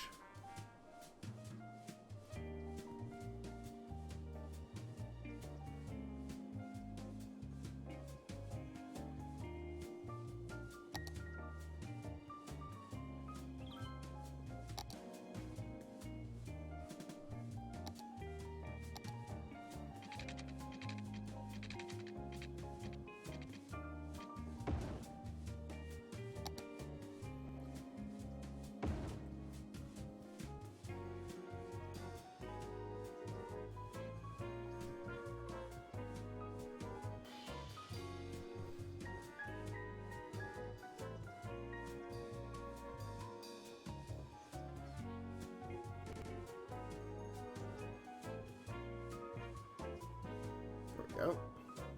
Minister Skeleton's Wild Ride in this game. I don't know if I can. There's a lot of things I can do, and there's a lot of things I can't do, unfortunately.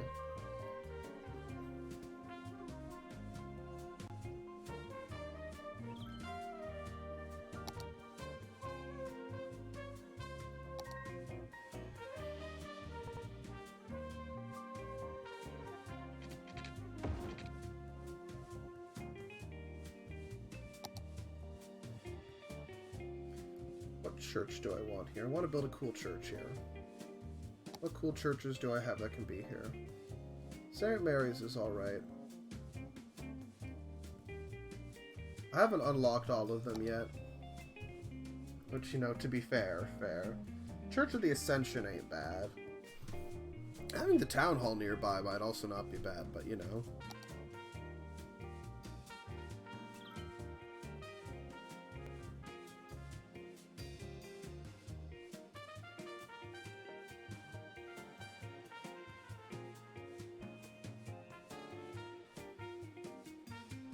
Yeah, I'm probably gonna... I think I'm gonna wait till I unlock more churches. I don't think I have any mosques yet.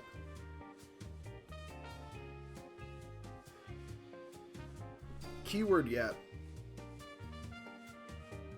I may have to re-download... Did I download my mosque mods for this? I had a couple. There aren't many mosques. There aren't many mosque mods in the game. There's a lot of cathedrals, and there's mostly cathedrals of different sorts. There's a few synagogues, but not many.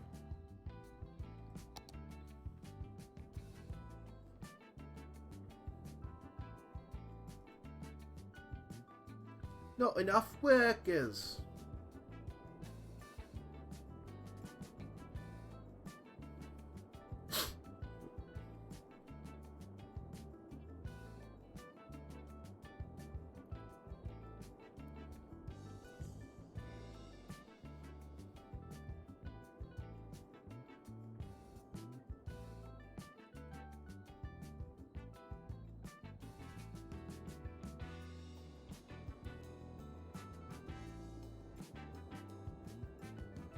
Where am I building? Where am I going to build more housing?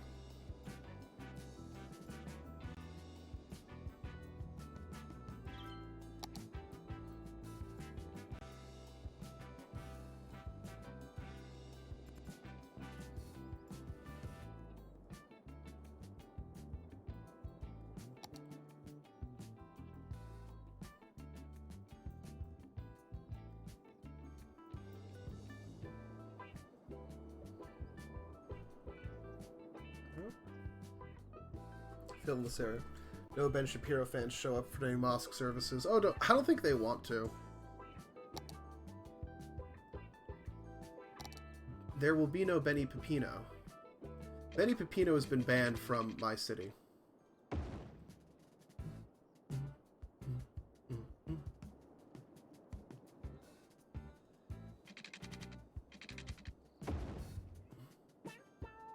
There will be no Pepino as long as I can shit and fard.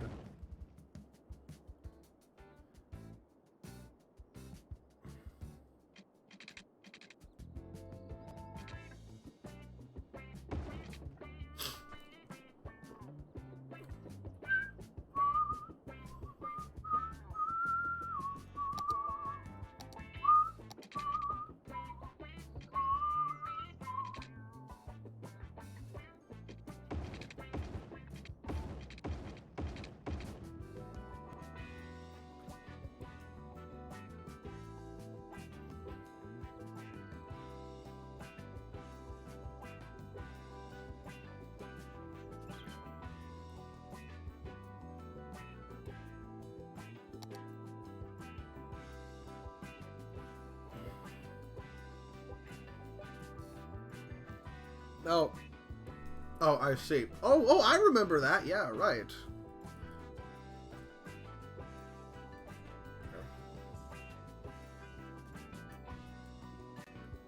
Now I remember. That was great fun. Great fun.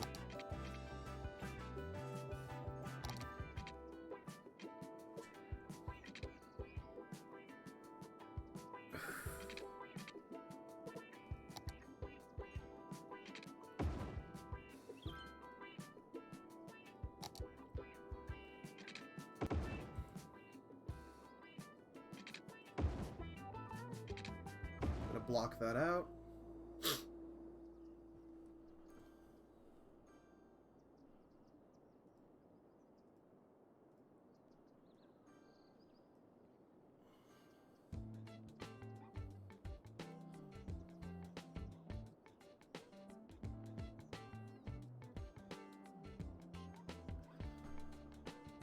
I'll name this one Problems.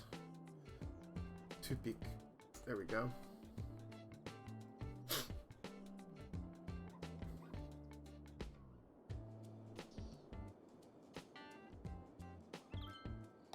And, well,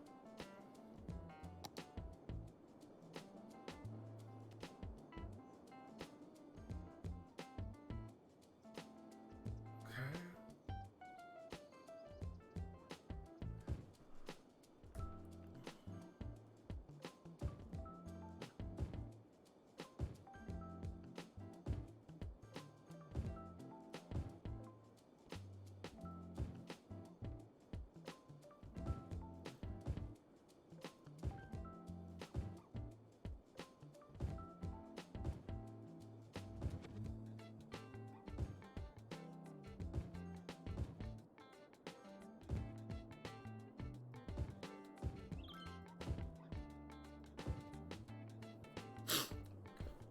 Legalize meth in the city or I walk.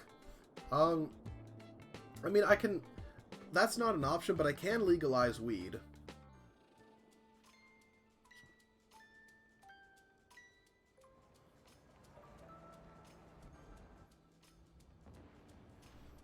I can't... I'm not doing it yet. I'm not setting up districts until I get enough people that I can build high-rises. But,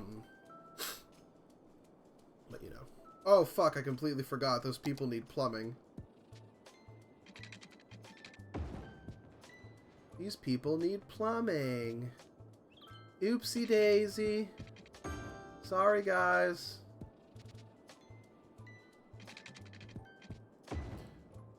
These guys got a... I almost made it so these guys couldn't flush toilets.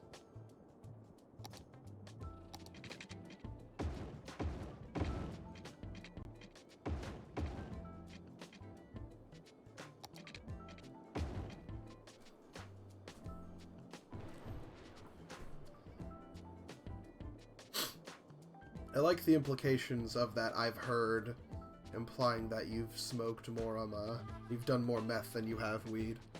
I think that's pretty funny. I think that's pretty funny, Battle Bong.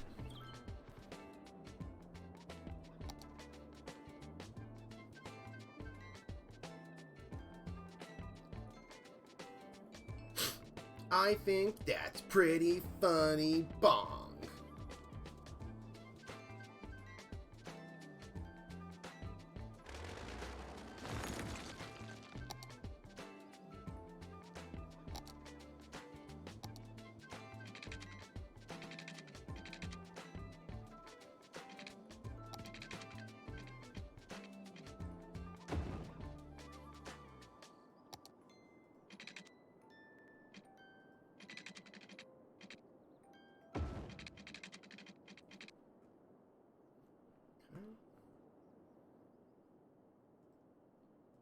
Don't you want money for nothing? Yeah, you do. What's the catch? There is one. What's the Anyone who wants it can catch? have it. You just have to ask for it. Our 3-day sleepaway camp is the People say that weed is gateway drug when really a lot of people that try we don't even stick to that, let alone other drugs.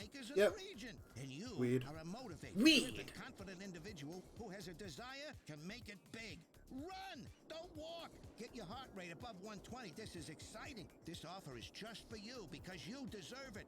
Come alone. So don't wait. The early bird catches the worm, and the worm is a bus at 143 Industrial Way that leaves at dawn. So grab destiny by the horns. Go on, grab it. It's yours for the taking. Money for nothing. Say cheese, it's Cheese Week at Big Bite Burgers and Fries. All this week, in addition to our regular menu, try our all-you-can-eat signature sides, like our famous bowl full of melted cheese, served steamy and bubbling. It's the bottomless chubbler. Or our New Orleans-inspired pork sandwich, the Pig Cheesy. And our signature flagship, the spicy blue cheese top jalapeno cheese blucher. So hurry in and get them while they last. After all, why take a little bite when you can take a big bite?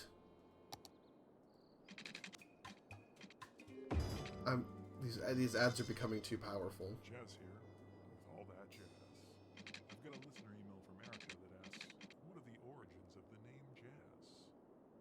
great question. See, the answer is pretty straightforward. My parents really liked jazz music, and so when I was born, they just named me Jazz. Thanks for the email. This is all that jazz.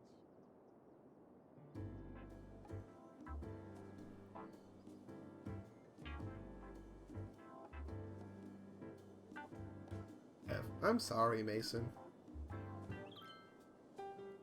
Or maybe I'm not sorry because you also abandoned me.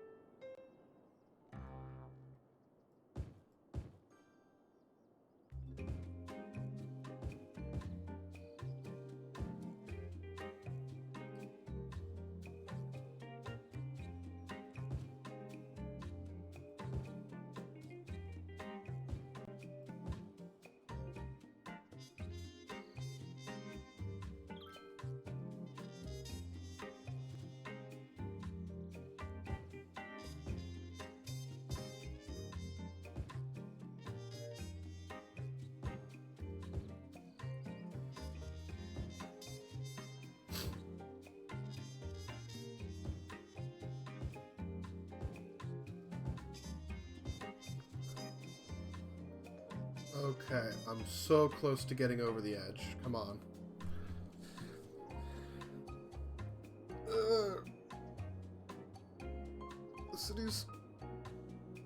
Mr. Do Not Eat plays? Yes, this is. And the city is growing in size. It's growing slowly in size because I'm growing it slowly. I'm growing it very deliberately in a specific style. So there we go.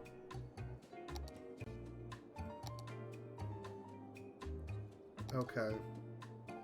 So now we have to do a couple important things. Number one, districting.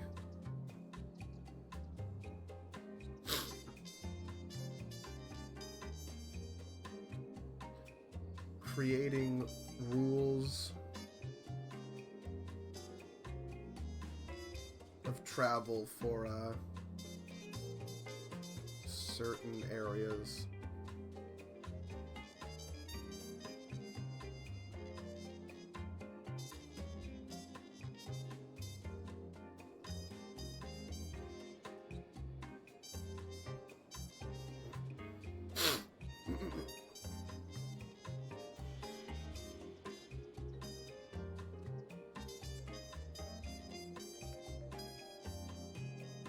Now you can do micromanage districts, but considering that all the districts in the old city are going to have almost identical rules, I'm just going to make them into one big district.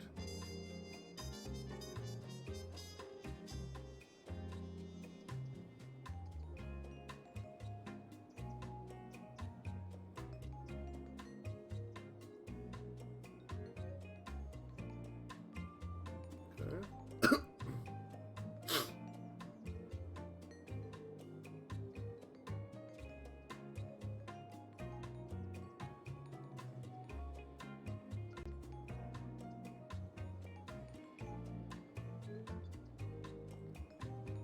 Color that all then.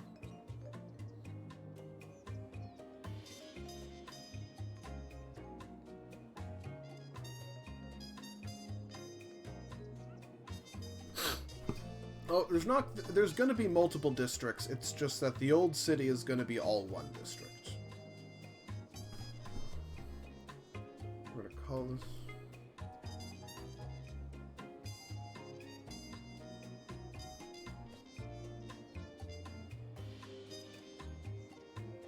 Okay. So, policies. Universal policies. Actually, I'll probably just, yeah. So let's do policies for Anchor Square. Smoke detector distribution.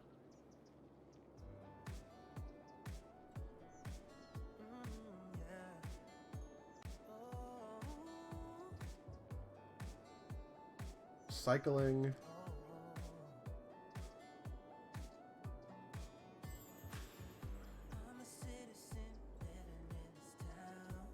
Can't do that yet.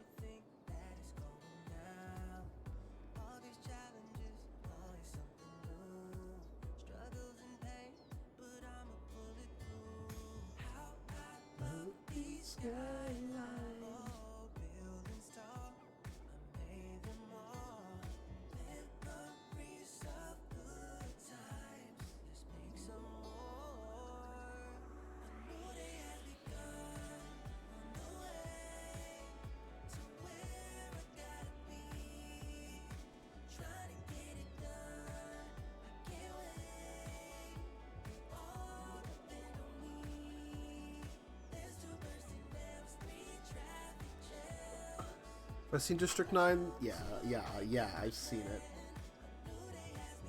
Alright, I need to start adding...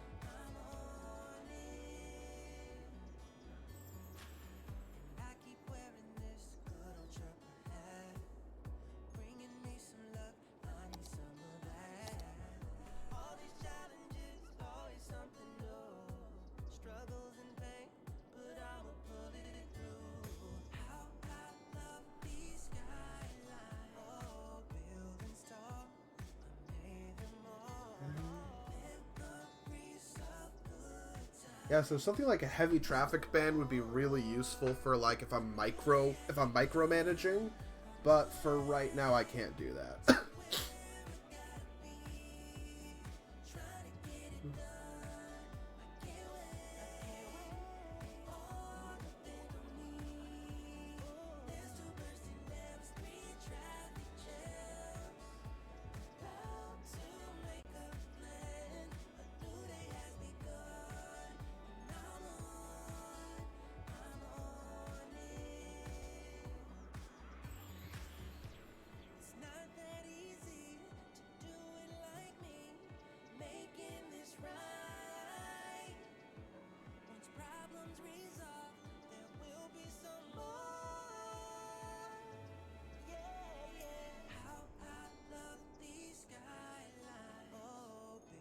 Okay.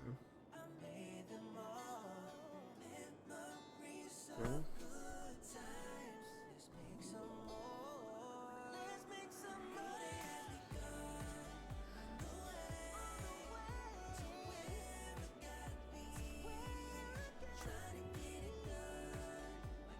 you know, we got the Oidstadt.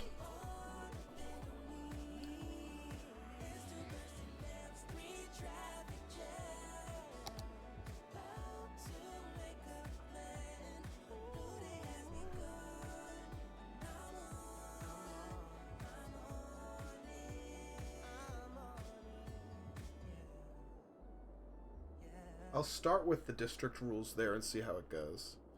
Well, that was something that was made specifically for City Skylines. Okay. Now,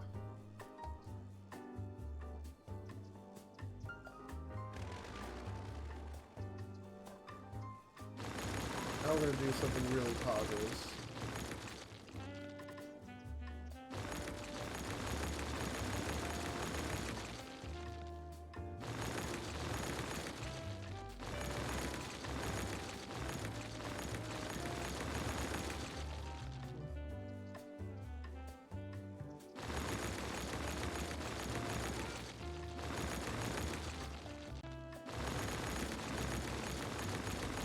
Now comes the part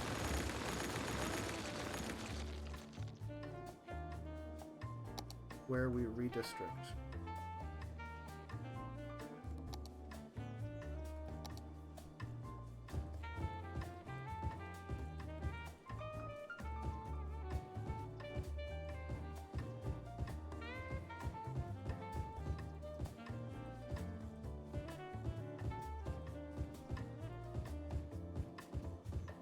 Time to redistrict, boys. Can you do gerrymandering? You basically rule this town like a dictator, so... No. There's no need. Okay, Oidstadt is European style, okay. Let us...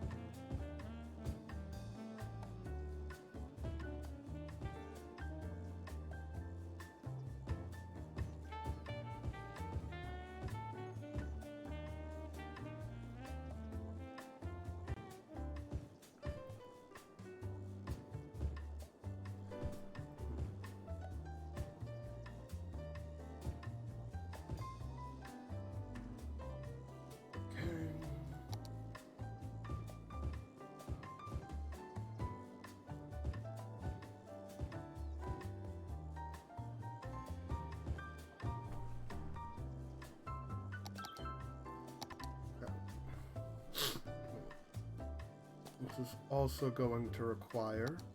We're going to demolish a lot of homes and replace them. Then they leave the city, and if it causes problems, the city will just collapse.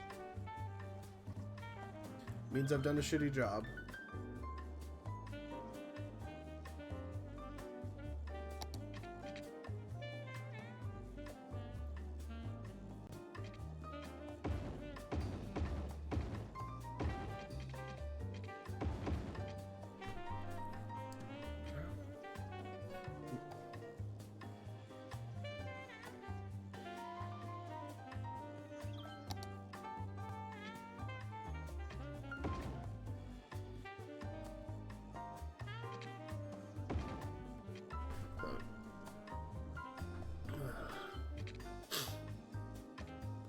And now we get nicer looking buildings. Fuck yeah. We're also going to do the same to most of the parts of the city here.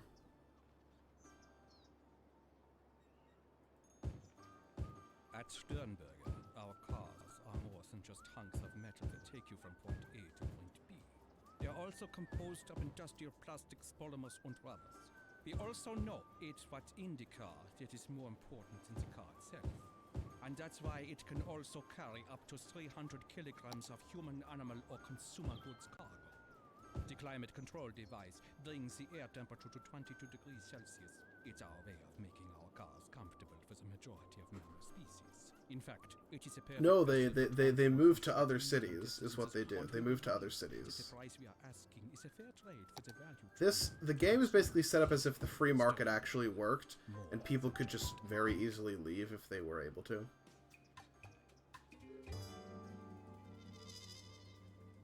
I'm your host, Jazz Bogan, and you're listening to All That Jazz.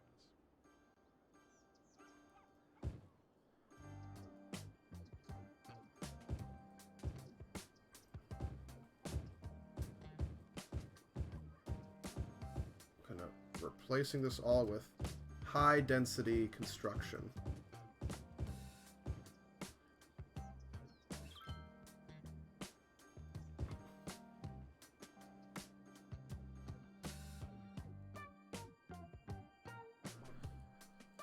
No, they just go in the middle. Okay, you say so, Bong. No, you're not Bong, you're Coward. I keep forgetting which nut job you are.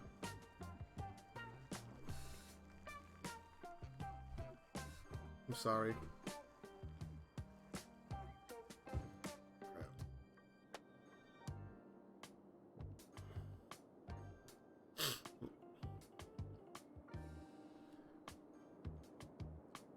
Moshe would be like, which one are you? Okay. So now I'll be able to focus on just upgrading roads and districting, and I won't need to build further out for quite some time. I can also do fun things like rerouting the river, which is something I've wanted to do for a little bit now.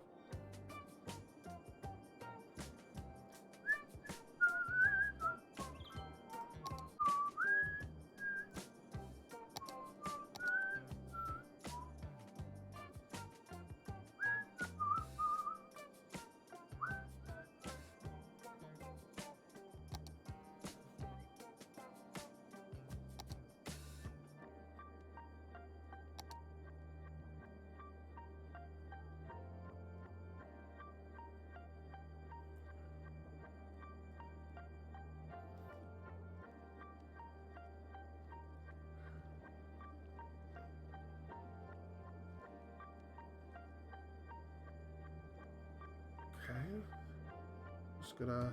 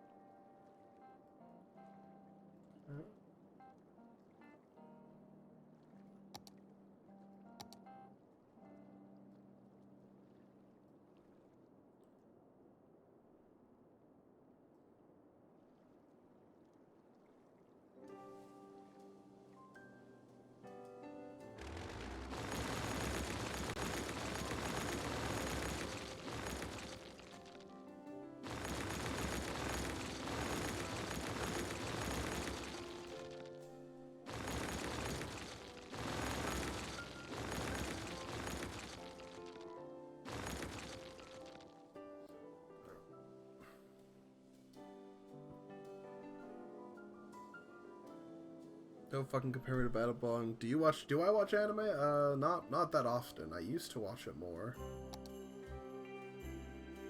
But, I've since largely lost interest.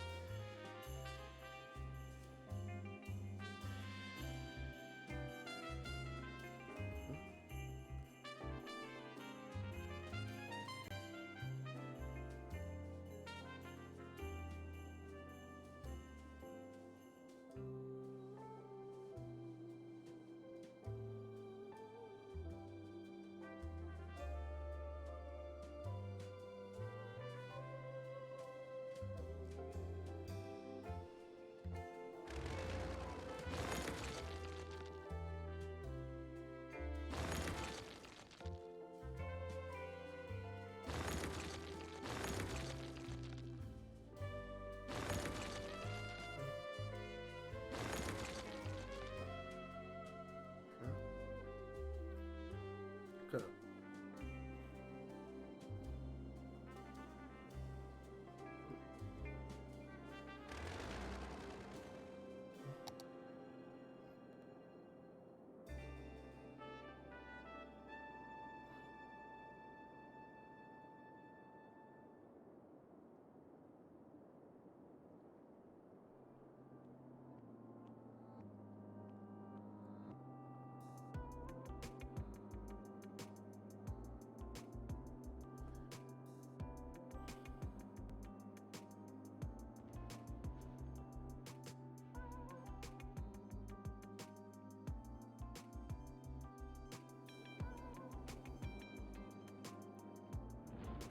Okay, the water's trending down that way, that's good.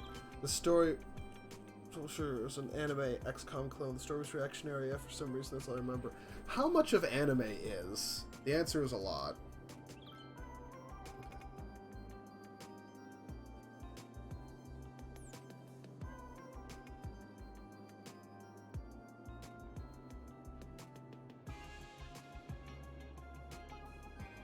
But there's just no industrial drive at all. Well, there's like one.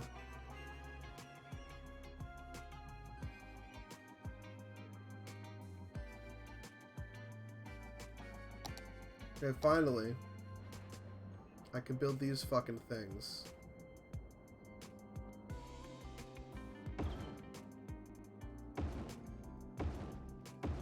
Incinerator row.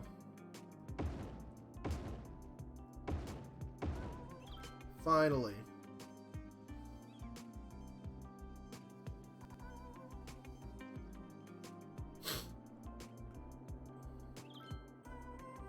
Hopefully I can then get rid of most of these landfills.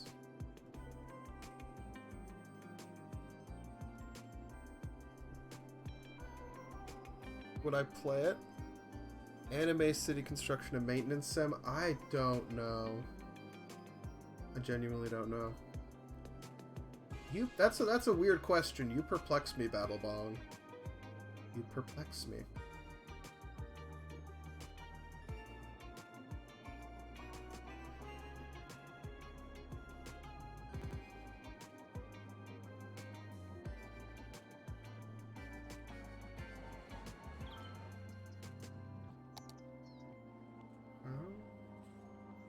As you can see, we're already starting to get some taller buildings.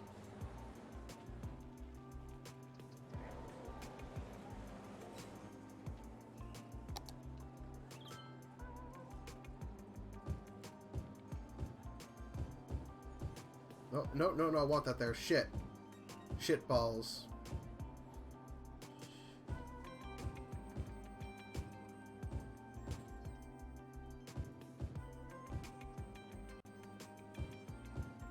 Yeah, we're just gonna slowly make...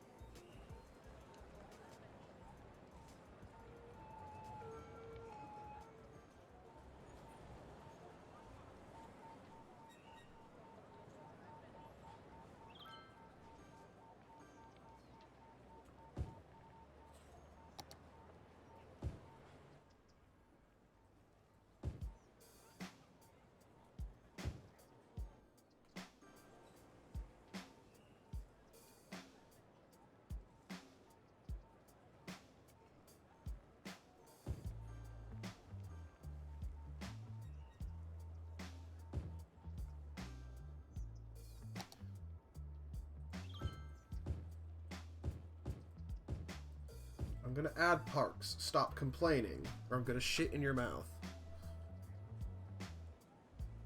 Not talking to you, obviously. I'm talking to my shitty citizens.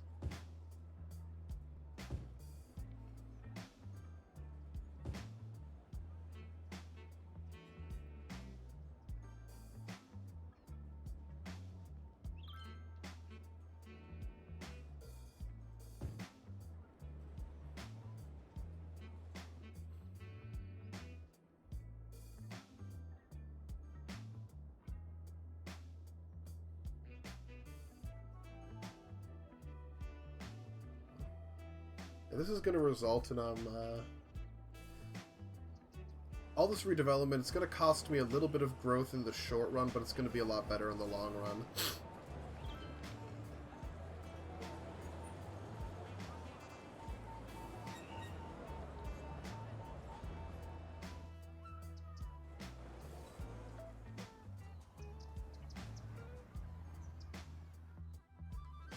Why are you so rude? I don't know.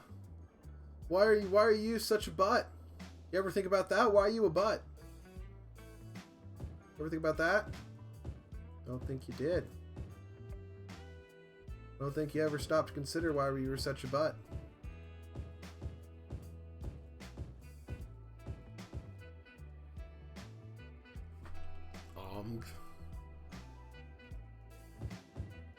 That's right. People have been mean to me for too long, so now I'm going to be mean right back.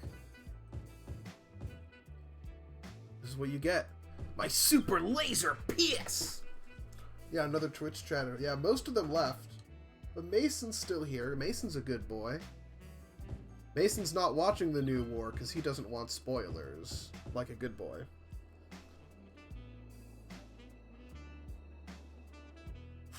Ugh. Balls. Balls. Balls. Balls. Balls. Balls. Balls. Balls.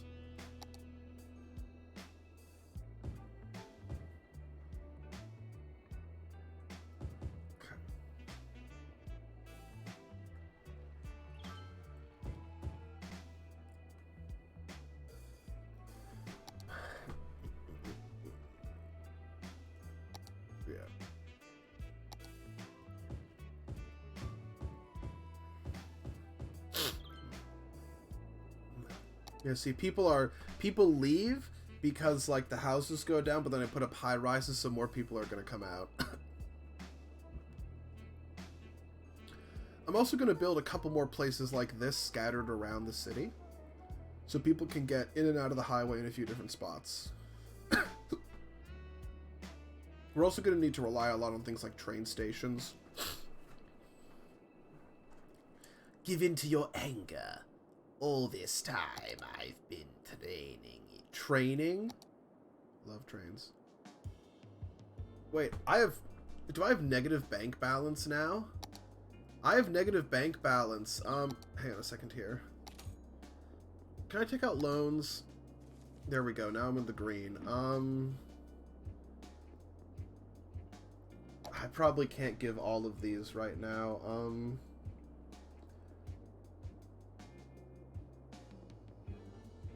probably gonna...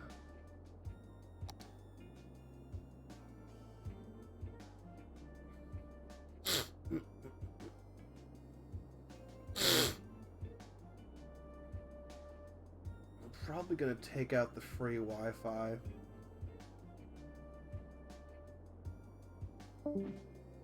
Just to help push the income up. Make sure that people in high rises are...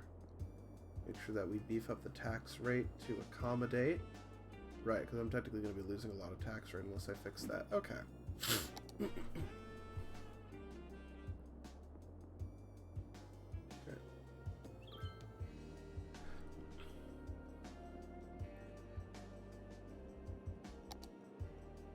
You see, I know you're referencing Dragon Ball Z, but I've never really watched or paid attention to Dragon Ball Z, so, you know, I'm sorry.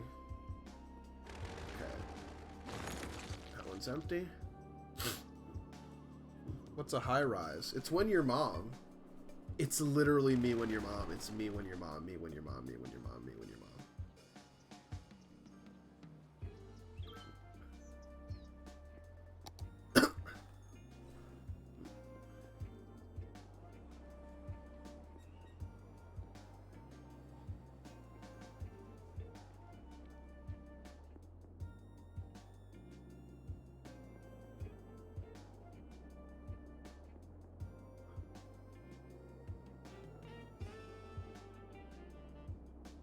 Horny.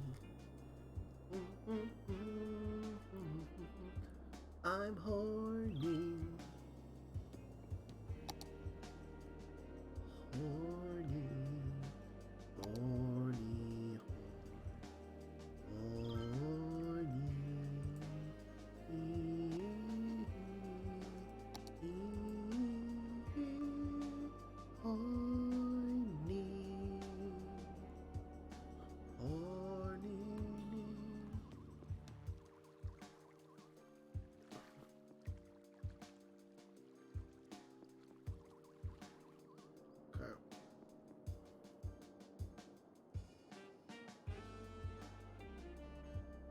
I'm just gonna do this piecemeal. Just over in the slightly crooked and turgid. You're crooked and turgid, you fucking hooer. I'm gonna probably just widen this all and make this a reservoir for a dam, and then put a dam up here. That'll probably help. That'll also give me a great extra electricity, and if the dam is down here, it's less likely to do damage further up.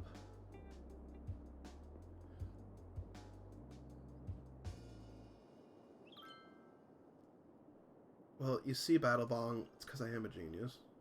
Don't you want money for nothing? Yeah, you do. What's the catch? There is one. Anyone who wants it can have it. You just have to ask for it. Our 3-day sleepaway camp is the perfect... Now. Who are we? Well, we're the #1 dream makers in the region. And you are a motivated, driven, confident individual who has a desire to make it big.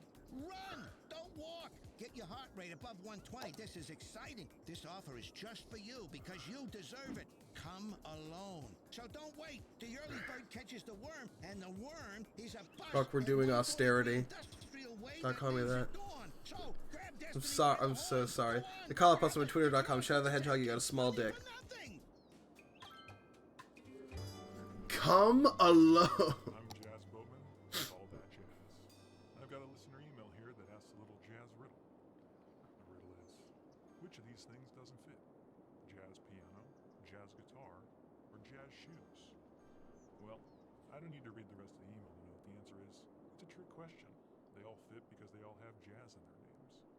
Anyway, thanks for getting in touch. More of the best funk and jazz is coming your way.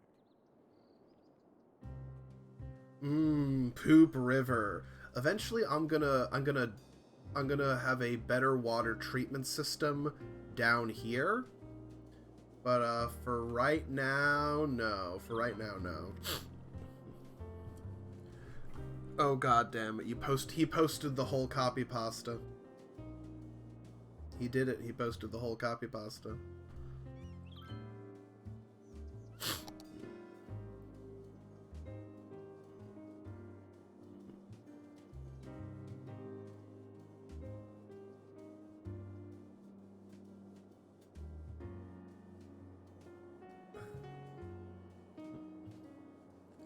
Everything leads... Yes! Everything leads back to fucking Snapcube all the time.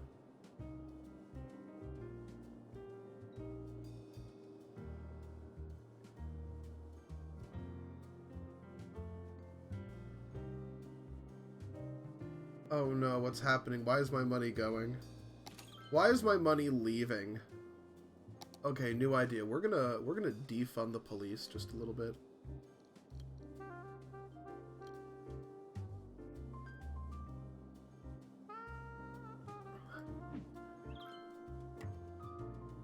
There we go. We're gonna save money on the police.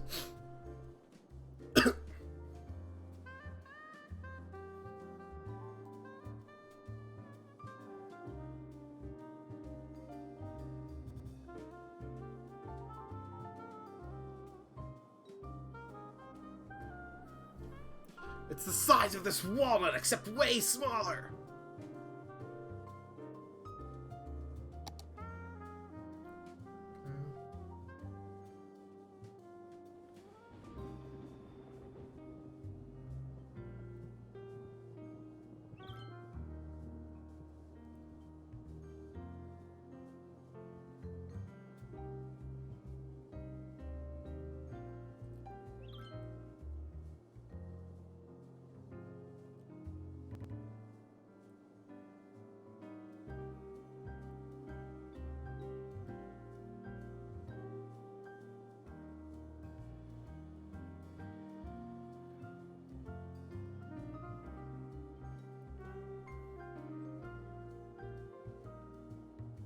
Damn, defunding the police really helped.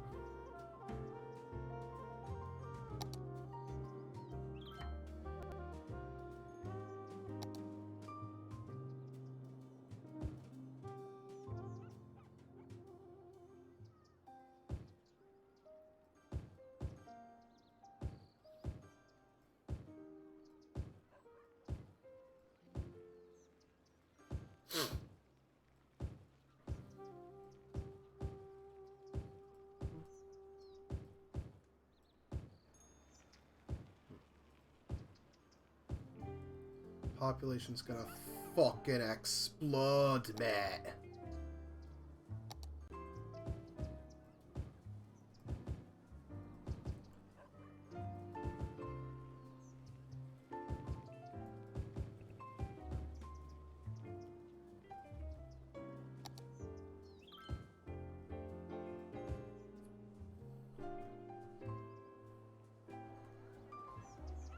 Oh, that building was cool. There's some cool buildings in my community, but still.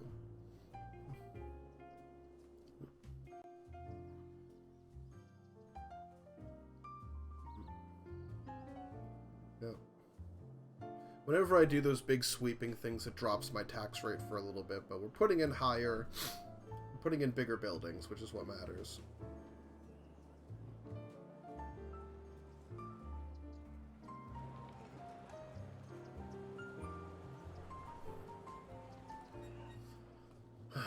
It is the size of this way nut, except way nut. The size of this walnut, except way smaller. Here's what my dog looks like. That's right, baby. All points, no quills, no pillows. Good that it looks like 2 balls and a bong. 2 balls and a battle bong. And a coward. And a Haveno. And a nutter border. And all my favorite people from the muscular class.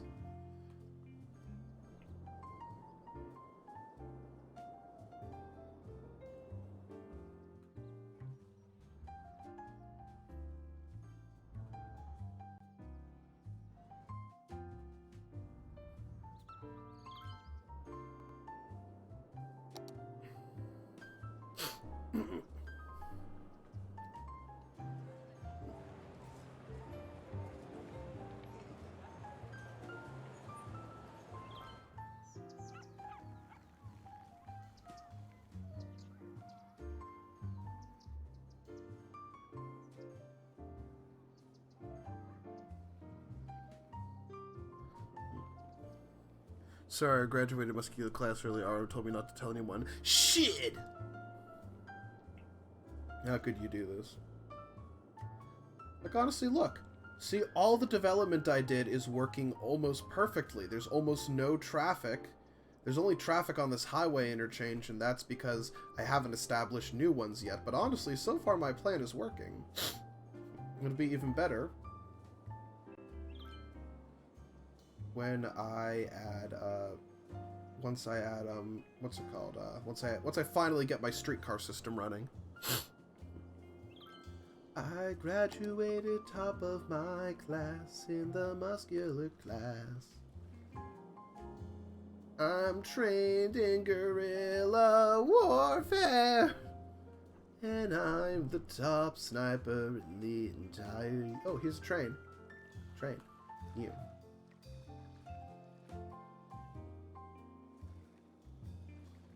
Fuck, I wanted to see what kind of train it is. Is it just the, it's... Oh, it's not the default! Ah, yes, it has that beautiful default... Oh, it's the Deutsche trains. It's the Deutsche trains.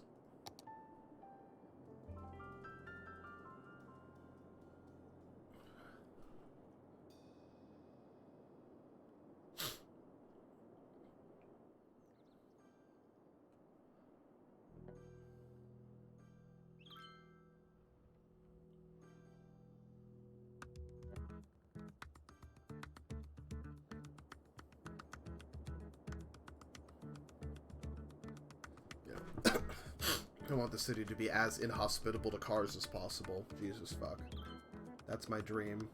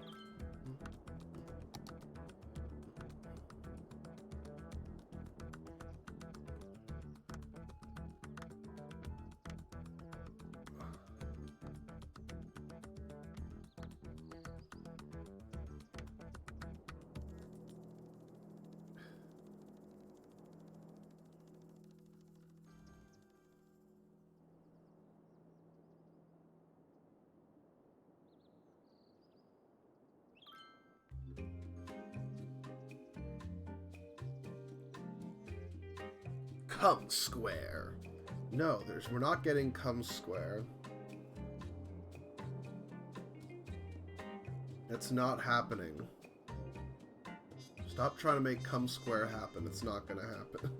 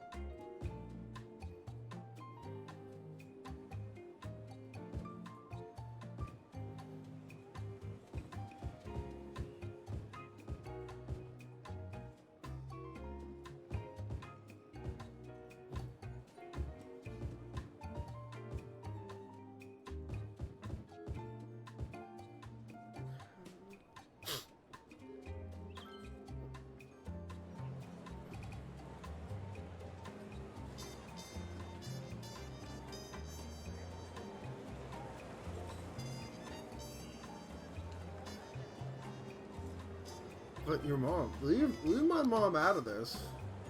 You ain't no shit about my mom. Right, I said it.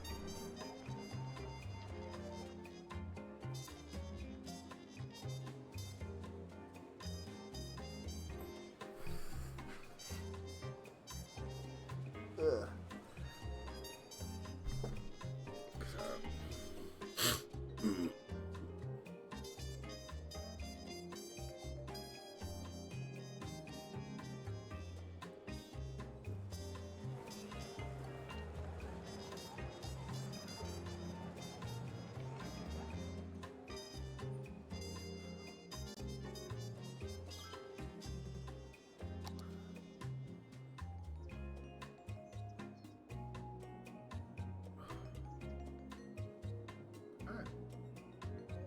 Look at us go, boys. Look at us.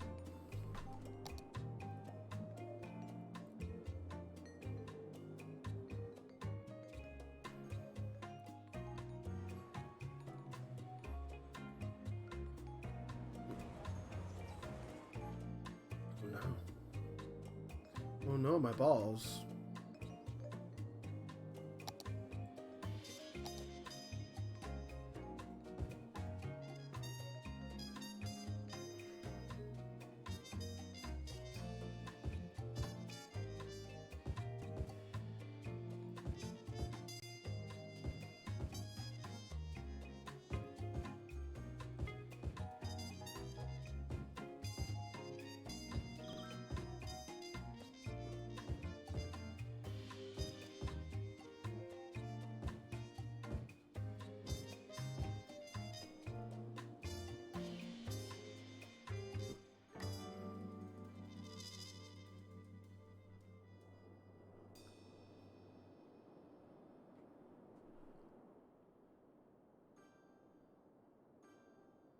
Bring the whole family to At the Old Grain Mill, old-fashioned family restaurant. At the Old Grain Mill always has the best service and the best home-style meals in town. We'll make sure you always leave At the Old Grain Mill with a smile and a full belly. Now, be sure that you come down to At the Old Grain Mill, old-fashioned family restaurant, and not the abandoned grain facility at the edge of town. It's not safe for visitors and poses serious risks to anyone who dares enter that old mill, which was forced to close down years ago. We ordered our sign and uniforms before we learned of the existence of that dangerous old flour mill, so we are not responsible for what happened there on that awful night. We just want to focus on making great meals every night at the Old Grain Mill, old-fashioned family restaurant. At the Old Grain Mill, from our family to yours. Dinosaurus, the only restaurant where the servers are dinosaurs. Our animatronics are so real, you'll think a T-Rex is serving you T-bone. A pterodactyl is serving you teriyaki. That a brontosaurus is serving you chili dogs. Every dish is an archaeological find, like our stegogetti, our raptor burger Rex, or the pile of crumbled sticky brownies adventurously named the Dino Droppings. So, take a trip into the wild at Dinosaurus. You can dine Ooh, in. love look at your city. Thank you, Matt Ferox. Matt Ferox, thanks. I have a lot that I want to do with it. I need to upgrade the streets to prettier versions, and I have some extra stuff I want to put in. I need to start laying out parks, but I find the important thing is I finally got to high-rise building, so I'm starting to put in my high-rises. That'll be big.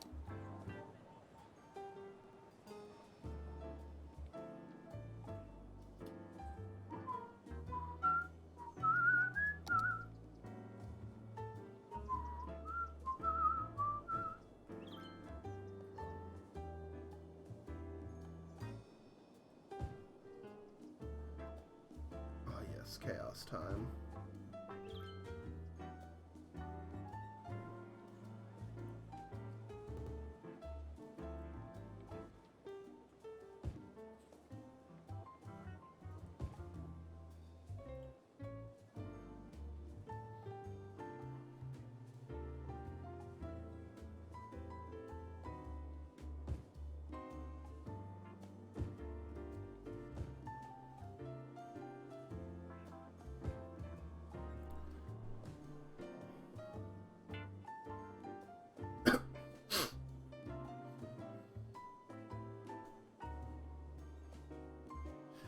My traffic is pretty, yeah, I'm pretty good at finding ways to deal with traffic. It's one of my specialties.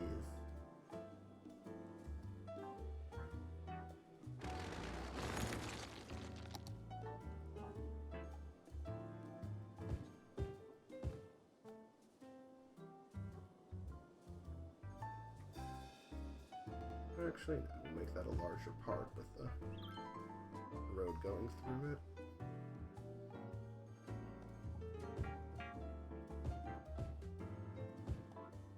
I've been experimenting with some new ways of dealing with traffic. Largely the incorporation of one-way streets into super blocks, which has been very helpful.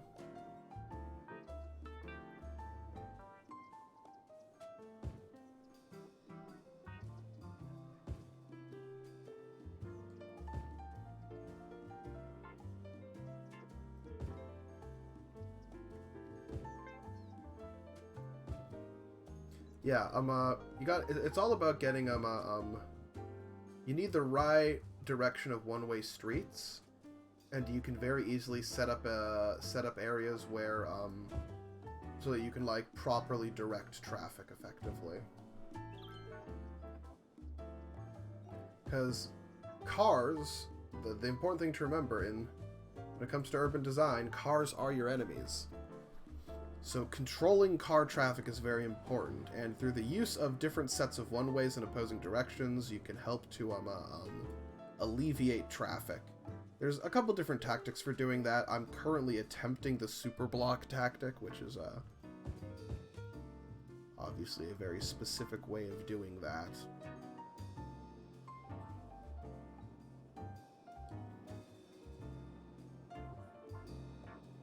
I don't even have any public transportation yet. Working on it. Actually, I'm probably going to wrap up relatively soon. Everything's already springing up.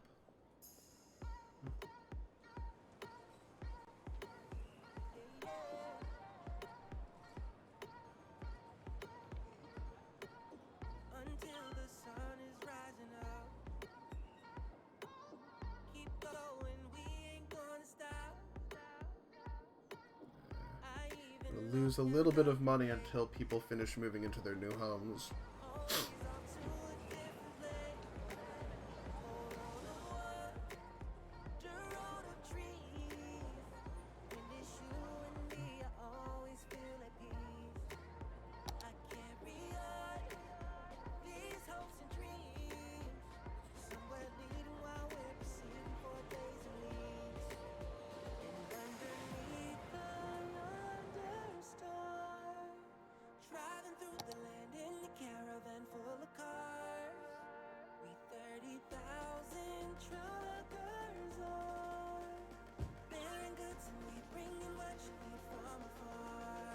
I'll put that in there.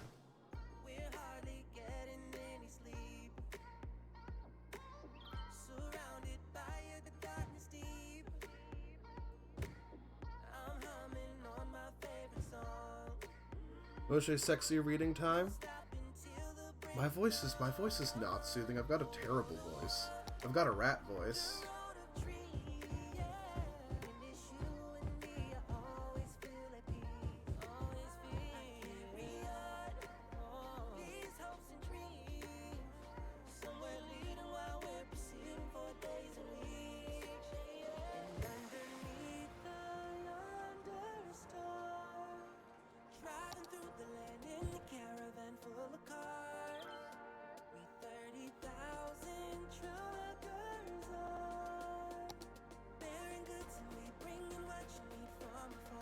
Yeah, I'll make this a park, like a little park.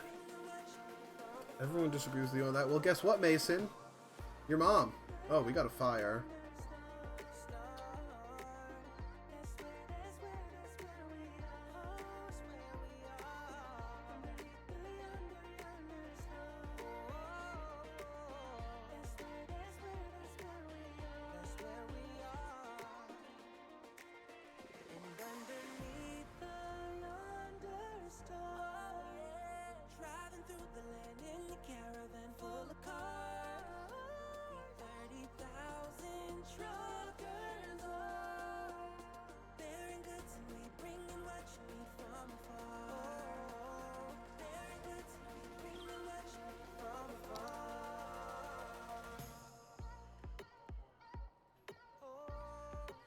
Preserving these buildings because I like these little bungalows.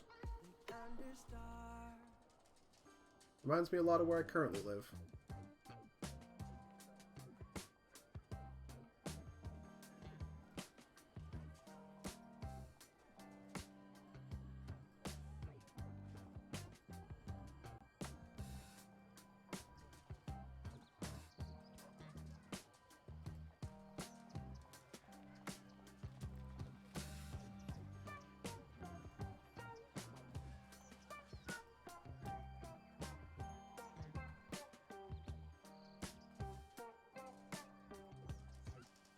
Let's change the station. Oh no, they got more freaking Christmas music on the other station too. Green DLC, want to make a super eco city. That stuff's fun.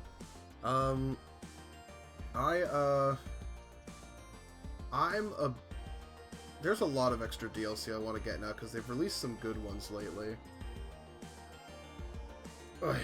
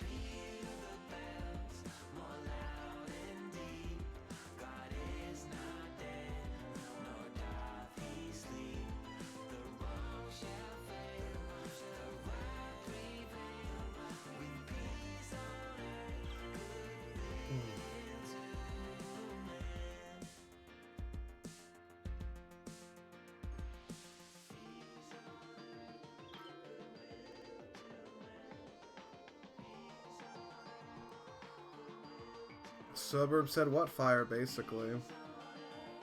Exactly.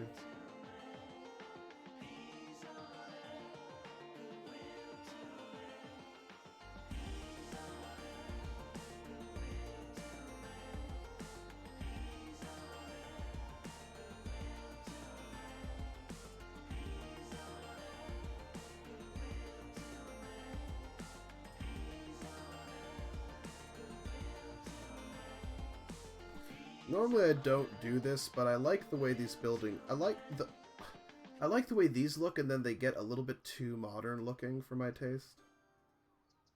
Like, there's modern buildings that I but I don't like the way the modern buildings this game gives us look. There'll be a few scattered throughout just to add some diversity, but, you know.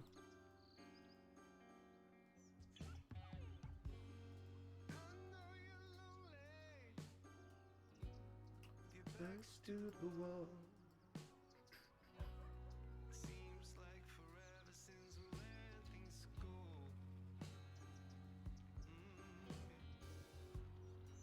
Sometimes, baby, when I look in your eyes, I can still see the young girl I used to know. Could have been good. Could have been great. But something in this world of madness ran out of faith. She should have been you. She should have been free.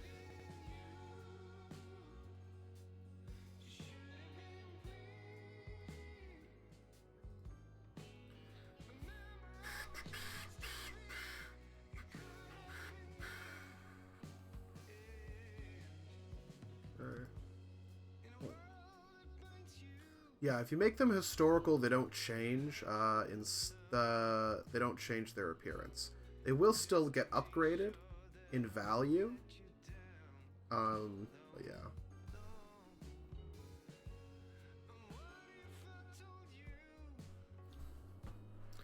Got me for life. Didn't have any groceries, so I just awkwardly stood in my cupboard. Oh my god. Eat, you son of a bitch. Eat. Eat. Okay, finally I can get rid of this shit. Don't want these landfills here for the most part. I'll arrange the landfills elsewhere.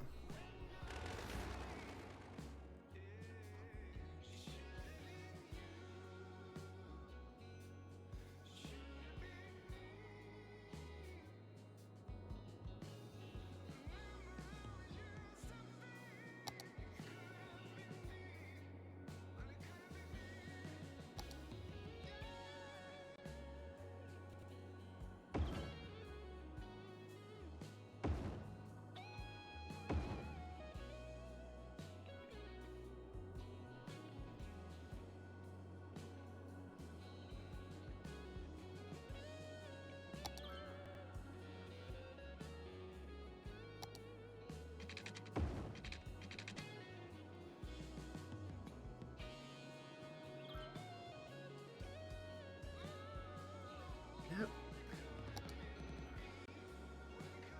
Better eat, fool.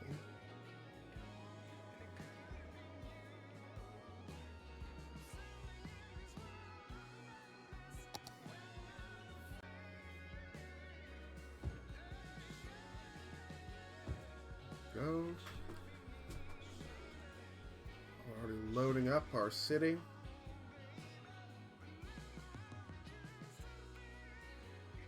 A lot of crime over there.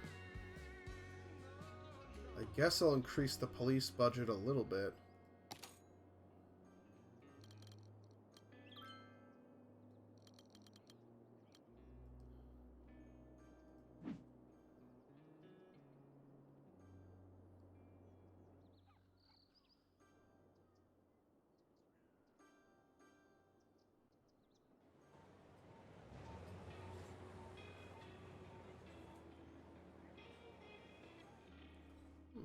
The way this is turning out. It's very nice.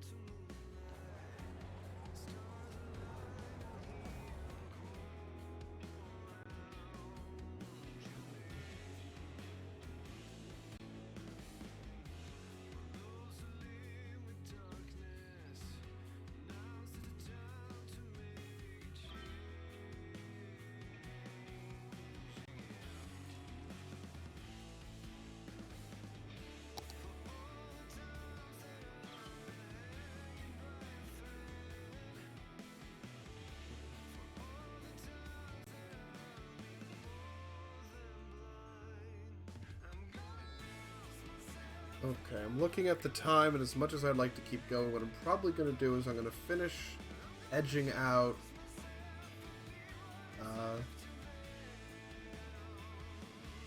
actually, do I want to do that? What money do I have? Do I want to keep filling this in slowly?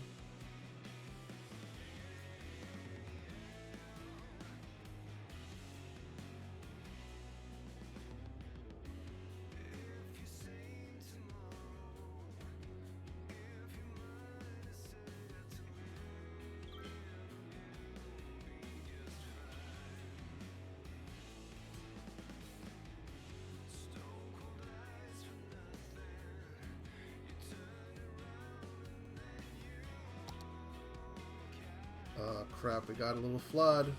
Oh god! Moshe fucked up. Moshe fucked up. Moshe fucked up. Moshe fucked up. Moshe fucked up. Moshe fucked up. Moshe fucked up. Oh boy. Oh boy.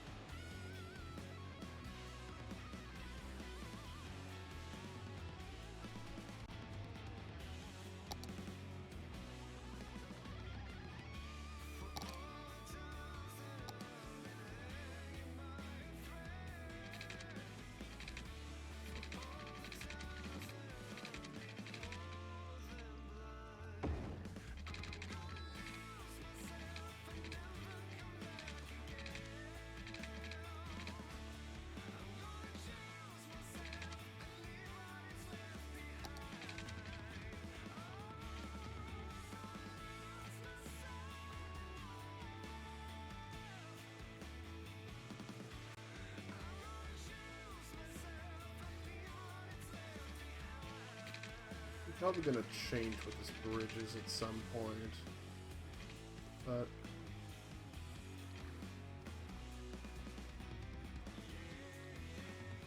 why does the water? I hate that the bridge floats slightly when you're making it. Saddle up in the mornings with Jimmy and the Stallion, the only morning show featuring DJ Jimmy Fries and a 4-year-old quarter horse named Clover. This is Jimmy Fries coming to you from Studio 2. Whoa, whoa! Looks like someone's horsing around. Okay. Easy, boy.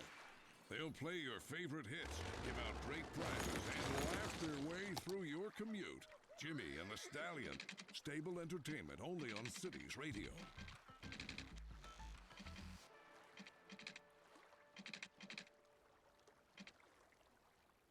Square Packages, the packaging specialists, are proud to present Box on Both Your Houses.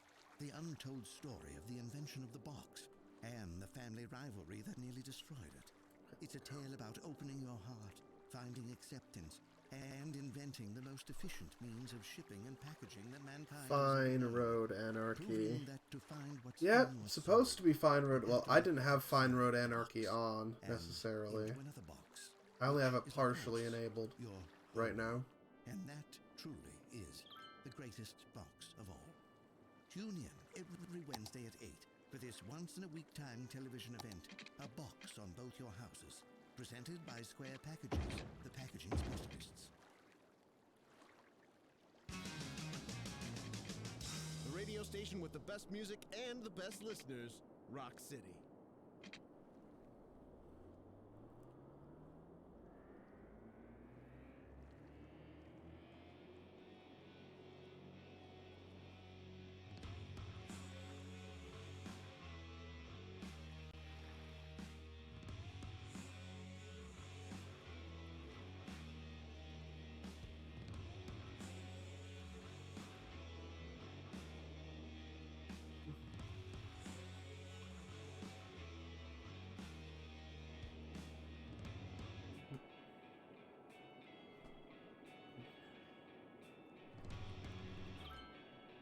Nice.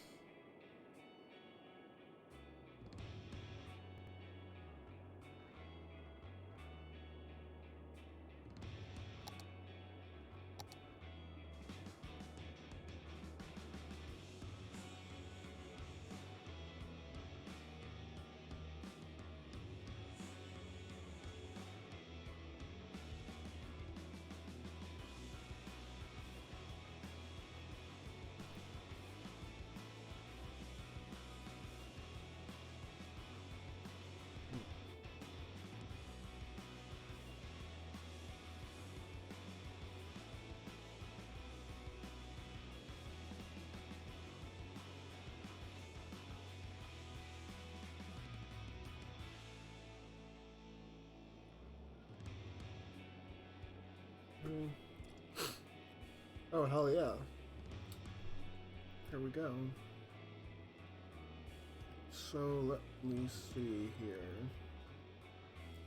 I think for the time being, we are going to just...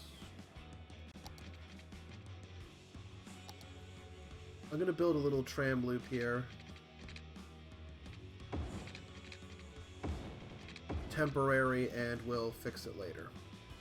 I'm going to adjust the street style as well later, but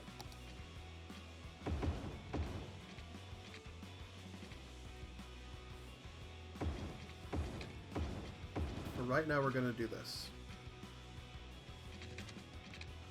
I'm just going to make sure that Kilo Cernia Prospect carries the name all the way. I'm going to set up my first tram line.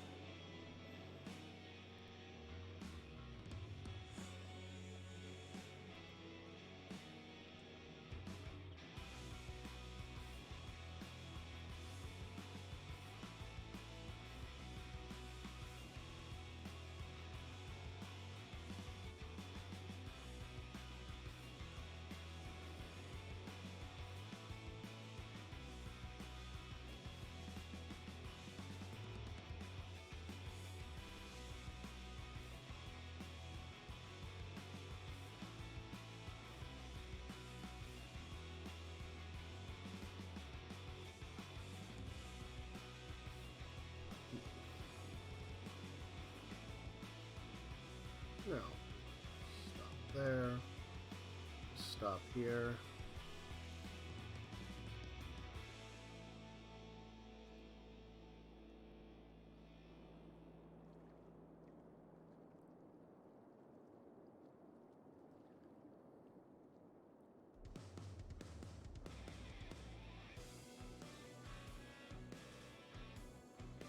We'll add more stops later. For right now.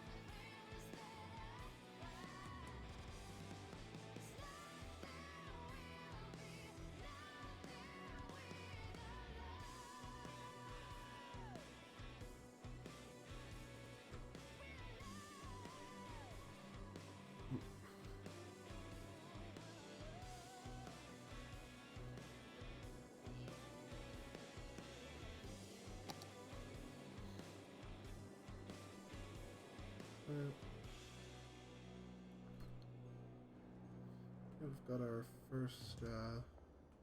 first tram. This one is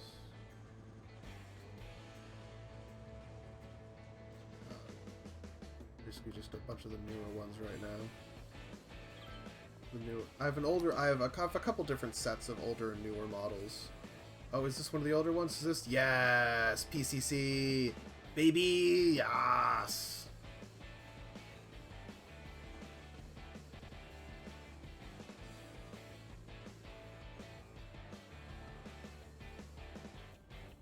I kind of appreciate how bright purple these ones are compared to the others. There we go. We got our first streetcars, boys.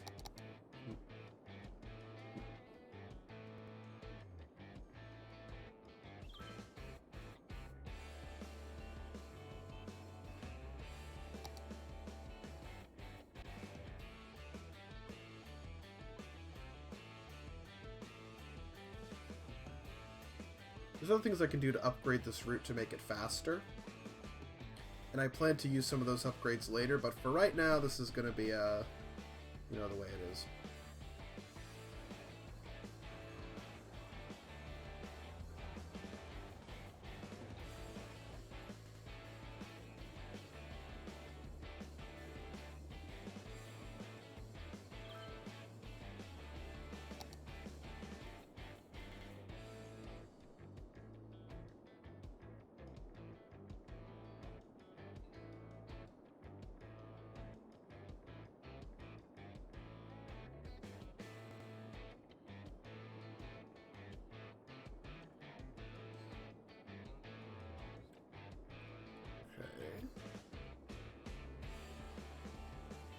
Let's...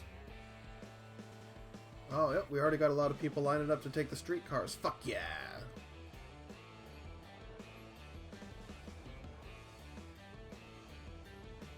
Meow.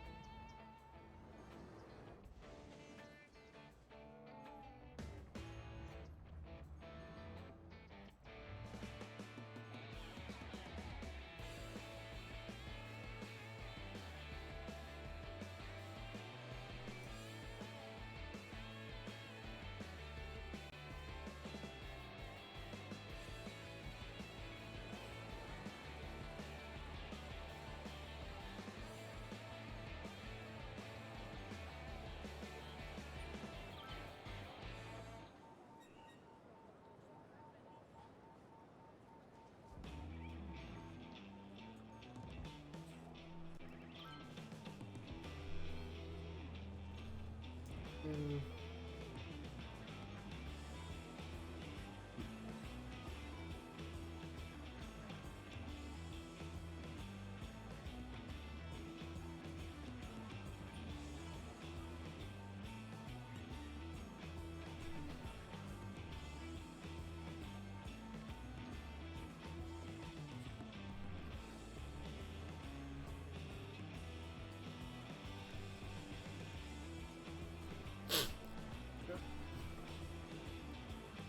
Change these numbers.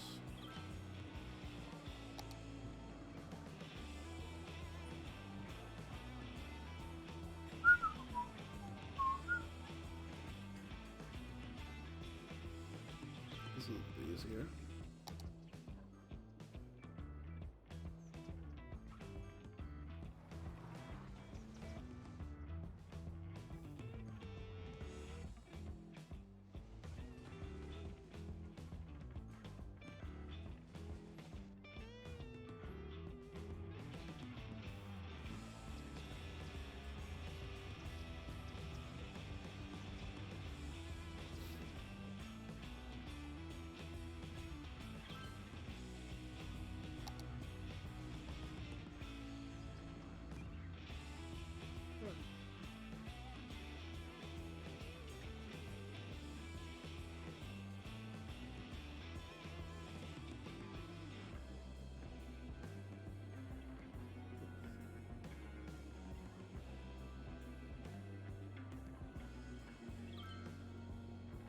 I'll keep that as 60.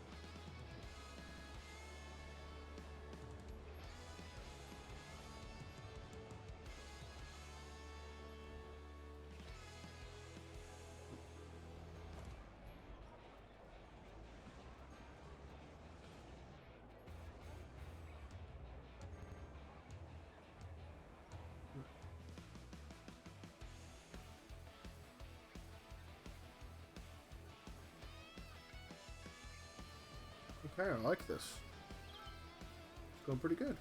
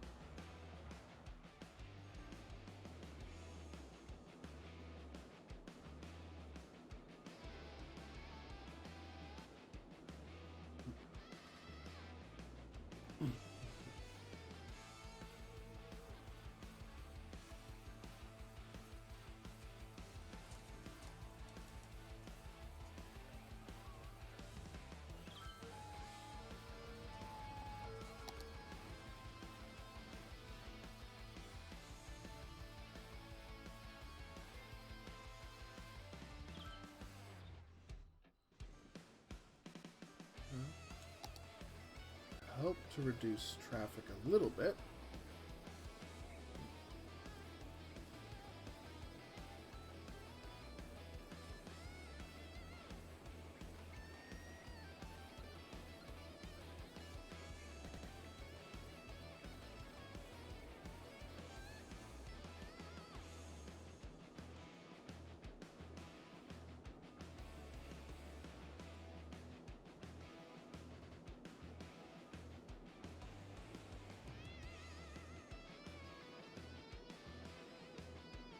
trying to think.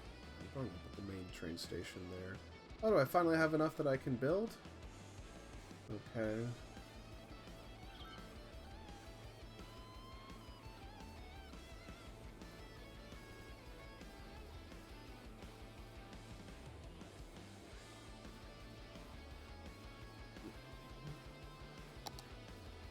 How many tracks is this? Okay, 6. Okay. It's not bad.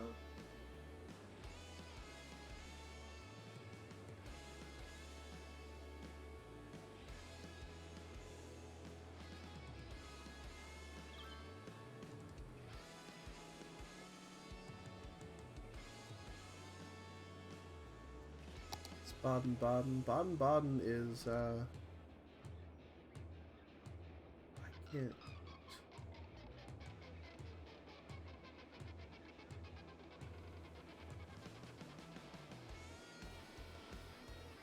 If I can build this quickly, just to see how it looks. Okay. No, Baden-Baden is also, 6. Okay.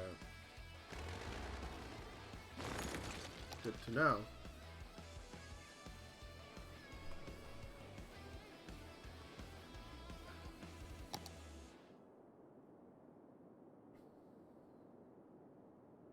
The Brontosaurus. For millennia, these gentle and graceful giants roamed the earth, grazing off the lush vegetation of the time.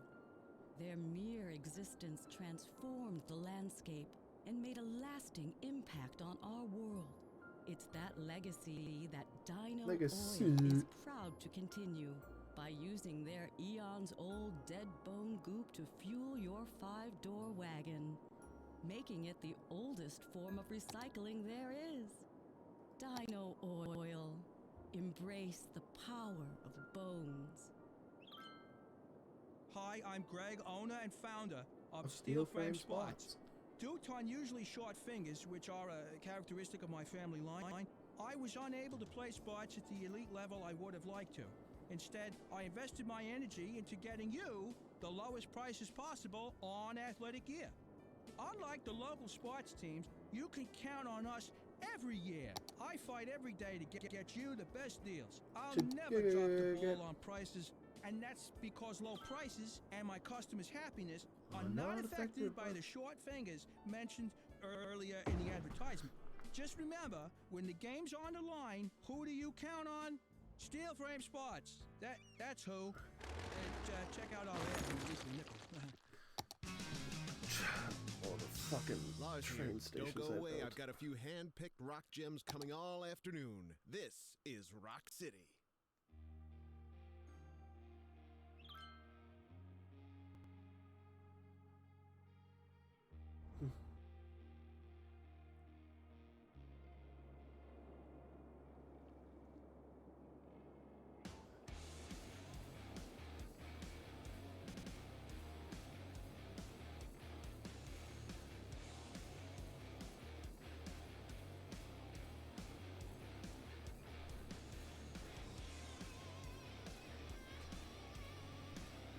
Okay. Yeah, I'll have to rethink some of my train station mods, but in the meantime, I think we're going to save the game here. Look how far we've come, everybody. We've already almost broken 10,000 people.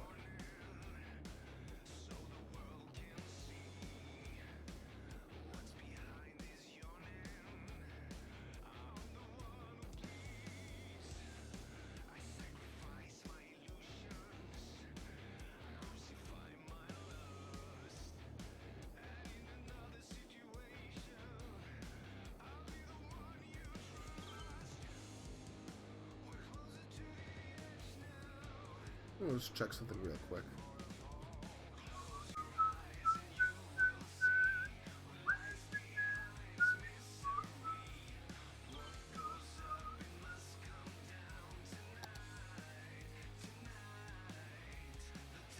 I'm probably gonna widen this a little bit, round it out, make it look more natural.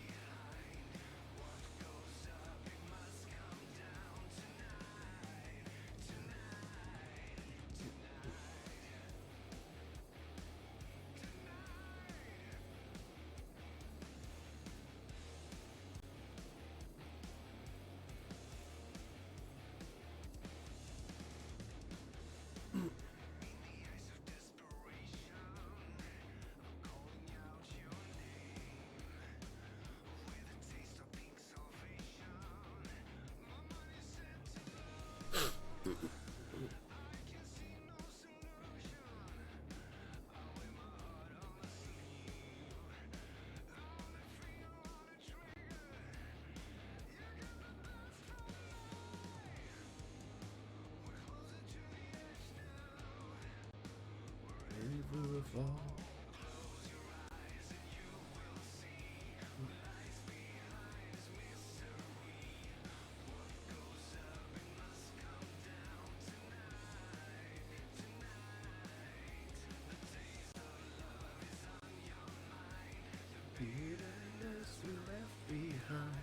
Okay, yeah, I'm sorry. I'm debating right now what I'm gonna do next time.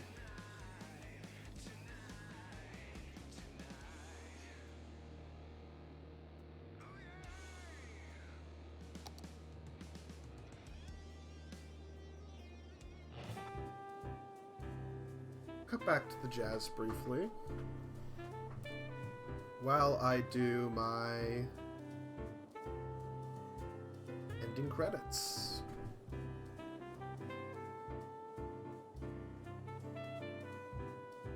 Actually, do I want that?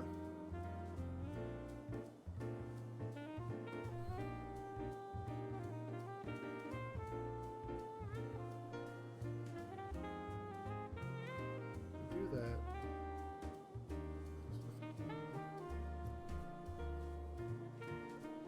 Okay. Well.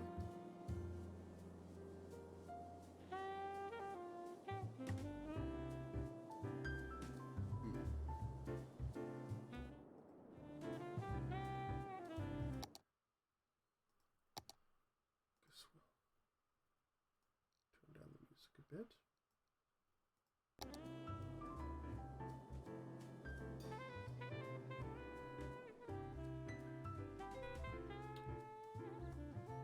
Hello.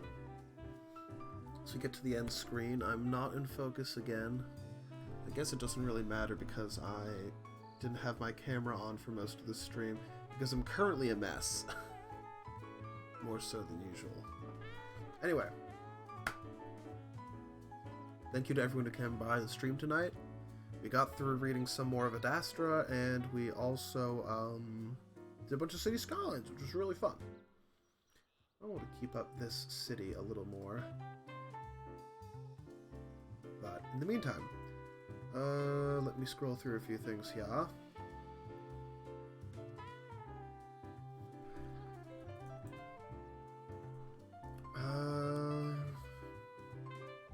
Who do I need to thank? A few thank yous are probably in order.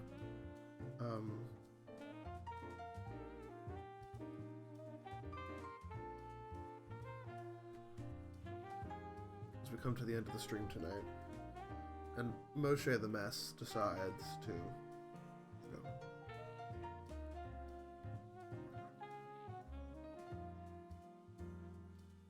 so I would first off I would like to thank Yadalglus, however the fuck you pronounce it, Coward, for giving me a follow. I always appreciate it. I also want to thank Krekt and Mason Jar for joining me for reading Adastra. Made it a lot more bearable, so. Now that we're done with that piece of gum, chug some more beer. If you guys liked what you saw tonight, please consider giving me a follow, a friend, or a subscribe. I always follow friend back, always, always, always. If you'd like to keep up with the channel more, please consider also scrolling down to the panel section and clicking on the big Discord button. That will take you to my Discord server, where you can do fun things like mute. You will be muted. You will be muted. You will be muted.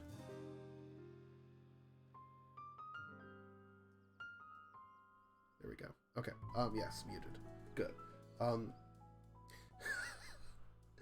On the Discord server, you can do fun things like participate in streams, post memes, see my up-to-date schedule, curate music, cyberbully me, and more, all in one convenient place. Also, down there in the panel section, you'll find a link to my YouTube archive where I'm most spun all of my streams. Go to that, you can see the wide variety of stuff we have streamed over the past... What is it? 3? Yeah, 3 years. Going forward, next week, I was gonna do XCOM, but I might do Warframe instead. I can't decide. But either way, that stream is going to be on Monday. And then, oh god, how are we already almost all the way through December? I don't like this. I don't like this at all.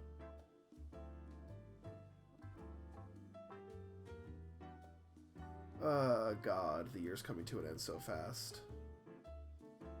Can't believe it. We've got, yeah, so XCOM or Warframe. If you want to know which one, join the Discord. That's happening Monday at 6 p.m. Eastern Standard Time. Then on Tuesday, the next day, we're going to do some more Adastra reading, and I'll see how much of it I can get through then. Hopefully a little bit more. And on Friday,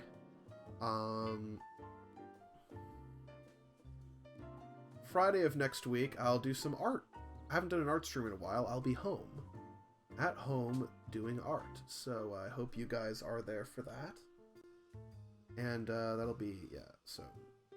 yeah, next week, XCOM or Warframe on Monday, Adastra and maybe more City Skylines on Tuesday, and then Friday, art. Coming into the end of the year, folks. It's kind of crazy. But in any case, I think that's everything I've got to say. So, let's go to the end of the stream, and we are going to pass you guys off to my boy Yektan. I've got